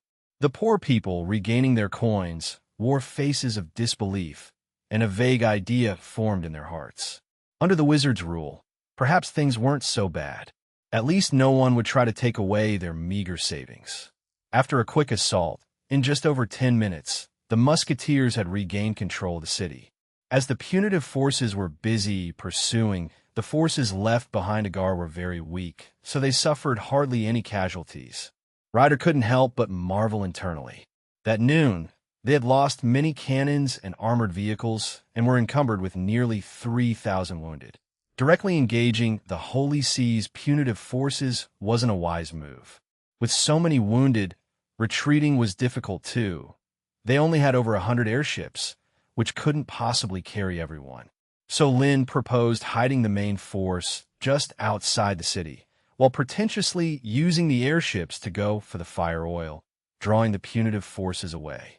Once the punitive forces were gone and the enemy had lowered their guard, they planned to strike back, even capturing the poorly defended fire oil city in one fell swoop. According to Dean Lin, they had used strategies of empty fort, besieging Wei to rescue Zhao, secretly crossing the Wei River and luring the tiger away from the mountain. That left many wizards very curious what the Star of Magic had been before arriving in the wizard land. Could he have been a great lord in the Empire? Otherwise, how would he know so much about tactics? Chapter 434-422. This is a battle that only legendary wizards can participate in. You and I are just burdens. After Ryder settled the gathered poor in the square, he turned to Anthony beside him and asked, "Indeed, sooner rather than later." Everything was going exceedingly well with their plans. For tonight's decisive battle, the church had deployed all their elite troops, leaving no more than 3,000 to guard Fire Oil City. Most importantly, those two legendary clerics should be absent. There was no one to stop their assault. Ryder hesitated for a moment, speaking with a hint of uncertainty. The enemy's main force had been drawn away, and on their side, the battle was going very smoothly, but Ryder couldn't help worrying about the situation on the other front. With only less than 2,000 soldiers on the airship, how could they withstand the onslaught of the church's 50,000-strong punitive force? "Don't worry, I'm sure Master Lin has his own plans," Anthony said reassuringly. Besides, this battle is meant for legendary wizards alone. Saying this, Anthony couldn't help shaking his head. He realized this during the discussion on how to deal with the church's punitive army. Because the focus of the council was on how to lure the church's legendary clerics to the right place so that Lin's new magic could be successfully deployed. Then it was about how to prevent their own from getting hurt. It was clear that the council had great faith in this new magic's power, hardly considering the church's tens of thousands of soldiers a threat at all. The decision to use the airship as the decoy was also because it was faster, Anthony said with anticipation. Ryder was also immensely curious about what kind of magic could give Lord Lin the confidence to defeat those legendary clerics capable of employing the divine descent technique, as well as the tens of thousands of soldiers. While Ryder led the musketeers to raid Fire Oil City, the battle in the skies above took a new turn. Hundreds of Griffin Knights quickly lost their morale and scattered in disarray under the pursuit of the new fighter machines. Some did consider pursuing the airship, thinking that dying together with the enemy wasn't a bad end. But without the harassment of the fire dragons, they simply couldn't catch up to these full-speed alchemical creations. Yasosi, who was proficient in shaping science and had flying experience, had a talent for calculations and was thus successfully chosen as one of the first batch of fighter pilots. He was also extremely interested in this new type of alchemical creation, its speed far surpassing any flying creature he knew of, more than 3 times the speed of skyships. Not even lighting fast would describe it. Yasosi pushed the heat source detection magic to its limits, turning the scattering Griffin Knights into large red dots, highly conspicuous in the night sky. They only had to aim at their targets, and open fire with the machine guns. Tat-tat-tat was all it took. Just as Yasosi had fixed on the next target, ready to send the opponent on their way, he perceived a Griffin Knight rapidly ascending from below, heading their way in his senses. A lucky one, Yasosi clicked his tongue in admiration, thinking it was one of the Griffin Knights they had shot down, who, after healing their wounds, returned to the sky to join the battle. He couldn't help but feel a measure of respect. Such an enemy, of course, deserved his full effort. Yasosi immediately turned to face the onslaught. He could sense the red dot growing ever closer, and his autocannon was already in position. As the distance diminished to only 300 meters, Yasosi violently pressed the joystick, unleashing a crimson blaze from the autocannon's muzzle. A chain of bullet rain manifested in the sky. The enormous red did not dodge or weave. The vicious autocannon fire struck it head-on. A smile crept onto Yasosi's face, but then he quickly realized that his shots, like mud cows disappearing into the sea, had not brought the enemy down. It was then he vaguely sensed something was amiss. Immediately, a surge of intense premonition welled up within him. Yasosi instinctively veered off course, but it was already too late. An explosion like steel being torn asunder resounded in his ears, sparks flying conspicuously in the night. Yasosi felt a jolt course through his body as his chest seemed on the verge of exploding. With the exceptional dynamic vision of a shaping wizard, he distinctly saw a yellow-orange bullet that had struck him. The enemy had actually reflected all the autocannon's fire back at him. Hundreds of rounds of barrage directly tore through most of the fuselage, and the entire fighter jet immediately lost speed, plummeting irreversibly toward the ground. Fighting through the intense pain in his body, Yasosi used electromagnetic magic to send out a warning message. Then, before the fighter jet completely fell, he opened the top protective cover and leaped out. Bat wing transformation. Suspended in the air, Yasosi's back muscles began to transform, extending from near his shoulder blades, quickly forming a pair of wings 3 meters in length within a mere second. His study of shaping magic, though not recognized by the masters and lacking the honor of the Morningstar Medal, did seem to have some use now. As the electromagnetic signal was sent out, the wizards on the airships and fighter jets also received the message. Indeed, Lin did not need the warning to have already seen Yasosi being shot down and Lucia speeding towards them on Griffin.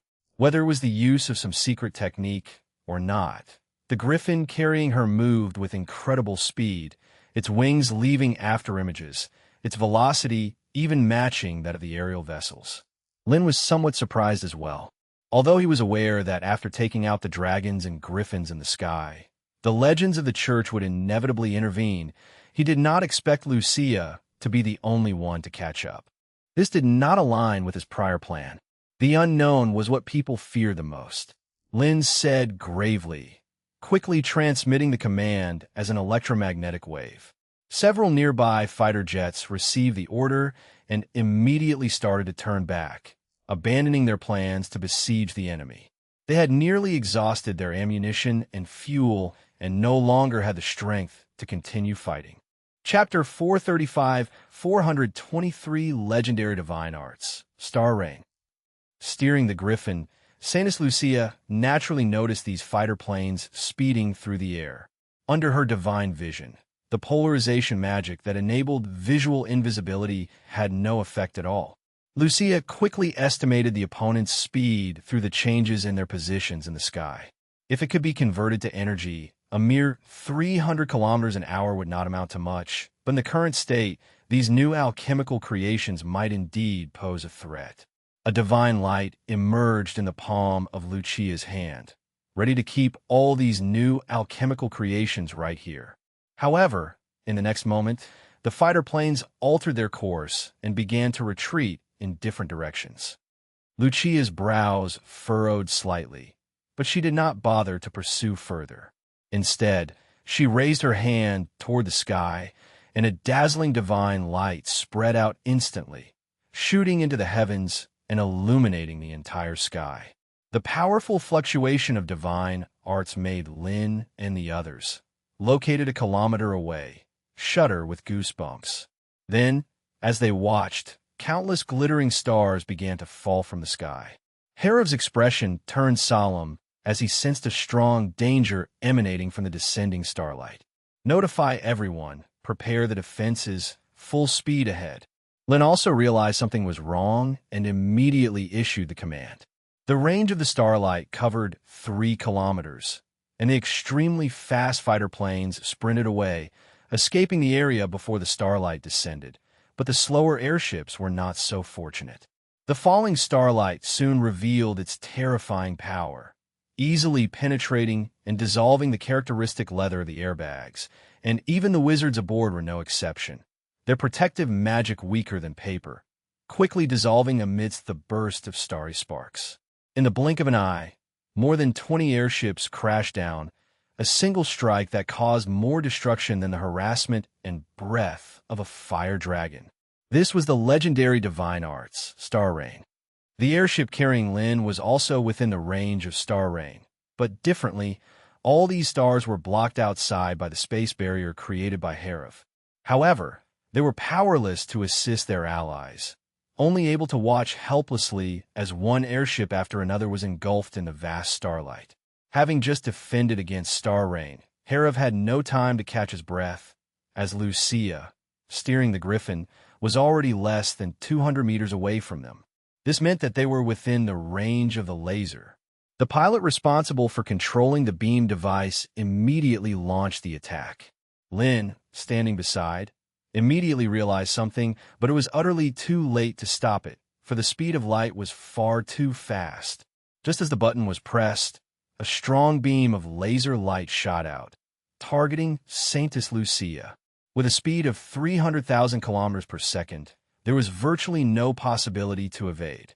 But Lucia had no intention of dodging, having already witnessed this peculiar laser light. She wouldn't be unprepared. A transparent curtain appeared in front of her, and the crimson laser, as if passing through water, deviated and swept past the Saintess. Immediately after, Lucia uttered a word. As the word fell, the transparent curtain immediately solidified, and the rays of light swiftly bent at an angle, tracing a beautiful arc in the void and hurtling back towards them. Luckily, Lin, realizing something was amiss that very moment, swiftly and precisely pulled out the ruby used to cast a laser just in time to stop the spell before the light bent back on them, narrowly avoiding the risk of being wounded by their own magic. The Holy Maiden of the Church was capable of breaking laser magic, which he had mentioned in the discussion with Aurora and others. The pilots of these airships, obviously, were not qualified to listen to that meeting. Saintess Lucia spoke again, and endless starlight emerged around her, like a river of stars racing toward the immense airship. Neither Lin nor Herav dared to be negligent under such formidable might, both quickly deploying their most powerful defensive magic. Space barrier. Immortal barrier. The boundless river of starlight was diminished layer by the resistance of force field magic, then collided head-on with the rising immortal fire, erupting into a deafening explosion. Starlight interwove with fierce fire, and the resulting heat wave caused the airship 100 meters away to tremble violently. Lin and Herav's faces were full of shock as Saintess Lucia, riding a griffin, burst forth from the dazzling starlight and the endless, undying flame. What kind of monster is this?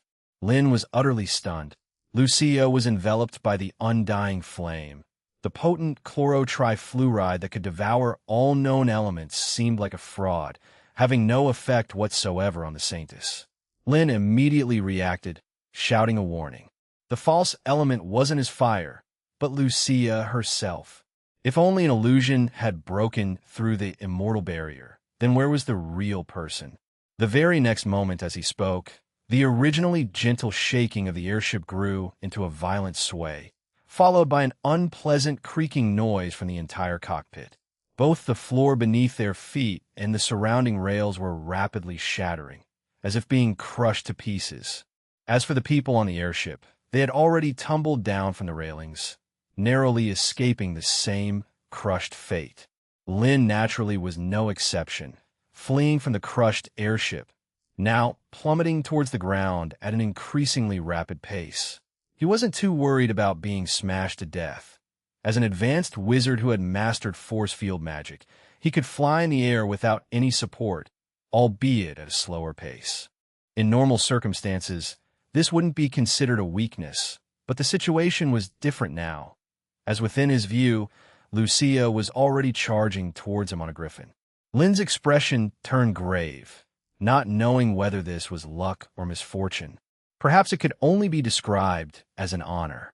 With a thought, Lin sent forth balls of undying flame, shooting out to impede her approach, the explosions generating roiling heat waves that once again accelerated his fall.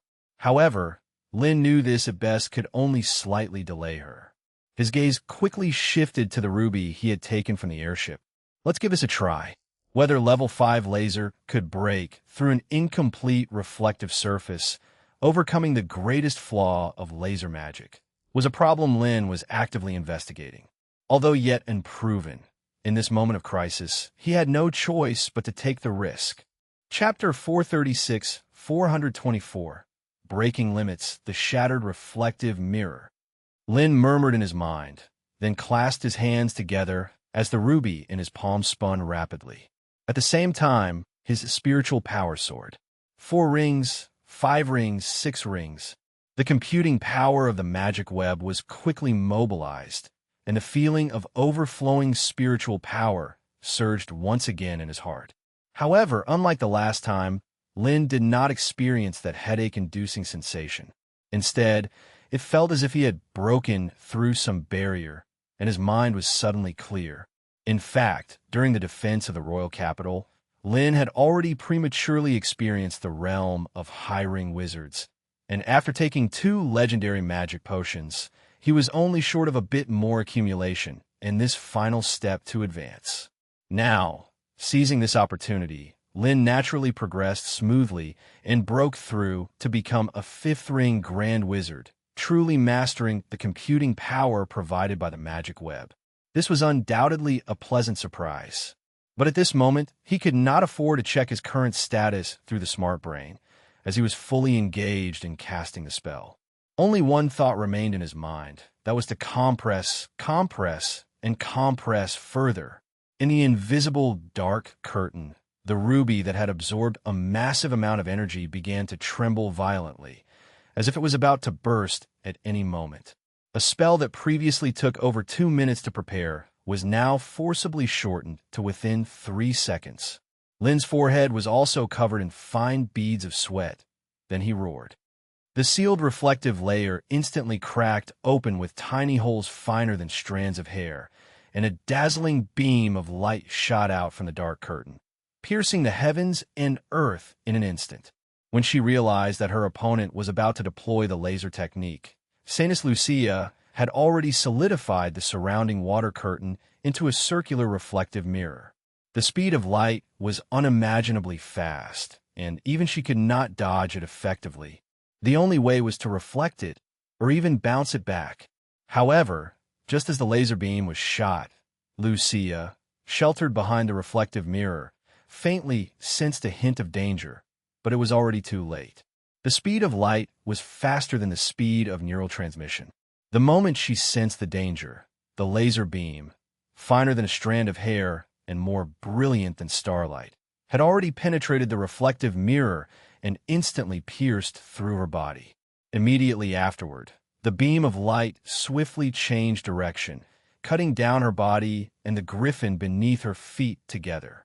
In the void, the ring-shaped reflective mirror illuminated by the firelight suddenly shattered, turning into numerous mirror pieces that floated down. Lin thought, and at this moment, he could not afford to check his results because he was now less than 10 meters from the ground. Even the combined use of force field magic and slow fall technique could hardly fully nullify the impact of falling directly from a kilometer high in such a short distance. Lin had a rough landing, rolling awkwardly several times on the ground before diffusing the impact force, but he still felt a slight pain all over his body. If it were not for his cells being permeated by magic power, along with the cushioning of magic, he might have been reduced to a mess of flesh by now. Drops of blood rain kept falling on this barren land. Of course, it wasn't Lin's blood. Its owner soon fell from the sky. It was a griffin sliced in half, its organs and blood scattered into the sky as it fell. Lin's gaze swept briefly before fixing on another figure, Saintess Lucia of the church, who appeared before him, landing smoothly from the sky. Did the laser miss?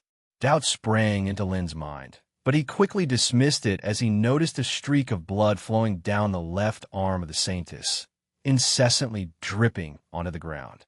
The sacred robe she wore was also cut open, extending from the left shoulder to the right leg, yet it did not fall off, as if glued together by some force. Presumably the inside of her body was nearly the same. To be split in half and yet stand as if nothing had happened, such a state of being half dead, could only be described as horrific. Saintess Lucia seemed to have just noticed the anomaly on her body. Her slender fingers lightly brushed over the severed part, and the wound restored itself completely. Was it an illusion technique, or was it an undying body? Lin's eyebrows slightly furrowed, having encountered this tricky issue earlier during his fight with Edwell. The opponent seemed unkillable. Even dismemberment wasn't enough to be fatal. According to their speculation, this was likely related to the secret of ascending to legend. She had been quite interested in this peculiar beam magic before. She had thought it was just utilizing the principles of light focusing and refraction, but after experiments, she realized it was not that simple. There must be deeper secrets involved. Lin was rather surprised. If he remembered correctly, according to the scripture, magic was a demonic power, and those who wielded it would gradually corrupt their souls, and after death they were to descend into hell. Not every high-ranking member of the church is so conservative, Lucia said with a light laugh. Let's skip that. Lin shook his head and said straightforwardly. The church's upper echelons might be closer to the true legend than chancellors like Harov, but it certainly meant great restrictions, and perhaps even their lives would be controlled by others, something he could never tolerate. Still, Lucia's words raised an alarm in Lin's mind. Did a church's saintess really hold such great authority to forgive the minion of a demon, even ordering the Pope to baptize a wizard? Lucia said regretfully. In these hundreds of years, this was the first time she felt a sense of regret for talent. Yet it seemed he was unappreciative. As the words fell, numerous chains made of alchemy runes rose from the ground, tightly binding Lucia's legs before extending over her body. In less than a second, the holy maiden of the church was firmly bound. The previously speaking Vittorio emerged in the night, with Aurora and Hera's figures also appearing nearby, subtly encircling Lucia in the center.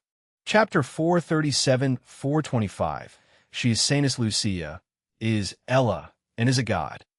With the arrival of the three chairmen, the tide of the battle instantly turned. The oil is certainly something we wish to obtain, but only after dealing with you, Hera responded with a sneer. Just now, their airship was not flying aimlessly, and going to the oil fields was merely a ruse. The importance of petroleum is self-evident, but precisely because of that, it must not become a battlefield. How come there is only one person? Vittorio was very surprised. According to their previous plan, Lynn and the others would have tried to lure both of the church's legends over to resolve them together. Dealing with this one first is not so bad, Aurora thought, with a trace of smile in her eyes. If it were 4 against 2, there might be some mishap, and if the enemy were to break through forcefully, that would be troublesome. But now it's 4 against 1, the advantage is ours. Aurora thought so, but she soon noticed something was amiss, as the holy maiden of the church before them was too calm. Even being surrounded by them, even when bound by Vittorio's alchemy, one could not see a trace of worry on her face. Lucia asked, somewhat disappointed. The fact that the wizard's target was not the oil did indeed surprise her. However, neither Vittorio and his companions hiding here with polarization magic nor the alchemy formation set up beneath the ground had escaped her perception. She simply hadn't paid it much mind. To her, whether it was 1 person, 4 people, or even 10 people made no difference. Lucia's gaze became very cold, and terrifying waves of divine arts surged around her. The chains that firmly bound her vibrated violently. Immense sacred chants echoed through the night sky, and then grass and vines sprouted from the barren land, breaking through the soil, destroying all the alchemy arrays on the ground. Lucia levitated, her eyes shining like stars, and the chains that bound her instantly shattered. The entire wasteland became a land blessed by the divine in the blink of an eye. As far as the eye could see, Lynn retreated quickly, but was still enveloped by the divine domain. What shocked him most was that the other party did not use sacred chants when unveiling the divine domain. Previously, when the other party used powers that exceeded those of a cardinal, it also seemed that there were no prior prayers, unlike Edwell. In an instant, all the pieces of information converged in his mind, and the confusion from before was suddenly unraveled. Lynn's pupils contracted, and then he stated conclusively, "You are Era?" That, within the entire church, only one person had the power to command the Pope to baptize the evil wizards and wield the strength of the divine kingdom without uttering sacred chants. That is Era, the god whom the church worships. Hera, Vittorio, and Aurora were all shocked as they looked towards the levitating Lucia, and upon Lynn's reminder, they too quickly realized the truth. A holy maiden, selected from the nuns and changed every few years, living in luxury in the holy city, should not possibly possess such power. It might just be some kind of divine dissension. What sent chills down their spines even more was that the other party was evidently conscious, her thinking very sharp, completely different from what they had previously anticipated. This was undoubtedly the worst-case scenario. Vittorio asked word by word, his expression one of horror, yet filled with intense longing. Spiritual energy belief to becoming a god. That was a shortcut to a higher realm, a path they had once abandoned. The biggest obstacle was the poison of faith. It would corrode one's will, completely assimilating oneself into the god of the believer's fantasies. Saintess Lucia paid no attention to the title of false god. Looking down from on high, her star-like eyes scanned the 4 people around her, finally focusing on Lynn, and she said in a cold voice, responding to her was the undying flame that emerged around Lynn. The message was clear, it was fight and nothing else. Although the developments had gone somewhat out of control, all their preparations were for this battle. There was no reason to surrender before the battle began. Saint Lucia said no more. Since she couldn't use them, they were a threat that must be eliminated. As for the alchemic constructs and various novel techniques, she would naturally search it out from their minds. The battle was about to break out. Harov made the first move. Space-time around him twisted, accompanied by the slight sound like the shattering of glass. Black threads rapidly spread within the divine domain's projection, collapsing domains and shattering flora wherever they passed. This was the legendary magic of the force field category, Space-Time Blade. At the same time, the damaged alchemy runes on the ground silently pieced together, locking down on Saintess Lucia from all sides. Saintess Lucia's expression remained indifferent as chains and invisible blades that could cut through space-time passed through her body, sucked into the spatial vortex. It was at this moment that Aurora urgently spoke up. "You're attacking an illusion." Vittorio's heart already resounded with an alarm. His domain compressed to less than 3 meters around him by the divine kingdom. His perceptive abilities greatly weakened. Somehow, Saintess Lucia's figure had already appeared at his side. Her right hand, shining with divine radiance, had already pierced through his protective magic. A fear that struck deep into his soul surged through Vittorio's brain. His strong sixth sense told him that if he was hit, he would surely die. Luckily, Lin and the others had already reacted. A powerful laser beam sped past. Although, after losing the ruby as a focus, he could no longer instantly evoke a 5th-level laser. And despite the beam being reflected back, Saintess Lucia dared not gamble on that probability. Layer upon layer of water curtains emerged around her, bending the beam at several angles. But she also lost the chance to kill Vittorio. Great decomposition technique, Death Finger. Under the combined efforts of Harov and Aurora, the layered water curtains immediately shattered. The intense laser beams slashed out once again, and Vittorio also seized this opportunity to increase the distance, breaking free from the opponent's control. Chapter 438-426. The Land of Despair, the Powerful Holy Maiden. As soon as they engaged in battle, everyone present realized just how formidable the enemy was. Although constrained by her physical form, Lucia could not unleash her full strength, but she was still beyond the league of these would-be legendaries. Just one encounter, and Vittorio nearly met his death. The rising, undying flame quickly surged forward, cutting off Lucia's chance to pursue. Vittorio, narrowly escaping death, dared not probe any further and immediately activated the trap they had laid in advance. With the sound of earth and rock bursting, the ground beneath everyone's feet collapsed without warning. Both Lucia and Lin's group found themselves unavoidably plummeting downwards at the same time. Though reaching the level of a great wizard meant that flying was a basic ability, at that moment, a powerful force was dragging everyone underground, making it impossible to take flight. This was Harov's greatest achievement in the study of force field magic, created in combination with Vittorio's alchemy, the gravity field. Below where they stood was an excavated, abandoned mine. The mottled walls all around were covered with intricate alchemy runes. These methods were the result of meticulous preparation by Vittorio and over 300 alchemists, taking an hour to set up. And it wasn't just as simple as a gravity field. Lin raised his hand, and a flickering lightning bolt emerged in his palm. The complex alchemy runes on the wall also lit up one by one, and then everyone present was engulfed in a sky full of lightning. Thunder roared through heaven and earth. The wild force of thunder rampaged indiscriminately through the entire mine, with bright white electric arcs leaping and flickering intensely, forming a dense thunder net that ensnared everyone present.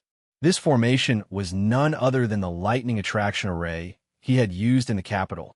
Despite lacking the aid of celestial phenomenon, it was personally modified and deployed by Vittorio, the legendary alchemist, powered by the magic of 300 wizards and tens of thousands of thunderstones used for charging railguns.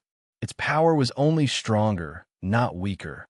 The moment Lucia fell, She was enveloped by the lightning, with elements within her divine domain being ionized into high-temperature plasma. The entire mine was like a sauna with temperatures over 1,000 degrees, capable of evaporating a person's bodily fluids within seconds. As for Lin and the others who were also under the assault of the thunderbolts, they constructed a circular copper net around themselves the moment they fell. That was, indeed, a Faraday cage. All the thunder was blocked outside, and one could even feel the coolness brought by the flow of electrons. For a great wizard and legendary wizards, creating a Faraday cage using mimicry of magic power within their domain was not a difficult task. The difficulty lay in understanding its principle. The rampaging lightning continued to flicker, and Lin, Harov, Aurora, and Vittorio eagerly watched the center of the mine after they landed. As the center of the formation, the vast majority of the force of the thunder converged there, forming a gigantic maelstrom of thunder. The white-hot plasma kept surging, emitting a chilling aura. Aurora whispered. Vittorio responded casually. As the one who arranged the formation himself, he was certainly aware of its power. Despite not having time to perfect this array because of the sudden assault by the church, its might exceeded that of normal legendary magic. Without the possibility to utilize the Faraday cage, Vittorio was confident that if he himself fell into this trap, without being able to release the Faraday cage, he would most likely be doomed. But their target was the Holy Maiden of the Church, suspected to be the fake god incarnation, Lucia. Even Vittorio had no absolute confidence. In the next moment, as the two of them spoke, the gathered thunder vortex blew apart, revealing the scene inside. The rocks on the ground had already melted from the high temperatures into rolling lava, and Lucia's feet were stepped onto the scorching lava. Her fair skin turned bright red from the steaming heat, sweat soaked her robe, and around her body were entwined dense electric arcs. However, the sharp-eyed Lin noticed that most of the lightning could not continue to invade past approximately 3 centimeters from the target's body surface, with only a small part managing to break through the barrier and pour into the body of the target. Harov, Aurora, and Vittorio's expressions changed abruptly, and Lin also felt a sinking feeling in his heart. Clearly, the opponent was using some element of insulation, greatly weakening the power of the thunder magic, and then blocking the small remaining part, which was why they could still stand there unharmed. This is the biggest difference between the conscious and the unconscious. Previously, their fellow wizard, Ella, was much more difficult to deal with than those ignorant divine mages. Damn, if only he had known, he would have used chlorotrifluoride instead. Lin regretted to himself, mainly because using that stuff as a trap could easily burn himself to death. Mainly because he also didn't expect that the Holy Maiden of the Church would be Ella's avatar. Such a trap was already enough for those illiterate bishops. Lin struggled to utter these 2 words. Their previous plan had failed. Lucia's icy voice resonated in everyone's ears, followed by the strong and blinding light of the divine that emerged from her body. The speed of the divine light was incredibly fast, covering the entire mine in a blink of an eye. Everyone present immediately felt their domains further suppressed, and not only that, their movements also became extremely slow. It was the element of air acting on its own to hinder their actions. In fact, if it weren't for the protection of their domains, these elements would turn into deadly weapons, piercing their bodies from every direction. Lucia spoke again, and in the void around her, brilliant starlight emerged, converging as if a long river of stars, rushing towards everyone present. Harov, who was closest, was the first to be struck. The protection around his body shattered amidst the burst of stardust. A crisp sound of breaking bones followed, his chest ripped open by a huge gash, blood spraying wildly, and his body was sent flying backward, slamming heavily onto the ground. Vittorio exclaimed, but he could not afford to check on him, as the azure long river of stars was already near at hand. At that moment, multiple overlapping illusions appeared within the mine, with dozens of auroras emerging in front of Lucia, surrounding her in the center. Just before the river of stars reached them, they shouted in unison.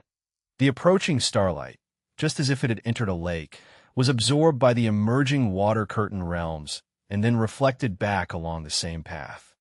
Chapter 439, 327. Hell descends upon Earth. The brilliant colors of the stars, reflected back by Aurora's secret technique, mirror rotation, heaven and earth, cause a look of surprise to flicker across Lucia's face before she uttered a single word. The moment the word fell, the rebounded starlight exploded the moment it left the mirror, turning into a fierce starfire. In the rising star, fire, and shockwave, dozens of phantoms burst instantaneously. The walls of the mine were directly shaved off a meter-thick layer of rock, and all the magic runes were thoroughly destroyed. In just those 2 or 3 seconds, Lynn and the others had already escaped without a trace. But she was not worried, for the projection of the divine kingdom had already expanded throughout the entire mine. Every move of the other side was under her control. Lucia did not rush to pursue, but instead looked down at the pristine holy robe that had already been sliced by the terrifying laser beam, and had been further damaged by the electric dissolution in the violent thunderous force, held together only by her divine arts. Lucia directly tore her robe, using divine energy to rebuild a new holy robe as she whispered icily. The words of the divine became reality. The entire projection of the divine kingdom subtly changed, rapidly spreading out in all directions from this mine as the center. A series of blood-curdling screams and howls arose out of nowhere. A terrifying aura surged wildly, and in an instant, the endless paradise for humans turned into an unending purgatory. Meanwhile, Lin and his companions, forced to flee, were rapidly making their way through an abandoned mine tunnel. Lin asked with considerable concern. At this moment, Harev's face was covered with blood, a large hole gaping in his chest. His clothes were tattered, his breathing heavy like a broken drum leaking air, looking extremely pitiful. Harev struggled to take out a bottle of water of life and guzzled it down. The gaping wound in his chest closed with a speed visible to the naked eye. This legendary magic potion was undoubtedly very precious, but it was clearly not the time to be frugal. Life was always more important than possessions. Aurora sensed her projection magic had been utterly destroyed and murmured with a solemn expression. According to their previous plan, they intended to lure the church's 2 legendary figures here, to fight them 4 against 2, and then, with the help of the Thunder legendary spells set up by the Alchemy Array, to push the enemies to their limits and induce them to cast Heaven's Gate. Based on Harev and others' research on the space-time gate in the magic stone mines, the more powerful a being was, the more difficult it was for it to cross realms. A being like Ella would need approximately 6 to 7 seconds from opening the gate to stepping out of it, even if a legendary cleric offered themselves as a sacrifice to provide enough energy.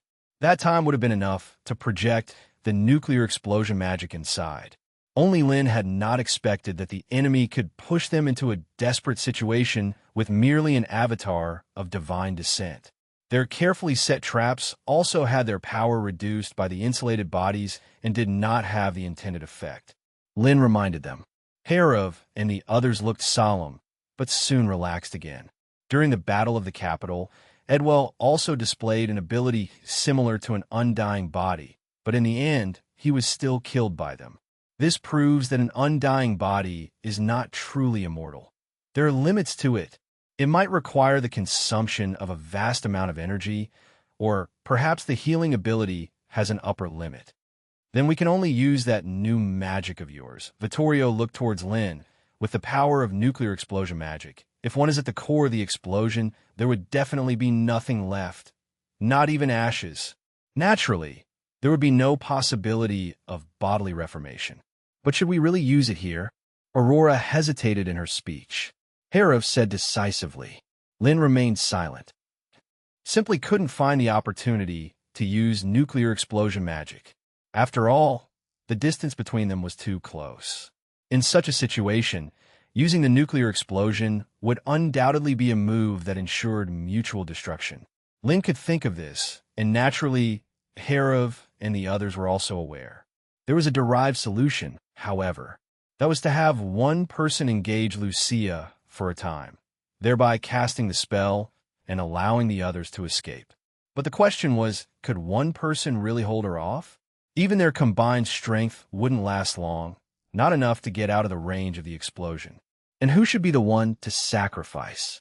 If that were possible, then the sacrifice wouldn't have to be Lin, the star of magic. At that thought, Herav and the others immediately understood.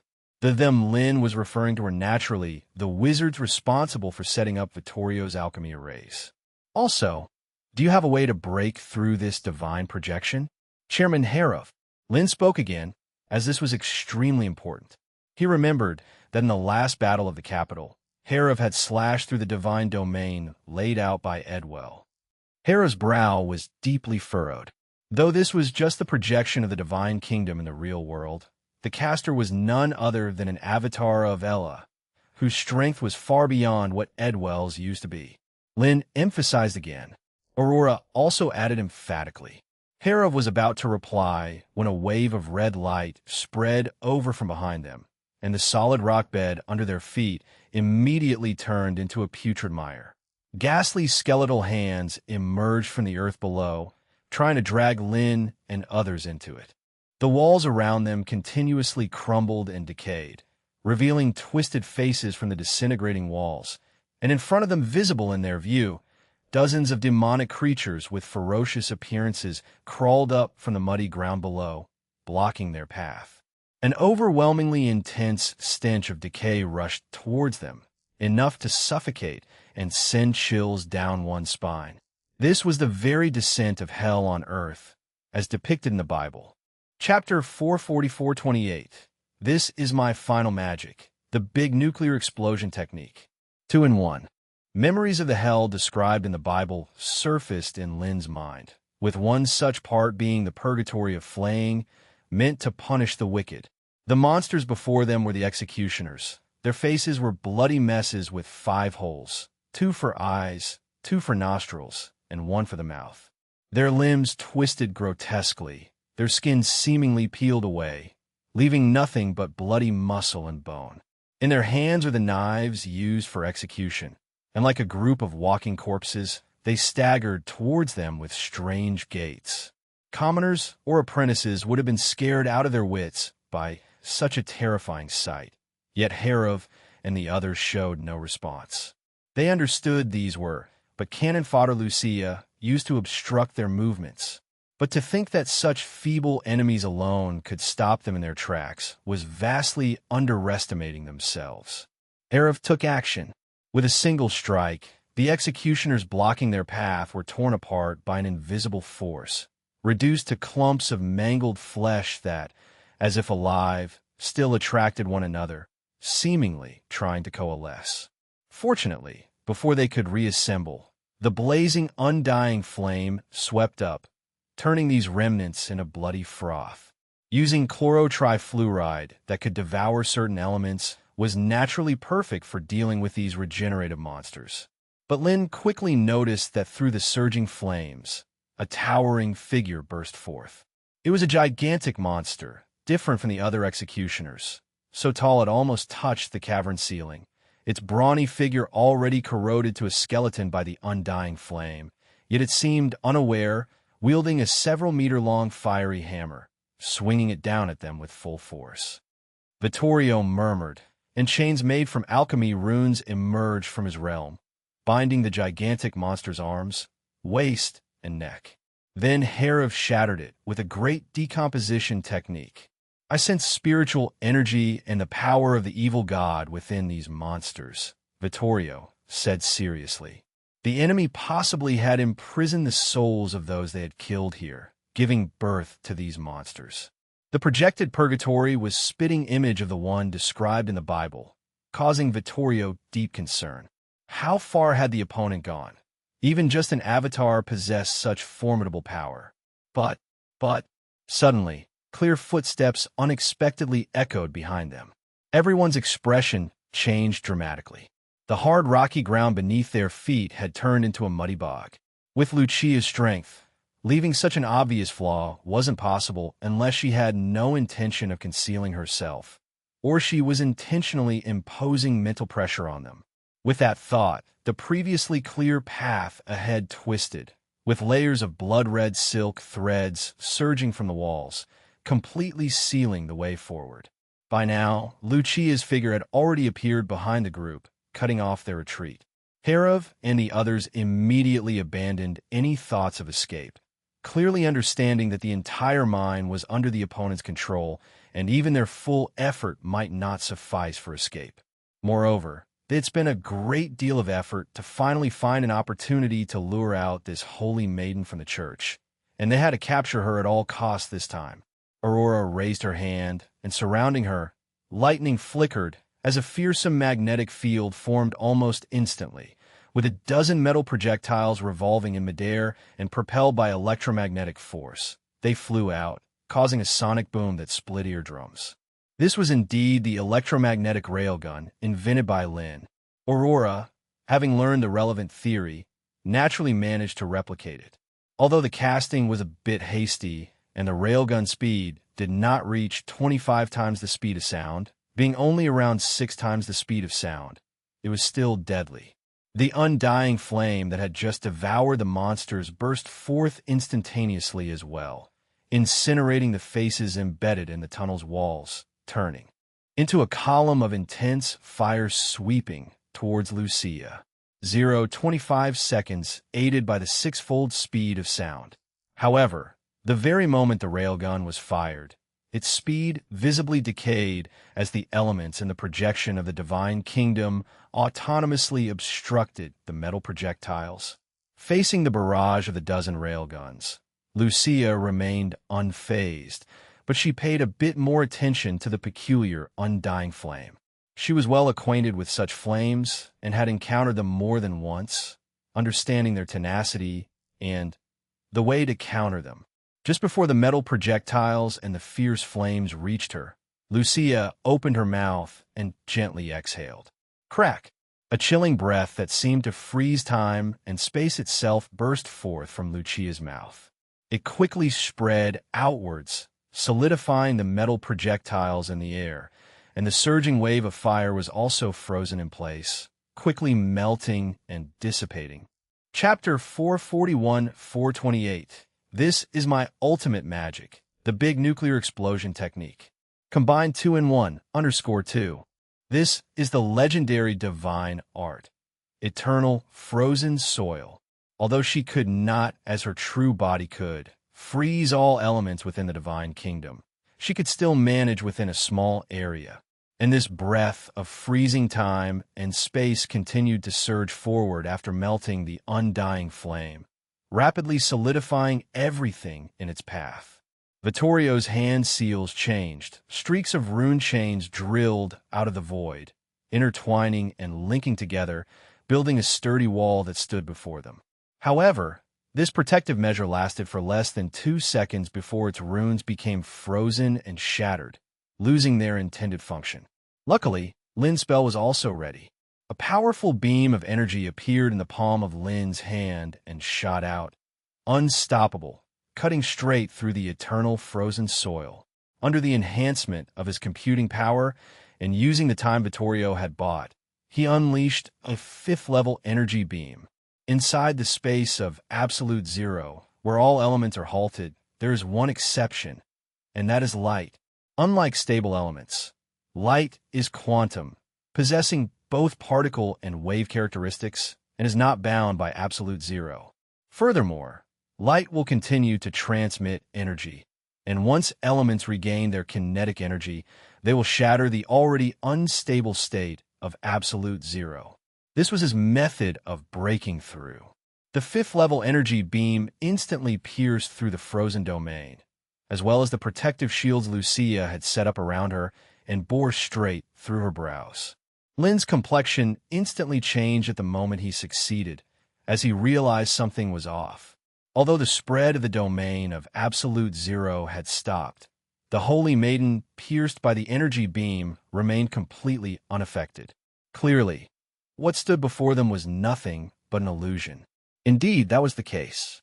Knowing the power of laser magic, Lucia naturally would not leave herself unguarded. Her previous, deliberate movements and the illusion before them were all just tactics to confuse them. This time, even Aurora had failed to see through it. By the time Lin realized this, a violent premonition had already emerged in his mind, prompting him to mobilize the domain's elements without hesitation, a silver shield instantly forming. Lucia's voice almost sounded right in front of him, as the consecutive battles had made the Holy Maiden realize that Lin was the greatest threat, the one who needed to be eliminated first.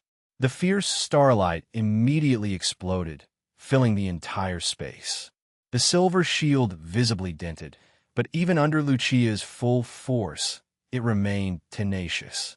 Because it was composed of uranium, as a dense element, uranium's hardness is self-evident. Before reaching the critical mass, completely destroying it was not an easy task.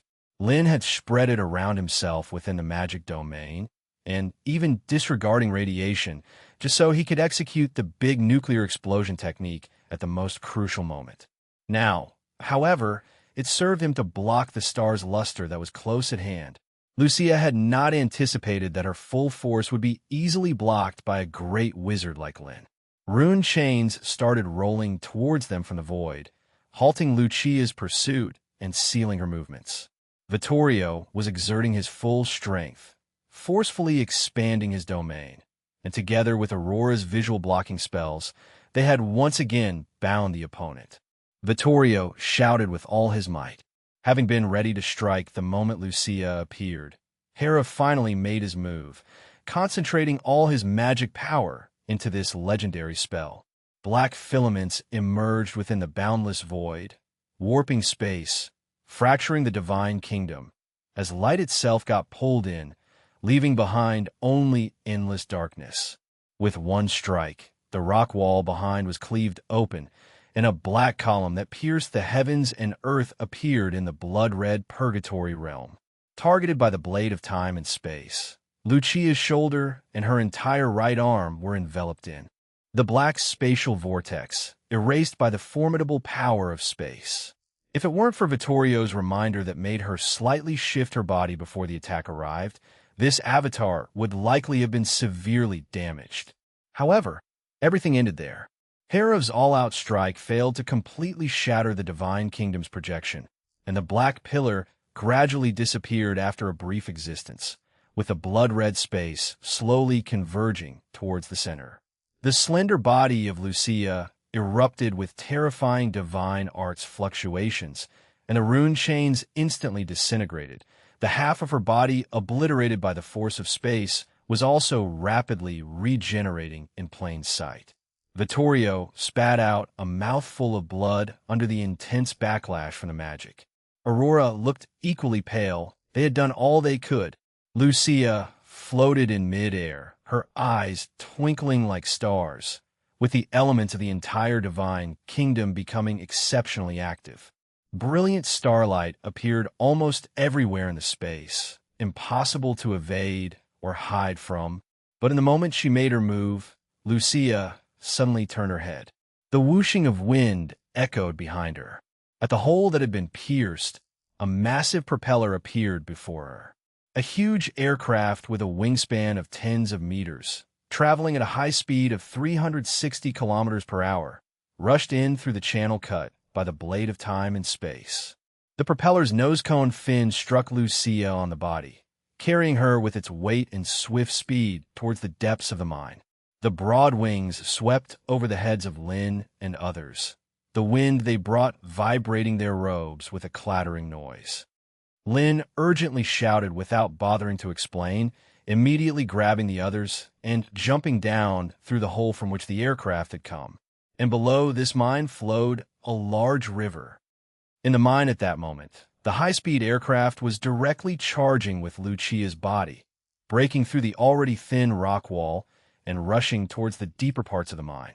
The magic projection of Lin, who was piloting the aircraft, had acted on the transmission from his main body, used this contingency plan to bring Lydia to safety, and quickly returned. Then he followed the path cut by the blade of space-time, striking with the most unexpected and simplest of collisions. Since the aircraft was not within the range of the divine kingdom the entire time, it naturally evaded Lucia's perception, and at the moment she fully cast her spell, it collided directly with her. If it were anyone else, they would likely have turned into a mush under such a forceful impact. But his opponent was the church's holy maiden, the avatar of Ella Lucia. The shield she'd placed around herself could ward off even fourth-level laser beams, and although she was carried away by the force of the impact, she remained completely unharmed, grabbing the front of the aircraft and, with sheer tenacity, wrenching off the propeller to use it as a weapon, smashing it down onto the entire aircraft. Inside the aircraft, Lin, existing as a magic projection, was unafraid, holding a peculiar silver sphere in his hand. The uranium-235 extracted from the Demon Stone, enough to unleash 2 big nuclear explosion techniques for safety's sake. Half was stored in his own magic domain, implementing Plan A. The other half was kept on this aircraft, as a precaution and a backup. That moment, he had taken it out, facing the approaching Lucia, and Lin directly threw it at her.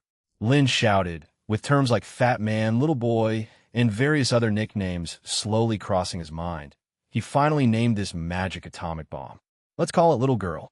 The moment his voice fell, the neutron source inside the uranium-235 had already begun to operate, scattering thousands of neutrons, and a chain reaction instantaneously unfolded. Big nuclear explosion technique activated. P.S. Combine 2 chapters into one for publishing should feel better. Chapter 442-429. The Sun Rising in the Night Sky. 2 in 1. From smelting bronze to forging steel, and then on to developing gunpowder, humanity's technological level continuously advanced, conquering the land, sky, and sea. Yet even the roaring cannons, in the face of true heavenly disasters like earthquakes, meteor strikes, and volcanic eruptions, still seemed utterly insignificant. It was not until the 20th century that humanity made a new breakthrough in the microscopic realm and delved deep into the study of atoms. With the mass energy equation as the core theory, they developed the atomic bomb, giving humanity, for the first time, the power to rival a heavenly disaster. Now, this power was truly presented before everyone for the first time. An indescribable force burst forth from within the silvery white sphere. Lucia felt only a soul-piercing terror before plunging into darkness. This was not the darkness created by the nuclear explosion. In fact, the light it emitted was at its extreme, hundreds of times brighter than the sun above. And because of this, Lucia's eyes were blinded instantly. Her eardrums burst directly, and she found herself in a state of sensory imbalance. Even her usually extremely acute divine arts perception was useless, for all she could sense now were endless light and heat. At the epicenter of the explosion, where temperatures reached tens of millions of degrees and pressures were in the trillions of pascals, space and time seemed to lose their meaning in this instant. Neither Lin's magic projection nor that colossal steel war machine could withstand such power. They vaporized in an instant. Lucia, who was just a few meters from the center of the blast, was no exception. 0.01 seconds before vaporizing, followed by her body, guarded under divine protection. First, her hands, legs, and skin, those outer limbs exposed to the elements, dissolved in her bones, internal organs, and blood, until her entire body was completely evaporated by the extreme heat. What kind of power was this? Lucia still had a sliver of consciousness. She did not understand why Lin, who was only a projected incarnation piloting a new type of war machine, could use such terrifying magic. 7th ring?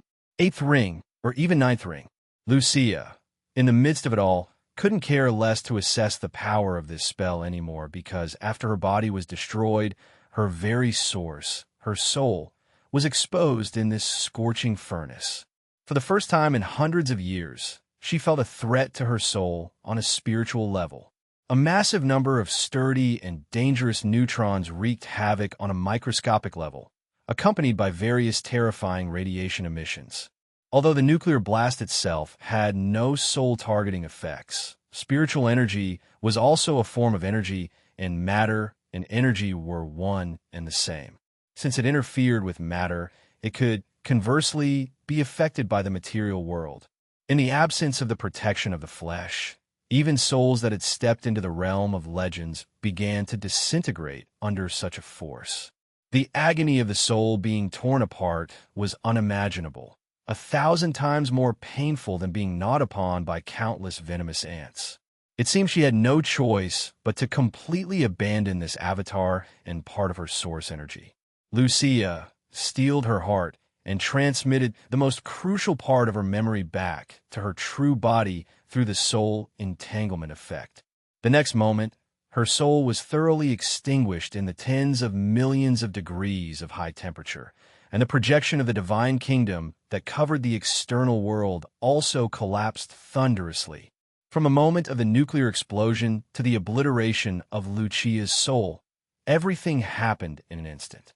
After the domain of the divine kingdom disappeared, the shock waves carrying high temperatures, flames, and radiation surged in all directions. The already hollowed-out mountain body exploded violently. Countless boulders were enveloped in high temperatures even before they fell and turned into scorching lava. Lynn, who had jumped down the mine ahead of time, shouted a reminder.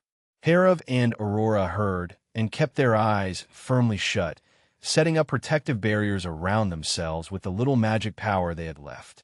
Only the curious Vittorio cracked open his eyelids slightly, squinting to take a peek, and then, under the terror of the intense light, grotesque tears of blood streamed from his eyes.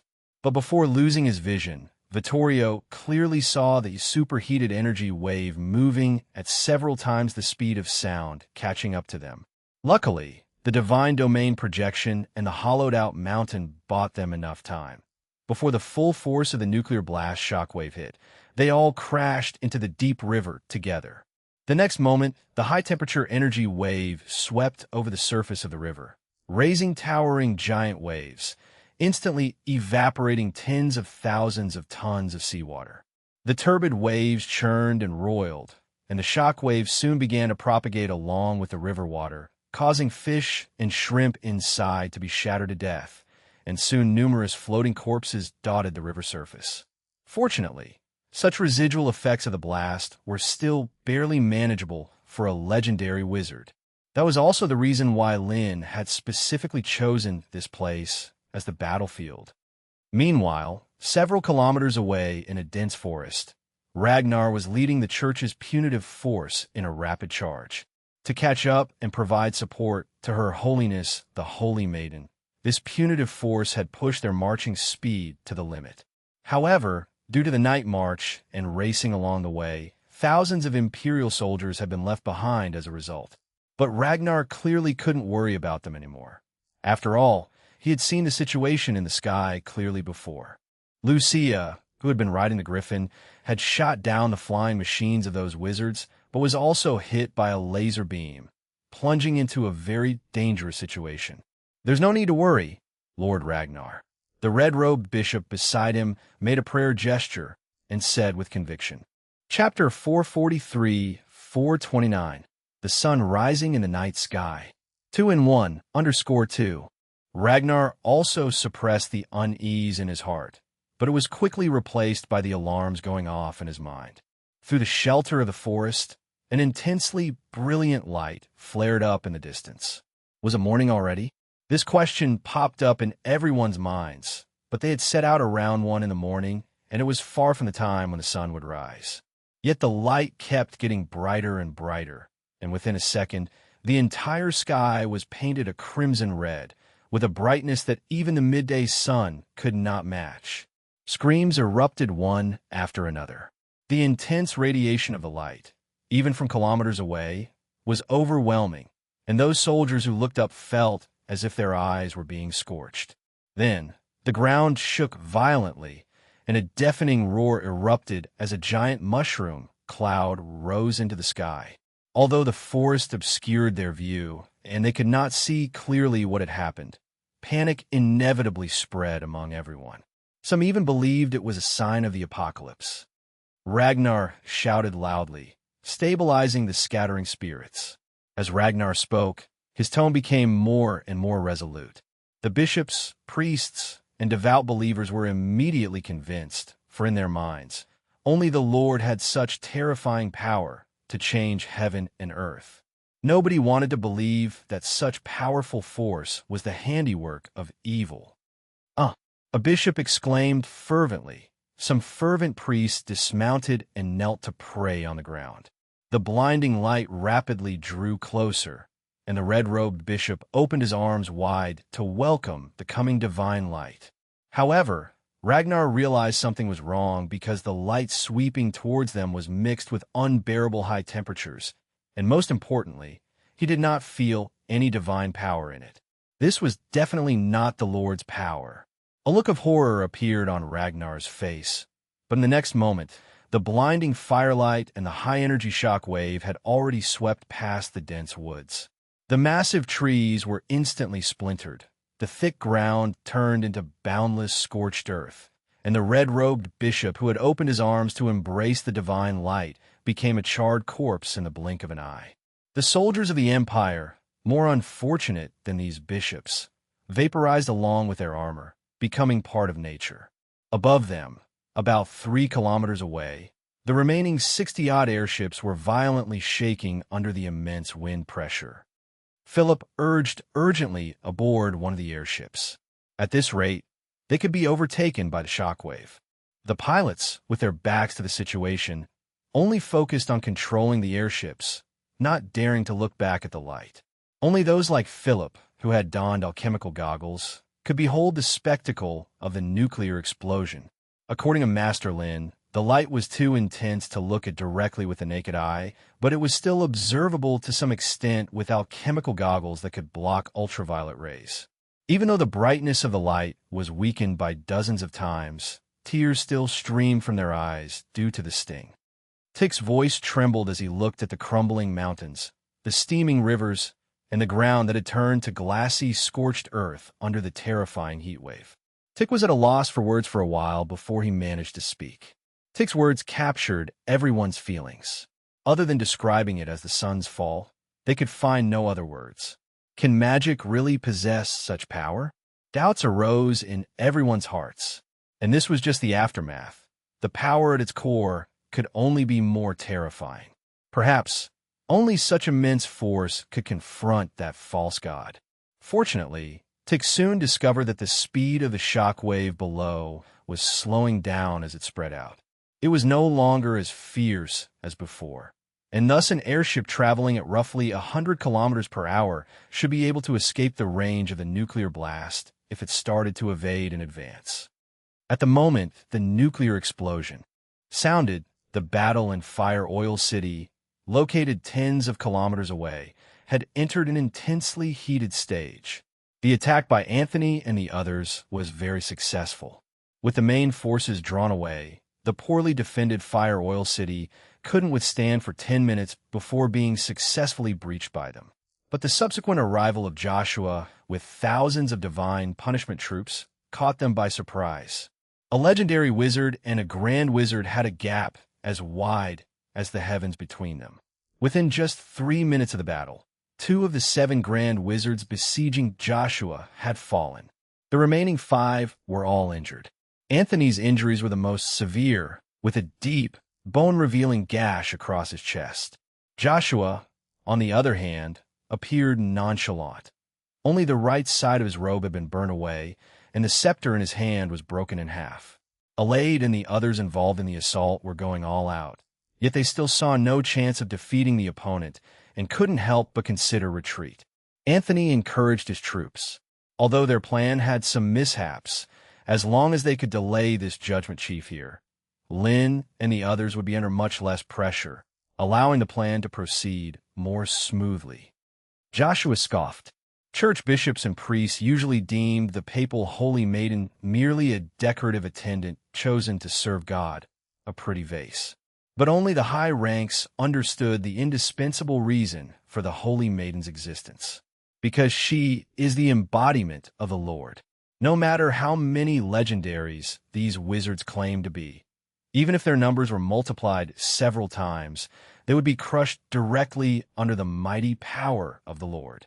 Let's end this. Joshua's voice turned very cold. It seemed without invoking some of Divine Kingdom's power, he could not eliminate these wizards in a short time. Joshua prayed aloud. Anthony and the others looked solemn, fully aware of the formidable strength of Divine Kingdom, a power they could not hope to confront. Joshua's voice echoed throughout the area. Yet, against all expectations, no anomaly occurred. The wizards present were puzzled, wondering if the opponent was trying to intimidate them with bluffs. Joshua's face turned extremely unsightly as he spat out blood from the severe backlash of the divine arts. What horrified him more was that the divine power within his body was being drained away. The great Lord had actually cut off his energy supply, causing the divine domain, which had yet to fully form, to collapse instantly. Although Anthony did not understand why the opponent had suddenly stopped attacking, he did not let the opportunity pass. A blur of blue-purple lightning struck Joshua down to the ground instantaneously.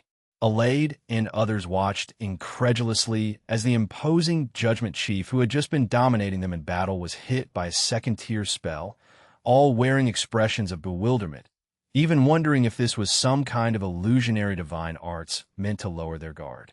While everyone was confused, a powerful energy fluctuation that caused trepidation approached from afar. Anthony turned his head sharply, and only then did he see that in the night sky, a sun had risen. Chapter 444, 430 Nuclear Blast Destruction Zone.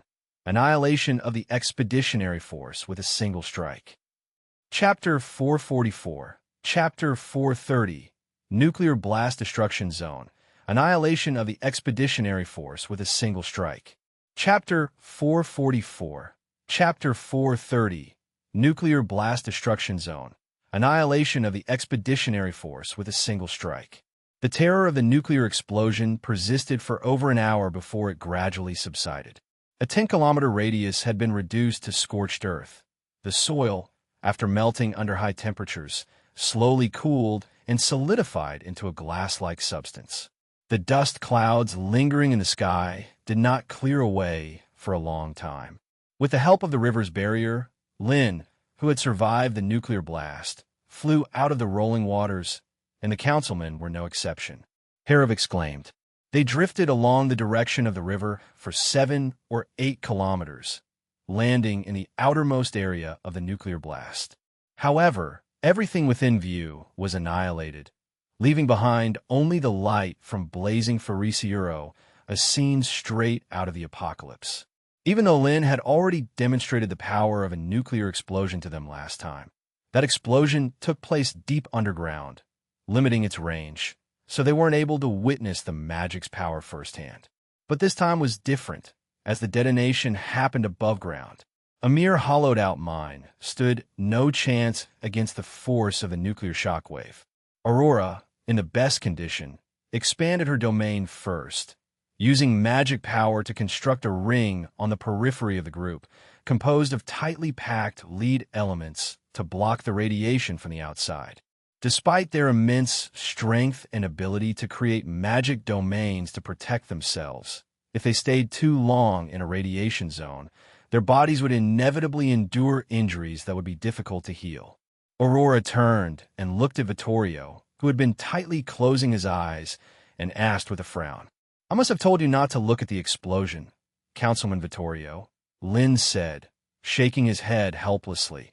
He could clearly see that the other's eyes had been scorched by the intense light. The light produced by a nuclear blast was incredibly intense, accompanied by various high-energy rays, and very dangerous. Vittorio gave a bitter smile. Lynn's previous descriptions had seemed so exaggerated that out of immense curiosity about what kind of force could be too powerful for even them, legendary wizards, to look at directly, he had sneaked a peek. To his shock, just a glimpse was enough to blind him. Fortunately, this was not an incurable injury. With his perceptive abilities, a lack of vision did not affect his movement, but it would definitely require some time to recuperate. Harov looked far out toward the center of the nuclear blast, where there had once been a mountain that had now vanished, leaving behind only a vast crater. Let's hope so. If we can't resolve our adversary with that, then we can only submit to our fates, Lin said gravely. The strength of this holy maiden of the church far exceeded their expectations. The three legendary councilmen, combined with Lin, who had utilized the magic network, had stood no chance against her and were forced to flee. If Lin hadn't had a contingency plan, it would probably be them who were dead now. He wondered how much of her original strength she possessed. Lin, somewhat apprehensive, prepared his defenses and flew back to the center of the nuclear blast with Harov and the others to confirm that the opponent was completely obliterated and no further action was necessary, before returning with peace of mind. Though the battle here had ended, the sudden disappearance of the judgment chief of the Holy City was a considerable concern for Lin. It was very possible that the enemy had seen through their secret plan to strike Fire Oil City and had gone to reinforce it. It was unlikely that Anthony and the others could handle an opponent like that. Considering this, the several injured individuals did not dare to rest and immediately flew. Back at top speed, beyond the 10-kilometer destruction zone of the nuclear blast, the Empire soldiers who had lagged behind and not entered the blast radius had luckily preserved their lives, but were equally in a dire state. Some soldiers were scorched by flames or blinded by light, falling to the ground screaming in agony, while others knelt down frantically to pray, begging the gods for salvation. Aurora sighed and simply took action to end their lives, sparing them from further suffering, as their chances of survival were slim to none under such circumstances. Many soldiers who were further away threw off their helmets and armor and fled in panic. Harov extended his hand, wanting to annihilate these Imperial guards and erase any living force of the enemy, but Lin stopped him. Besides, these men have completely lost their morale, filled only with panic. It might cause even more chaos if we let them return to the Empire, Lin explained. The outcome of the last battle for the capital had been censored by the Church, so much so that the Empire still thrived in festivity, with a majority of civilians unaware that the kingdom had fallen. Somicron, however, this time there was no hiding it. With such heavy casualties, plus so many witnesses escaping all the way back to the Holy City, the news would likely spread throughout the Empire quickly. In the scriptures, the Lord is great, invincible, and the messengers following gods shall surely find victory. Yet, the reality was that the crusading army had been defeated here, over and over, and even the Holy Maiden had died at their hands. Once this news spread, it would profoundly shake the theocratic system. Lin grew even more curious, wondering how the Church would deal with these soldiers who were spreading panic. The journey from the center of the nuclear explosion to Fire Oil City took about 20 minutes. Upon seeing everything was safe here, everyone's tense expressions instantly relaxed. The relieved ones included the multitude of wizards stationed in Fire Oil City. When they saw Lin and the others return, they knew the battle had been decided. At least Lin, the Star of Magic, and the councilmen were all there, unlike their side, which had lost two great wizards. It wasn't exactly smooth. Lin shook his head, then started to explain what had happened. When they heard that the Church's Holy Maiden was an incarnation of the Moon Goddess, the wizards present all broke out in a cold sweat. Although they scoffed at the title of God and boldly called Alara a false god, the strength of the opposition was undeniable. Even the legendary councilmen struggled to compete with it. Harov said with feeling, "A new spell?" Alade asked curiously. They had certainly seen the huge burst of light and the rising mushroom cloud in the sky. But because they were too far away, the light that reached them had been weakened enough not to blind people, roughly comparable to the midday sun, dazzling and glaring. The intense shaking of the ground that accompanied it made some wonder if Master Lin had pulled the sun down from the heavens. Chapter 445, 431 Tremors of the Holy City. Chapter 445. Chapter 431 Tremors of the Holy City. Chapter 445. Chapter 431 Tremors of the Holy City. As for the rumors of Starfall, Wizards who have some knowledge in astronomy all understand that this is completely groundless. According to calculations by the Prophecy School, the mass of the sun is hundreds of thousands of times that of the planet below, so who could shake such a gigantic entity? Lynn nodded, and by now, there was no need for further secrecy. Aurora added, although they had suspected it, the confirmation still made the gathered wizards feel somewhat incredulous. This big nuclear explosion technique in their eyes had already surpassed the realm of magic and could only be described as a heavenly disaster. It's worth noting that Lynn, who had cast this magic, had only advanced to the rank of a 4-ring wizard a few months ago. This star of magic was undeniably excessively formidable. Anthony's thoughts shifted, feeling that Lynn might have regained his former strength, which is why he was able to execute such a catastrophic magic. Alade and others immediately thought that this new magic was likely related to the prior atomic nucleus theory and newly discovered elements. Lynn did not elaborate much on the principles of the nuclear explosion magic, as it was too dangerous and not yet suitable to be made public. So he changed the topic and inquired about the progress on the other side. Before we took down Fire Oil City, everything proceeded exactly as you anticipated. However, afterward, we encountered Judgment Chief Joshua leading the Divine Punishment Forces back as reinforcements. Anthony explained the entire situation as concisely as possible. On hearing that, Joshua, despite being in an absolutely advantageous position, suddenly lost the ability to resist and was captured alive by several great wizards. The council members exchanged glances and quickly realized that this was the effect of defeating Saint Lucia. Undoubtedly, this was good news. It proved that Herov's guess was correct. The incarnation of Era was extremely important, even affecting a high-ranking church official like the Judgment Chief. This was undoubtedly the best method to assess the state of the opposition. The unrest of the night passed quickly, but the impact of the nuclear explosion magic continued to intensify. The entire western frontier of the Empire felt that strong vibration, and a huge mushroom cloud that rose in the night sky was clearly visible from tens of kilometers away. The nearest Earl Poppy immediately dispatched his confidants to investigate, but these scouts all returned frightened out of their wits. After hearing their descriptions, the great Earl also got scared and packed up overnight to flee to the Holy City. Meanwhile, the news of the Holy Maiden Lucia's death and the Church's army's defeat spread like the wind in all directions as a large number of Imperial soldiers fled. At that moment, the Holy City of the Empire was in complete disarray. Within the city, under the divine power, the flowers that were said to never wither began to decay and wilt. The higher the rank of the bishops, the more they could sense this unease. Soon, tens of thousands of bishops gathered inside the Sky Dome Tower, anxiously waiting for the Pope's explanation. And the command they received was only one: to immediately proceed with the selection and baptism ceremony of the new Holy Maiden.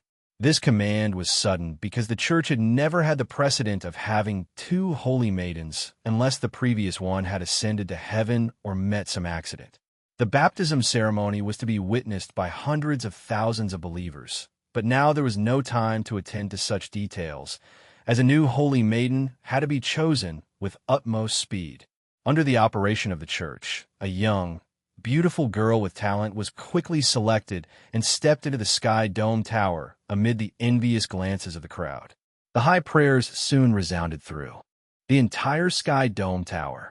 The pure girl, with her aspirations, hopes, and devout faithfulness to the Lord, stood at the center of the divine array, as if she were a sacrifice. Along with the infusion of divine power, a terrifying pressure emerged within the array. In an instant, a massive beam of divine light pierced the sky, covering the girl, whose body gradually levitated and her dress swayed with the wind.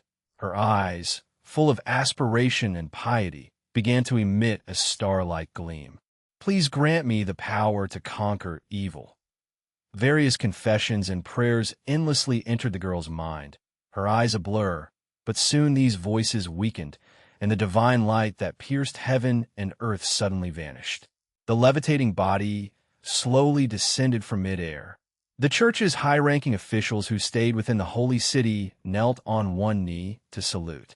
The girl seemed not yet to have recovered from the previous mental shock, her mind in chaos for about 3 to 5 seconds until her eyes gradually cleared, and then she looked toward the others and spoke. If it had been just a few hours later, her consciousness might have been corroded by the poison of faith, completely submerged in endless prayers. The faith of tens of millions of people was not so easy to bear.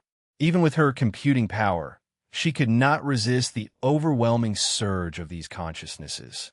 I merely followed your will, doing what needed to be done. Pope Alvis responded respectfully, without any intent to take credit. Saint Randall, standing on the side, incomprehensively inquired, "My lord, what exactly happened?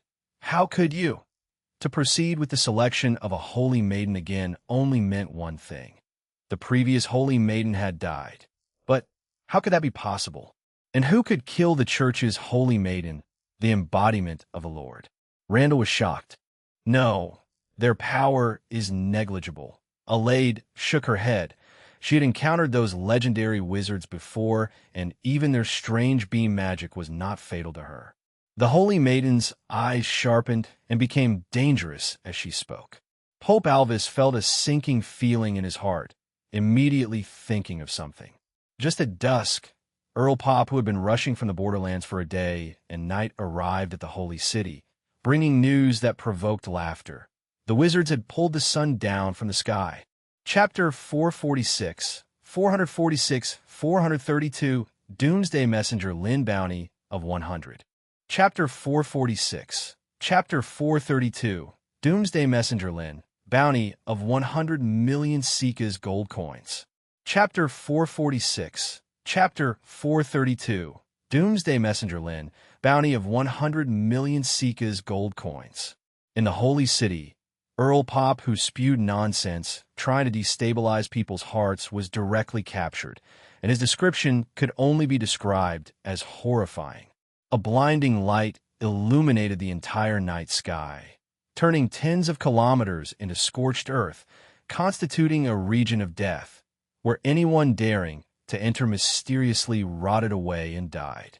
Previously, Randall had been adamant in disbelief, questioning how those wizards, who had overseas like gnawing mice for hundreds of years, could possess such formidable power. However, at this moment, he had no choice but to believe they had actually killed the incarnation of the Lord. Randall suggested, even when the kingdom had fallen, Randall hadn't taken these wizards seriously, but now it seemed they were powerful enough to shake the foundations of the church and the empire. They must be crushed without delay. The Holy Maiden shook her head, dismissing Randall's suggestion. The scope of that spell was unimaginably vast, and its power could only be described as terrifying. Even its residual effects were beyond ordinary bishops to withstand. Under such power, numbers were completely meaningless and would only lead to the annihilation of all the church's elite forces. Randall quickly realized this, his face becoming extremely grim. Pope Alvis suddenly appeared and asked. The high-ranking officials of the church present also looked towards Her Holiness, the Holy Maiden. Randall and the others clearly understood that this personally did not refer to this incarnation, but to the true moon goddess, Alara. With this affirmative answer, everyone breathed a sigh of relief, their greatest fear being that those wizards would come to Holy City to release that terrifying magic, leaving them utterly powerless to retaliate. Pope Alvis even fell into deep repentance for having doubted the power of the Lord just moments ago. Alara stated resolutely, there had to be some kind of limitation. St. Randall speculated wildly. It was very likely this power that made those wizards grow audacious, daring to leave that small island and challenge the authority of God. The Holy Maiden nodded. Indeed, it was possible. Earlier, due to the dire situation on the battlefield, she lost a part of her memory during the process of transferring her consciousness back to herself, so she only had a vague impression of the combat. For instance, she had been knocked away by a new type of flying device created by the wizards, and the caster was a wizard who looked rather young, named Lin. The Holy Maiden commanded coldly, Pope Alvis asked solemnly, understanding that this must be the person who executed that strong witchcraft and killed God's incarnation. The Holy Maiden's voice echoed again within the Sky Dome Tower, and at Randall's waist, an ancient Bible floated out, automatically turning to page 73 of the Sinner's chapter, revealing Lynn's name and information to those present. I want to see results within 10 days. Also, as for Judgment Chief Joshua, send someone to search for his whereabouts. The Holy Maiden said icily. Alvis said respectfully, quickly extracting the important information from the sweep of his gaze. The person in question is about 20 years old, with brown hair, and appeared in the harbor town 2.5 years ago. He is suspected of secretly plotting to overthrow the Holy See. After being discovered by the local bishop, he used magic to destroy half the city, resulting in thousands of casualties. Afterwards, he was driven out of the country by Edwell. Randall asked anxiously. No one knows exactly how many wizards possess this magic, nor whether they can use it frequently. If they choose to wreak large-scale havoc on the entire empire, it would be very difficult for them to defend against it. The massive death of believers could cause centuries of effort to be wasted. So, in Randall's view, even if it means resorting to unseemly methods to catalyze the faith, it is worth it.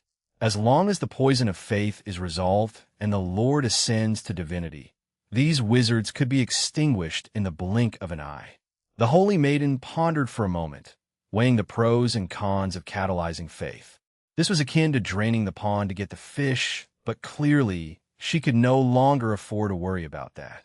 The kingdom's fall and the Holy See's expeditionary forces' continuous defeats had drastically reduced the number of devout believers. Continuing this way would only further distance them from the goal of 1 million devout believers. The Holy Maiden decided swiftly. Randall responded solemnly, his right hand thumping his chest. Pope Alvis asked.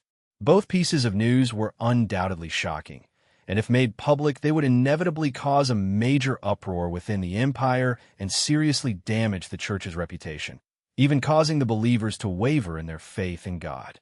However, the impact of this war was too great, and the 10 kilometers of the land of death could not possibly be hidden. The Holy Maiden said indifferently, "The apocalypse?" All the high-ranking officials of the Holy See present were shaken, but they soon thought that indeed it might be a way to soothe the believers. The Holy Maiden then turned her gaze to the opened Bible, her hand gently brushing over the pages. The information about Lynn, written by Edwell months ago, was already outdated. Under the emerging divine light, new information quickly formed on the paper. Name: Lynn, extremely dangerous, harbinger of the apocalypse. Crimes: causing the disaster of the apocalypse, annihilating the Holy See's expeditionary force, leading to the kingdom's fall. Reward: 100 million gold coins. Chapter 447, 433, Breaking the Myth of the Churches. Chapter 447, Chapter 433, Breaking the Myth of the Church's Invincibility. Chapter 447, Chapter 433, Breaking the Myth of the Church's Invincibility. 3 days had swiftly passed, and the news of the Church's punitive army's tragic defeat, the disappearance of the Judgment Chief, and the death in battle of the former Holy Maiden Lucia quickly spread across much of the empire. Rumors and gossip spread like wildfire within the Holy City, as the devout believers could not believe that the news was true. The powerful and noble Holy Maiden and the Judgment Chief, messengers of God on earth, had perished at the hands of those wicked demons. Those wizards and nobles lurking in the shadows, dissatisfied with the church's rule, were all fueling the spread of these rumors, so much so that within just a few days, everyone in the Holy City knew about it. On the morning of the 3rd day, Pope Alvis proclaimed the divine oracle, announcing to all the believers throughout the empire a sorrowful message. The judgment of doomsday was upon them. Upon hearing this, both the empire's nobility and common people were shocked and plunged into profound panic. Everyone understood the implications of the judgment of doomsday. In the final pages of the Holy Scriptures, the Apocalypse chapter states that the greed and sins within people's hearts will invite the scrutiny of demons, bringing famine, disease, and plague. Should these burgeoning sins break through a certain threshold, the demons imprisoned in the abyss would come forth to the human world. And at that time, the entire world would undergo a great cleansing, with all souls being dragged to hell to face the judgment of doomsday. Now, only the arrival of the Lord himself on earth could halt this calamity of the apocalypse. The resounding voice of Pope Alvis echoed throughout the holy city. Hundreds of thousands of believers knelt down, some loudly praising the holy song, while others wept and confessed their own sins, praying for the great Lord to bestow salvation and deliver them from plunging into the abyss. While the church was fabricating reasons for the defeat of its army, inside Fire Oil City, the victorious Wizard Council was also troubled by various tedious issues. For in this battle, they too had incurred losses, with more than half of the 100 or so airships tasked with diverting the church's main forces getting damaged, and casualties exceeding 2,000 people. The council's top warriors were nearly all injured. Herod had endured a full-powered blow from Lucia, and Vittorio's eyes were blinded by a nuclear blast. Both were recovering. As for Lin, after breaking through to the level of a fifth-ring wizard, though he no longer risked falling in a brain death when drawing upon the power of the magic web, doing so for extended periods could still cause significant spiritual exhaustion. The wizards who attacked Fire Oil City were also scattered and injured by the Judgment Chief Joshua, with 2 of them falling on the spot. This had happened only because Lin's strategy had worked, preventing them from having to engage the church directly in combat. The powerful Saintess Lucia and tens of thousands of church's punitive army had all perished in the nuclear blast. Otherwise, the casualties would have been even more severe. Therefore, after their victory, the council did not hastily pursue their advantage, but instead took some time to recover. After several battles within the year and a large number of injured, the council's stockpile of magic potions was nearly depleted, not to mention a very critical problem of radiation that needed to be addressed. Fire Oil City was less than 7 kilometers from the closest point of the nuclear blast. Such close proximity meant that they would inevitably be affected by the radiation, and the water from the nearby river could no longer be used for irrigation or consumption. In the recent days, a number of wizards had suggested abandoning the city or even destroying it. Yet Lin had vetoed the idea, because the population of Fire Oil City was vast and the townspeople's resistance strong. A large-scale relocation was not feasible. The most critical aspect is its geographical location, which isn't far from the oil field and hence has value worth preserving. Considering this, Lin and a group of alchemists racked their brains and, based on the properties of radiation, constructed a magical barrier that covered the entire city, capable of blocking those dangerous rays from entering. Several days later, the personnel dispatched to gather intelligence gradually returned, and the Wizard Council reconvened a meeting of its members. Shaping Wizard Dell gave a succinct report of the intelligence collected in recent days. Deciding the outcome of a battle isn't just about tactics, resource mobilization, and the ability to fight head-on. The gathering of intelligence is also crucial. The Council naturally placed great emphasis on this and had made early arrangements. Shaping Wizards, adept in magic transformation, undoubtedly had a distinct advantage in intelligence collection. Aside from being able to transform into specific creatures, they could also modify their own appearance to a certain extent. If they could find someone with a similar shape and face, coupled with the memory search of spiritual energy wizards, they could replace that person entirely, operating covertly with a legitimate identity. Of course, such disguise wasn't unbreakable. In the face of powerful clergy, the magic power within them could very possibly be detected, which is why Dell and the others didn't dare to get too close to the holy city. They could only gather information by interrogating the passing merchant caravans. When they heard that the news of the crusading army's defeat had spread through half the empire via various merchants, Lin and the others were quite surprised. So quickly, Hera frowned and asked in confusion, According to what we know, they didn't, Dell said with a hint of hesitation. Herav and the others were taken aback. What did this have to do with the end of the world? Dell quickly related what he had learned about the clergy's claims concerning the approach of the end times. After listening, those present were utterly speechless. One had to admit, the church's ability to hoodwink its believers was off the charts. They could even spin this around. Vittorio sneered and shook his head, seeing through the opponent's intentions. Rather than waiting for the news to arrive and cause chaos within the empire, shaking the faith of the believers, it was better to come up with a suitable reason to muddle through. Aurora looked at Lin and said laughingly. Lin shrugged, not too concerned. The entire empire wasn't a unified bloc.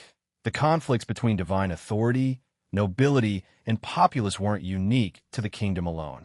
It was just that in the past, the church's power shone like the midday sun, suppressing all rebellion, making these issues seem less noticeable. But once a sign of decline appeared, these problems would resurge. So no matter how those priests and bishops tried to justify it in various ways, they couldn't change one ironclad fact. The crusading army was facing consecutive defeats in the kingdom. They shattered the myth of the church's invincibility. Chapter 448. 434 The key to becoming legendary is M.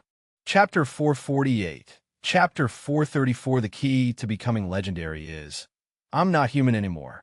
Chapter 448. Chapter 434 The key to becoming legendary is I'm not human anymore.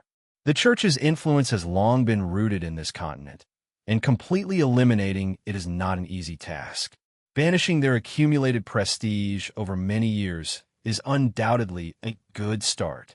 Lin believes there are certainly more than a few within the empire dissatisfied with the church's rule, not to mention the wizards alone number in the thousands. After they seized the kingdom, a steady stream of wizards came to join them, but even more were watching, waiting to see whether they would be crushed by the church or continue to surge forward triumphantly.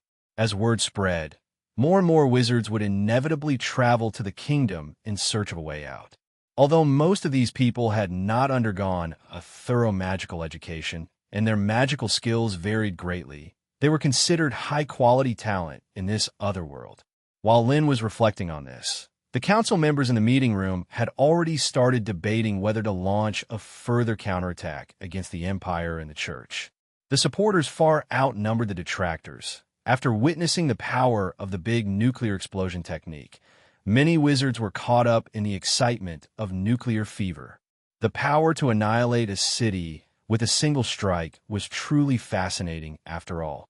Some wizards even believed that before such mighty power, the so-called pseudo-god, Ira, was nothing remarkable, clamoring to give the church a taste of their own medicine, such as blowing up the holy city.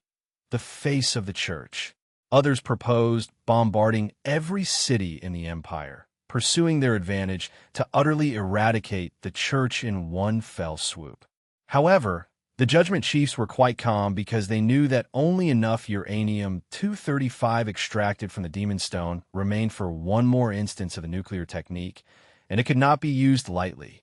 As for the uranium, they were already mining it, but considering the need for strict secrecy, the progress had always been very slow.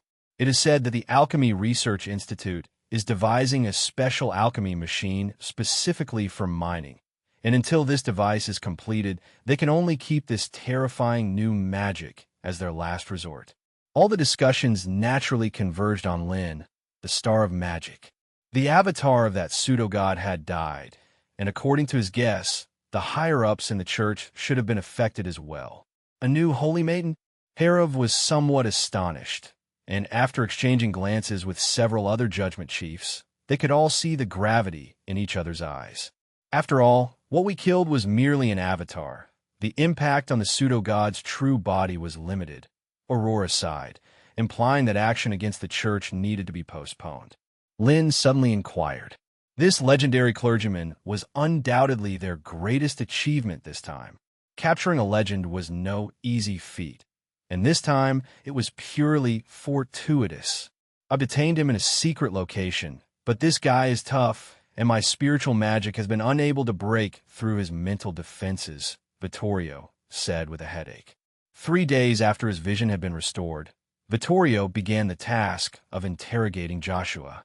As a high-ranking member of the church, he must know many secrets about that pseudo-god. But the process was not going smoothly at all. The strength of his soul was very high, his will even more unyielding, and even the most severe punishment was insufficient to shake his faith. Of course, after several days of effort, he had not come away empty-handed. Vittorio was deeply fascinated by the immortality of those legendary clerics, so he cut off a portion of the other's body tissue for research. The findings shocked him to the core. After using the great decomposition technique to analyze a lump of flesh, Vittorio expected to get a bunch of the basic elements constituting human tissue, but there was nothing. This lump of flesh was as if it were a falsehood. He could feel only the fluctuations of divine energy. Hera's brows were deeply furrowed as he asked with a questioning tone. It's a well-known fact among wizards that magic power can mimic elements. These mimic elements almost possess all the properties of materials, but cannot change their fundamental nature as magic power. Aurora hypothesized, using magic power to support a soul is not a particularly remarkable innovation. Souls of great wizards and beyond, given an energy supply, can exist independently of a body. The projection magic and mirror image magic she developed both employed related techniques. Yet from the moment the spells were cast, they were continuously consuming magic power to sustain consciousness. The stronger the soul body, the more terrifying the consumption. No, it's not that simple. Vittorio shook his head, seemingly contemplating how best to describe it, before finally choosing his words carefully. Hera was quite surprised. It seems these legends of the church really had some tricks up their sleeves. Their biggest obstacle to reaching higher realms was the constraint of the physical body, and replacing the body's functions with magic power to support a soul body might be a viable path. But the question was how to do it? This was certainly not as simple as simply using magic power to mimic and reconstruct a physical body. All the counselors present were discussing this incredibly novel discovery, and Lin, too, fell into deep contemplation. The boundary between matter and energy? With a thought, Lin quickly came to an idea. Mass can transform into energy, and naturally, the reverse is also possible, even by slightly adjusting the mass-energy equation to find a solution. Of course, this statement isn't quite accurate, because energy and matter are inherently two sides of the same coin, just in different forms of existence. For example, the renowned Einstein once said that what we refer to as the mass of matter is simply a measure of its energy content. Chapter 449, 435, Even Gods Are Powerless in Front of. Chapter 449. Chapter 435, Even Gods Are Powerless in Front of the New Magic I've Developed. Chapter 449. Chapter 435, Even Gods Are Powerless in Front of the New Magic I've Developed. Lin still remembered that 2.5 years ago, just after he had transmigrated, the evaluation of magic power and soul power by the intelligent brain. They seem to be some kind of energy as well. So, could the mass energy equation apply to spiritual energy and magic power? The more Lin thought about it, the deeper he delved. He had a vague feeling that the path to legend was right before his eyes. All that was missing was a critical breakthrough. As for this breakthrough, the easiest way to find it was naturally through the captured Judgment Chief Joshua. For a zealot, so-called torture and humiliation are child's play. As long as their conviction remains unshaken, everything else is futile. I have not done that yet. Vittorio shook his head. 3 days was too short a time, and he also had to spend time studying the structure of Joshua's staircase. He had only tried 5 interrogation schemes so far. Lin suggested. Vittorio naturally had no objection. He had hidden Joshua in a secret place, not because he wanted to monopolize the situation and conduct private research, but because he was worried about information leaking out. If the church ever learned of their capture of the Judgment Chief and found out his place of confinement, They would undoubtedly do everything in their power to rescue this legendary cleric. Vittorio took a book 4 fingers thick from his chest and placed it on the table, looking at Lynn with a smile as he spoke. Lynn immediately recognized it as a Bible. However, the one Vittorio had taken out was not like the copies carried by ordinary priests and bishops. It looked exceedingly extraordinary, almost certainly carried by the judgment chief Joshua himself. Before Lynn could ask, Vittorio opened the Bible. Not only Lynn, but all the council members present became very interested and leaned in to take a look, only to be dumbfounded by the long string of zeros. After confirming several times that he hadn't seen wrong, Lynn's face was filled with astonishment. To know that the kingdom's annual tax revenue was less than 10 million Empire gold coins. Well, that meant that he was actually worth a decade of the kingdom's tax revenue. Lynn couldn't help but laugh and cry at the same time, unwittingly becoming as wealthy as a nation. And what in the world was this harbinger of doom? In any case, you'd better be careful. Such a high bounty will likely attract the coveting of many, Vittorio advised. Although Lynn had now broken through to become a great wizard, and his combat power was formidable, able to defeat many, assassination was not frontal combat, and there were annoyingly countless, despicable methods. Even the strongest may face the possibility of a downfall. The Wizard Council meeting lasted 3 hours before concluding, and in light of the church's selection of a new holy maiden, the councilmen, after deliberation, quelled the voices of the faction favoring war and decided to temporarily halt actions against the Empire, opting to stabilize internal affairs first. Their recent victories had been significant, having not only reclaimed the entire kingdom, but also captured a border territory of the Empire. Most importantly, all newly acquired territories had been cleansed. The local nobility were either hanged or had accepted pacification. Beyond the requirement to heed the king's orders, they would not face any constraints, making the land highly suitable for large-scale industrial development. However, for the upper echelon of the council, these were just trifles. Lynn was acutely aware that the big nuclear explosion technique could only serve as a deterrent. Only by achieving a breakthrough to become a true legend could he hope to completely defeat that false god. So after the meeting adjourned, Lynn followed Vittorio to the secret location where Joshua was being held captive. The proximity of the location was beyond his expectations. It was deep underneath the council chamber. This basement is extremely secretive. I unearthed it from that duke's brain, and no one else knows about it, Vittorio explained. Moreover, detaining him under the council chamber had the advantage of allowing a large number of guards to be arranged without arousing suspicion from others. Their residence was not far from this place, and they could arrive immediately in case of any emergency. As Vittorio complained to Lynn about the troublesome nature of the judgment chief and opened a heavy steel door, Lynn saw Joshua, who was in captivity.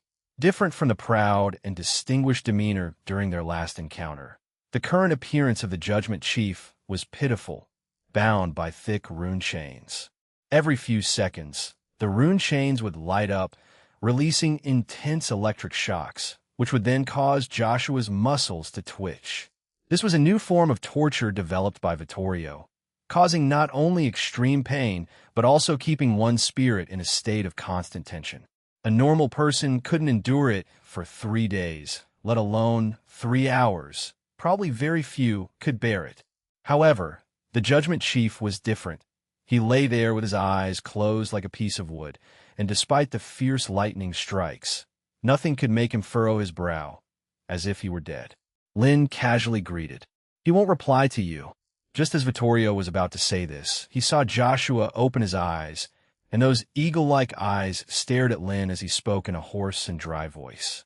"Magician star, blasphemer." Lynn. Vittorio choked up, momentarily unsure of what to say. He had interrogated the other for 3 days, and Joshua had been playing dead, not uttering a single word.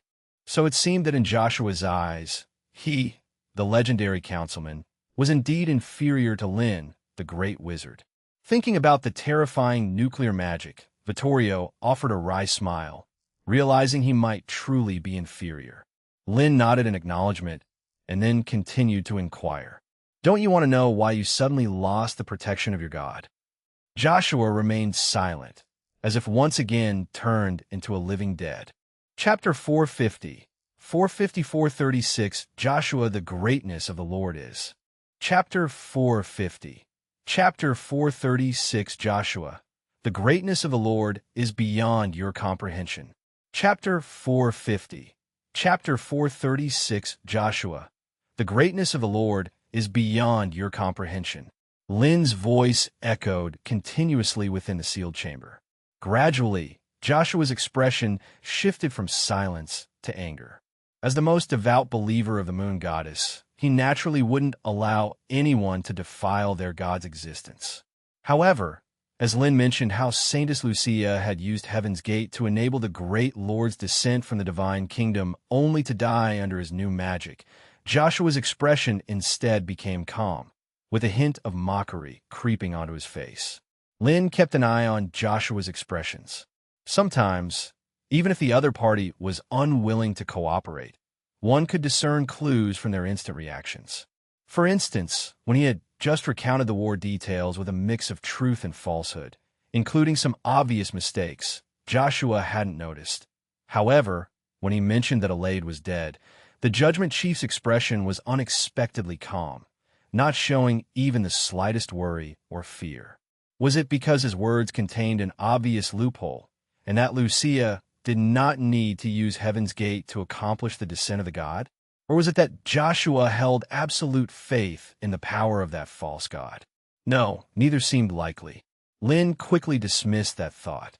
Although Joshua had been captured in Fire Oil City and hadn't witnessed firsthand how powerful the nuclear explosion spell he had used was, he had also felt the strong tremors on the ground and seen the immense mushroom cloud rising. Even if not overly smart, the enemy would certainly realize that the church's crusade army had been defeated and their god was now in distress. It seems you can confirm the status of that false god, or rather, its well-being. Lin revealed a faint smile, then continued. Let me guess, could it be because Lin suddenly thought of this point? Joshua's pupils shrank slightly, and his body momentarily trembled, though he quickly regained composure and forcibly suppressed the emotional fluctuation. However, these subtle changes in expression were already enough for Lin. Clearly, he had guessed right.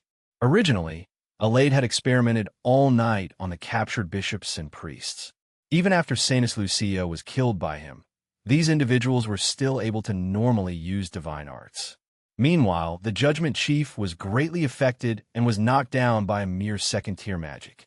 Lin couldn't help but speculate that the higher the rank of the clergyman, the closer their connection to Elaid must be.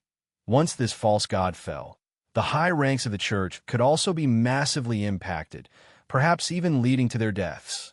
Joshua's expression had returned to calmness, his eyes sharp as those of an eagle, focused intently on the two before him as he began to speak in a raspy and mocking tone. Your resistance is futile, wizard. Joshua's tone was devout and resolute, as if he were reciting some sort of pledge. Vittorio laughed, as if he was listening to an absurd joke. Simply put, she's nothing more than an executioner and a fortunate winner of a religious war, who, having gained power, haughtily denigrated her former kin as evil, ruthlessly massacring them. Vittorio's tone grew more incisive, relentlessly exposing the truth about Elaid, aiming to shatter the Judgment Chief's faith in one fell swoop. Any believer who discovers that the object of their faith is actually a sorcerer rumored to be evil, or even the evil god itself, would inevitably feel their mind shake. They would either rush to argue or vehemently denounce the slanderous nonsense defiling the great moon goddess, or else they would suffer a complete collapse of faith.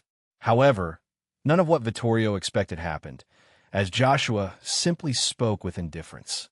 He said, "Great," Lin asked mockingly. "Stop joking. How could Elaid, eh?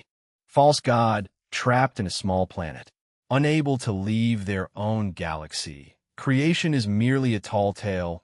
What right do they have to be called great?" Yet Joshua's indifference was equally surprising to Lin. It seemed that the higher echelons of the church were different from ordinary bishops and priests. They were not entirely ignorant of the God they worshipped. Or perhaps one of the prerequisites for becoming a high-ranking church official, a legendary cleric, is maintaining the most devout faith, even after learning the truth. Lin couldn't help but be astounded. How devout must one be to remain unshaken in faith upon learning that their Lord is no different from the sorcerer portrayed as the embodiment of evil? The brainwashing capabilities of Alade are rather terrifying. In the face of Lin and others' mocking words, Joshua neither listened, heard, spoke, nor responded. He reverted to how he was before they entered, as if he were dead. Even when Vittorio intentionally insulted Alade, it did not provoke any reaction from Joshua. He only turned to look at Lin. See, this guy is just that tough to deal with. Lin also helplessly shook his head. He had wanted to dig up some dirt on that false god and use this as an angle to shatter the opponent's faith. If the mental defenses collapsed, then naturally, sifting through memories would become possible. He even thought about what kind of rhetoric he would use to persuade. But unfortunately, Joshua's attitude exceeded his expectations, showing a strong acceptance of the fact that Alade was previously a wizard. This meant all his previous plans had fallen through. Space oscillation. Lin suddenly raised his hand. A wave invisible and unfelt swept across, directly severing Joshua's right arm at the elbow, with blood spraying out as the detached forearm floated before landing in Lin's hand. And that's where we'll leave this part. If you enjoyed it, smash that like button, subscribe for the next part, and drop a comment telling me which story you want to hear next. Thank you for watching, and I'll see you in the next part.